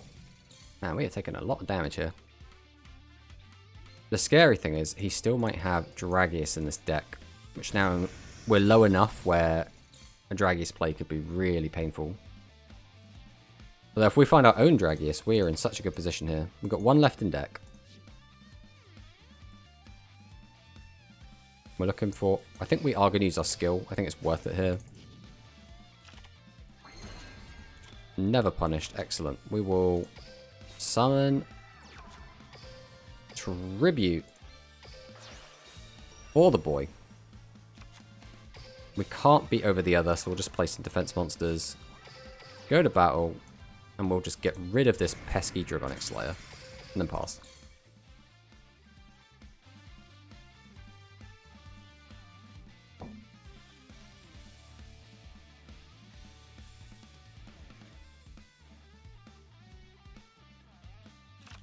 Waiting to see him throw out Dragonic Pressure or another Slayer. I mean, yeah, very well, any of those things could happen. That's the issue, is we're so low on life points now that we could just die at any point.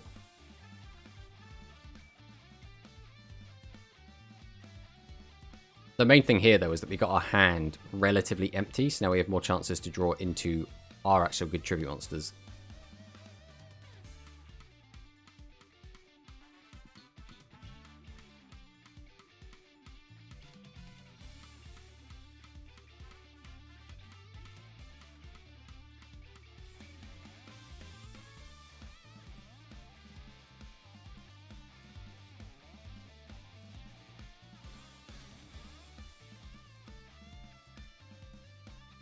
It's definitely a very powerful card, the Odd Summon Skull. It'd be interesting to see, because in Physical Rush Duel, when that originally came out, we had Blue Eyes White Dragon as our first legend card. And Summon Skull was actually our third legend card. So it's interesting how we kind of mix that up a bit. Alright, let's go to the duel room.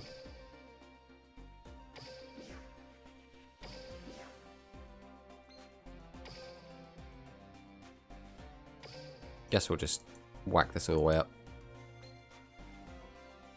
None of that matters. Alright. Here's the room if you want to jump in. 27116.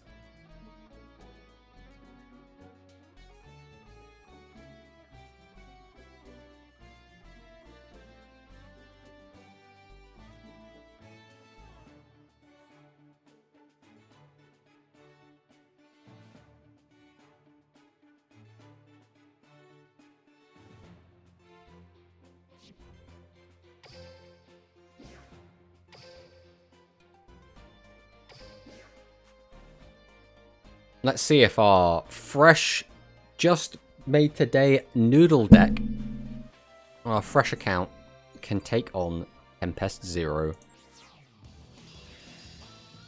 Now, normally, I would say, you know, we're playing a fresh deck, we don't really stand much of a chance, but we do have the power of noodles on our side. Let us begin. Get ready for the rush.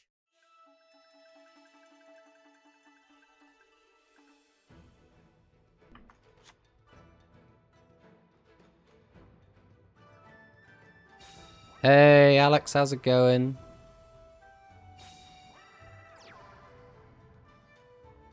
Ooh, Binding Chain. This looks like it's going to be... What is this? It's kind of your own spin on this deck? Oh, this is the Warrior Fairy Winged Beast deck, right? Okay, I respect it.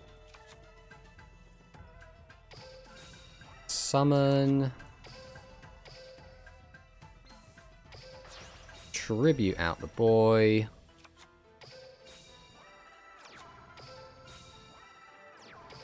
Go to battle. We'll trade big guys.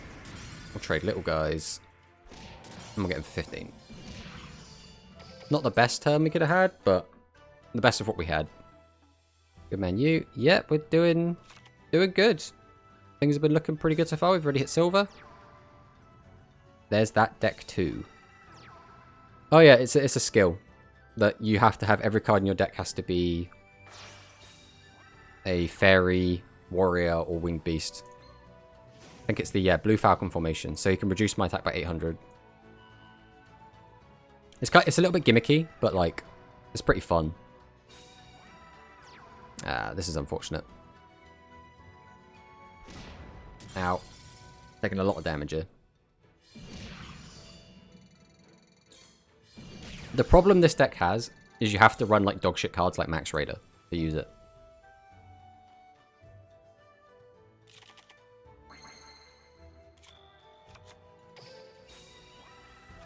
So we'll summon. Tribute out the boy. Summon set. Activate Dragius. Go to battle. Clear the whole board.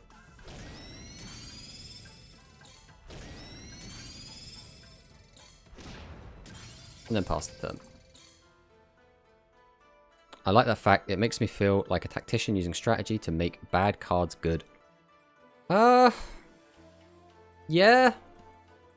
I mean, that's kind of how I feel with Noodle Ninjas. But I think it's one of those things where it's hard. It's going to be hard for like that deck to really perform well against like a really well built deck. I think that's going to be the main issue. Okay, Blue Falcon formation. Weakened by 800. Okay, so we're not going to try and push for game because you don't have a way to boost its attack. We are just going to clear the Dragius. Which now means I need to draw into something that can out it. Shouldn't be too difficult to do. We want to keep Dragorite on board, because that plays around Phantom Bind.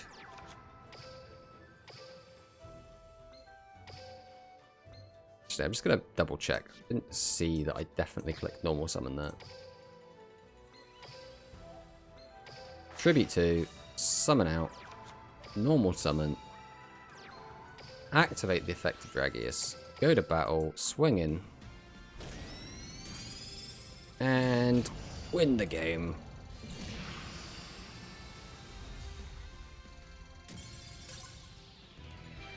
Yeah, GG, buddy. Did you want to do a best of 3?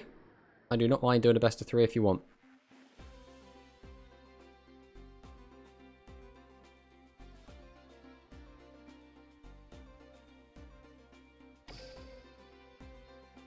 Oh, yeah, it's a really cool deck, the Blue Falcon, Blue Falcon formation. I haven't actually got the skill on my main account, despite like just trying to farm out as many skills as I could on Gavin. So I haven't actually been able to like try it myself. But I played against it a few times, and I've always been like, this is a neat idea. I think I actually lost to it one time when the guy was playing Gaia the Fierce Knight of all things. This is not entirely ideal.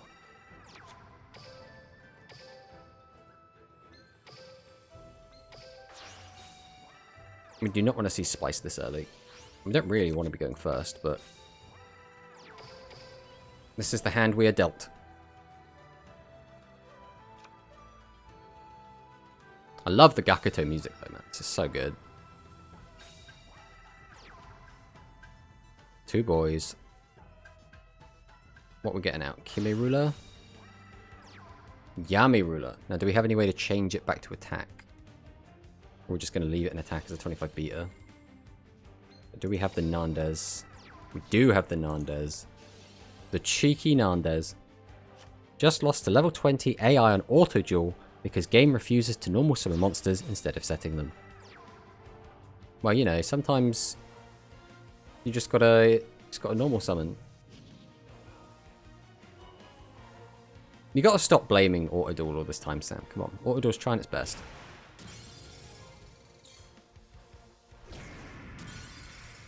Okay, so now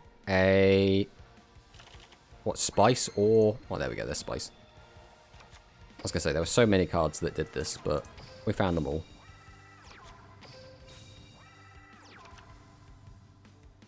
So we have to do it this way around, because we cannot use our guy. We are okay discarding Spice here, because realistically it's not going to matter for next turn anyway. We leave our monsters in attack mode because they have a lot higher attack than defense. It also plays around Kime Ruler. We know there's no... God, what's it called? Dark Celerity, because obviously we're on Blue Falcon formation. Here we are going to lose our Summon Skull, but that's kind of fine. Oh, we're not. Because it hasn't been summoned this turn, didn't draw another one. Okay. We really don't need Primogatana right now.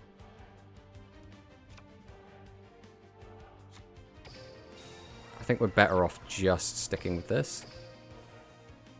This should clear.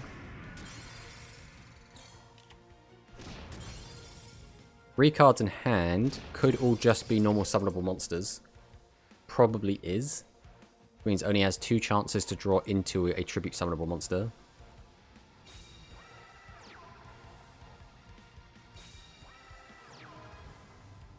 What did we find? Is it Yami Ruler? Is it Kime Ruler? It's Kime Ruler, okay. So we're probably taking 1,000 damage here. And then, are we crashing or not is the question. Oh no, we're just going to do a triple crash? I respect that. That's... Just leave an empty board. I mean, the only real punish is... A 1,500 off the top does it, right? How much is this? That's 15 plus 22. That's 37 plus 1,000. That's not lethal. That's a little bit sad. We had so many draws that won us the game there, but can't have it all the time. What we will do, though, is just spend every card in our hand to put you very low on life points. Go for the 1,000, go for the 15, go for the 22, pass the turn. I don't think the Blue Falcon skill can burst me through 4,100 life points. I don't think that's going to happen.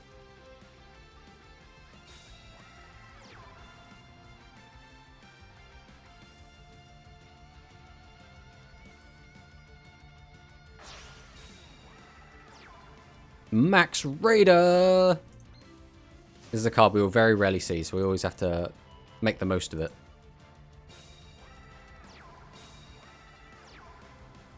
Ooh, and a back row. That's a little bit scary. Oh, no tribute monsters. This is getting risky now. So, as far as we know, you're not playing any ways to change my monster's battle position.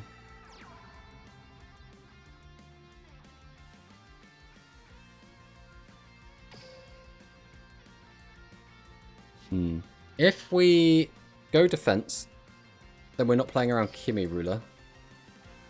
You would need double Kimmy-Ruler to actually kill me.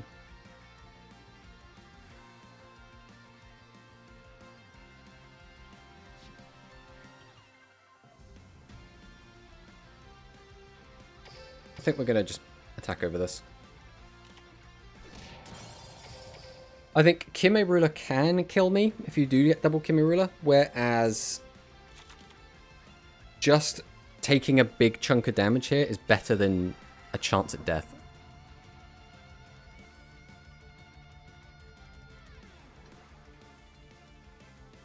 It'll either be 900 or could be a little bit higher if we get a summon off. Red medicine. Ooh.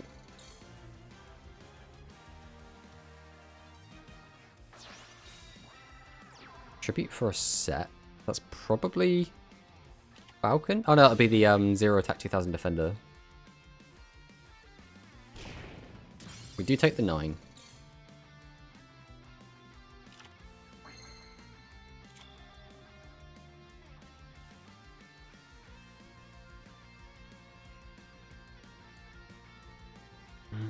We only have one draw a turn, which is the thing that's really holding us back here. We have to keep a monster in attack though, because, again, Kimmy-Ruler just ends us. But we have no way to empty our hand.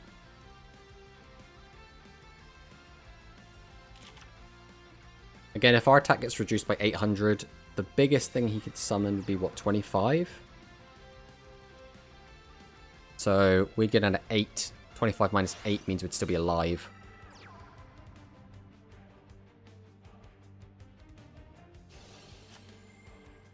Alright, there's the Yami-Ruler effect. He had a Nandes, and he chose to throw it away.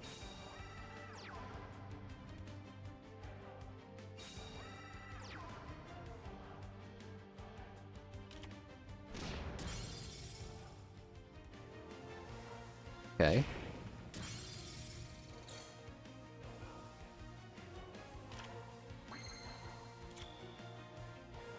So now things get a bit scary. If we leave a dude in attack now, and it's 1500 attack, we're taking at least 900. If he gets the formation off, we just die. If we put everything in defense and he has a Kimmy-Ruler, we also just die. He's going to have every card in his hand except for one. Problem is I don't know what ratios he's on. It makes it very difficult to predict.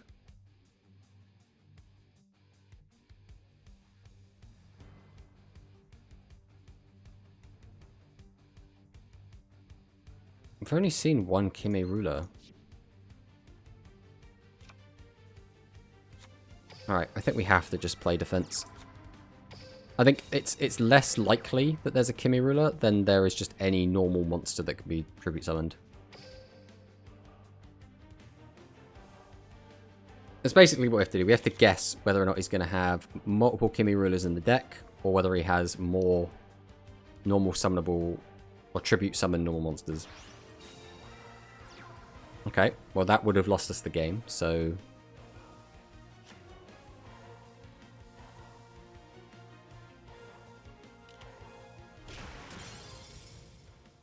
The question is Tempest only on one copy of Kimi Ruler? We get 2 draws this turn at least. We got 1, 2, 3, 4, 5. Shouldn't matter either way, but...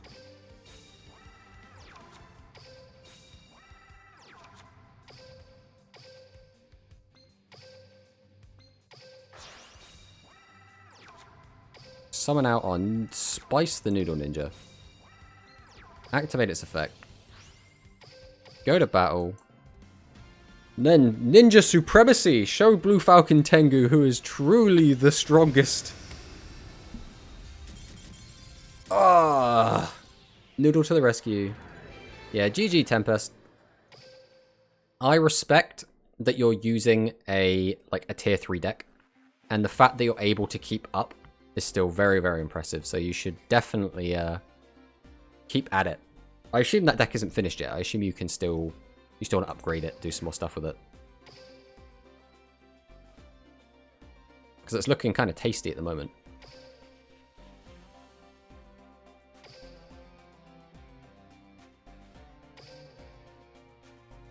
Got a second copy of Yami yesterday. Nice. Yeah, more Yamis are going to make that deck so much stronger. Just the Floodgate effect is so good, and it's got such good stats. Yeah, I was really worried about you just having more Kimi. How have you got 2 Yamis before you got 1 Kimi? Or before you got 2 Yamis? Kimis. Here we go. Get ready for the rush.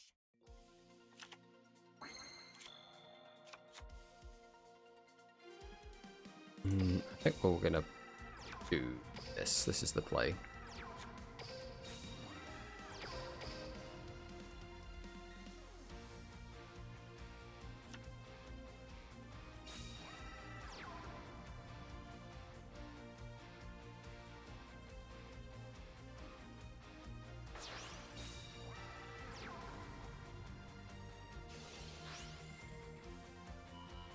Oh, is there another tournament on today? Let's have a look. There is. 5 PM EDT. When is 5 PM EDT? That'll be 10 PM here.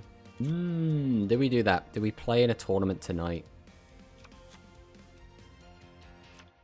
What are these again? Both useless to me. Tribute. Summon the boy. Summon. I'm adding piercing. Yeah, piercing's definitely going to be a good idea for that deck. Obviously, again, more Kimi Rulers would be good as well. We'll activate Multi-Strike Dragon Dragius. We'll activate Spice. Go to battle. Bam. Bam. Bam.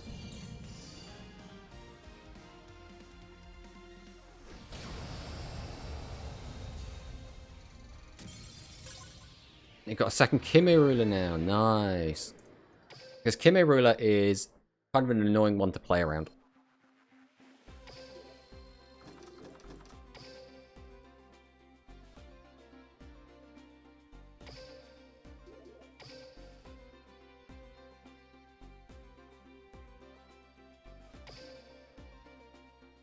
Right, I'm probably not going to keep going for much longer. I have got a few more bits I need to sort out today. We were planning to go till 5, but I am getting kind of hungry. And like I said, I have got a few little things to get sorted out today. But, again, by the look of it, there is a tournament on tonight. Now, I'm not going to stream it, but it's pretty cool there is one. And if anyone else is interested in entering, it obviously is a thing. Why am I summoning this? Oh well. I should have just set 3 monsters in defensive mode here.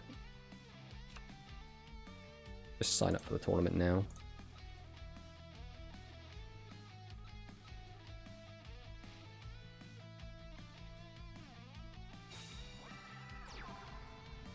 Well, I guess if anyone is interested,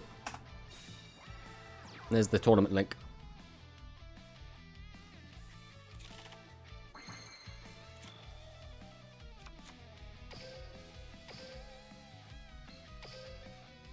Alright, tribute to. Summon this. Activate Dragius. Go to battle. Psychics, eh?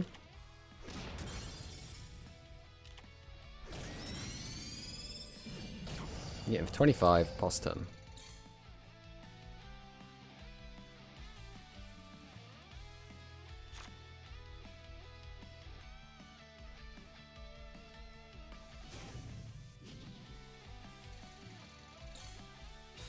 Just as LP gain is the skill, so none of the real psychic skills then.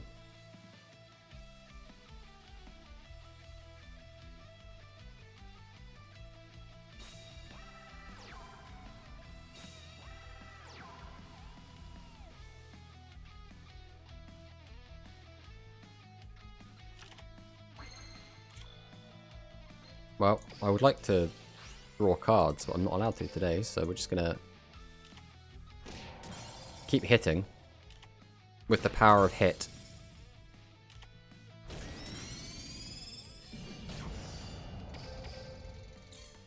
Well, our opponent has to do something different this turn. Unfortunately, we don't have any good follow-up because we haven't drawn any other tribute monsters.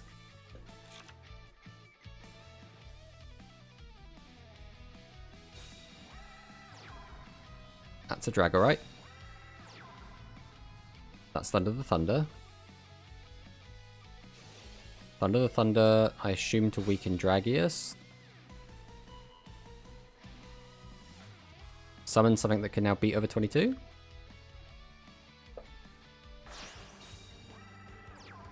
Primogatana. Oh, you're gonna have to pay 1,000 to use that. It's gonna put you very low.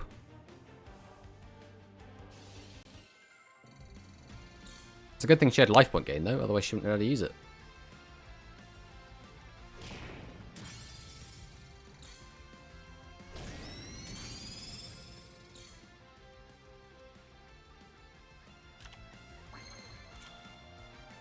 Alright, we are going... Nah, we're just going to go on the defensive. I'd like to get aggressive here, but I just need to get cards out of my hand. And outside of like a Dragius or a Pierce, our life points should be pretty safe to just turn everything sideways.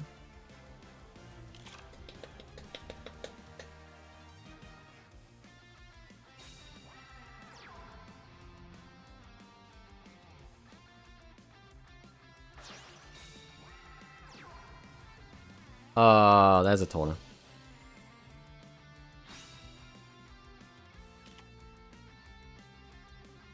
We're not dead, but we're in a bit of a riskier situation than we'd like to be. I'm only getting one draw again. And Pierce! We're dead! We're dead! No! The only way that we could have died was exactly Torna or Dragius and Pierce. Or I suppose double Pierce, kind of. Does double Pierce even kill us? Wait. What? Oh, he can't pay! He can't pay for it! Because he's only on 1,000! You know what that means. Let's end this man's career.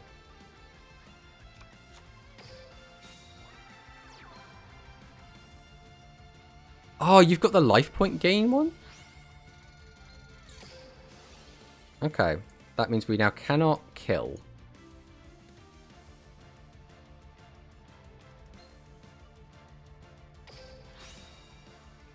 We can still weaken something. Which I think there has to be this.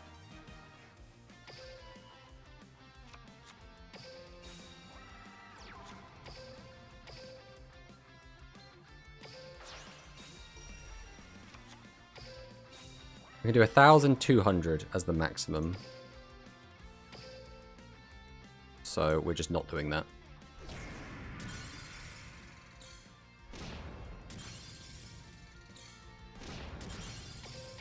Let me pass.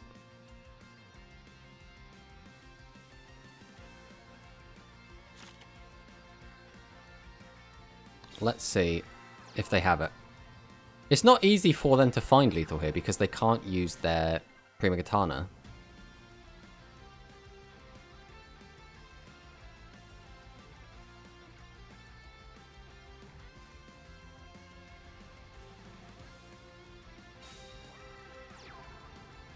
Okay, this is fine. Summon Skull Big. Oh! My man, with the almost like weirdly pure psychic / weird dragons, has just pulled an SRM out of his asshole, is about to completely destroy us with it. What?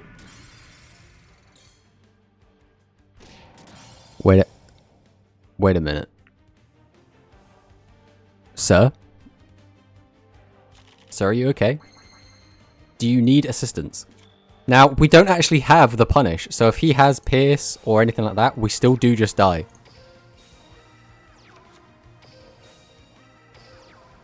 So we have to just pass. It's not BM if there's a chance I kill him back. That's just a mistake.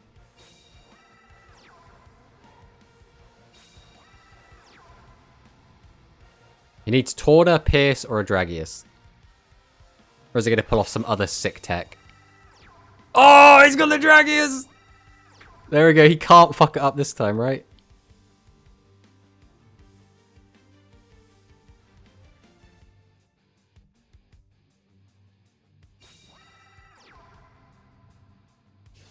Now, if we had drawn any tribute monster there, we would have just killed him, which would have been really funny.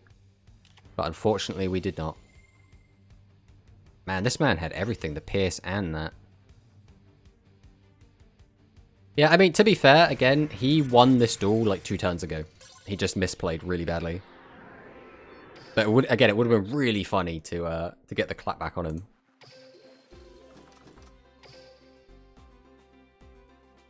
And there we go. Pierce for the tilt. It'd take a lot more than that to tilt me. And that's going to be it for today, I think. We did alright. We got to Silver 3. Quite happy with that, with the fresh account. That was, what, an hour and a half? Yeah, an hour and a half of playing ranked got us to Silver 3. That's not bad.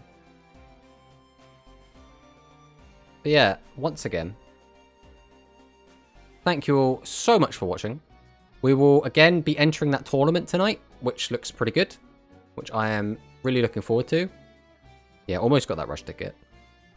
We will be streaming again on Thursday, which is when Mimi releases. We'll be back at the same time, so that'll be 12 PM. Yeah, 12 PM BST. We'll hopefully be jamming a lot of Mimi games, which will be very, very exciting. Fingers crossed.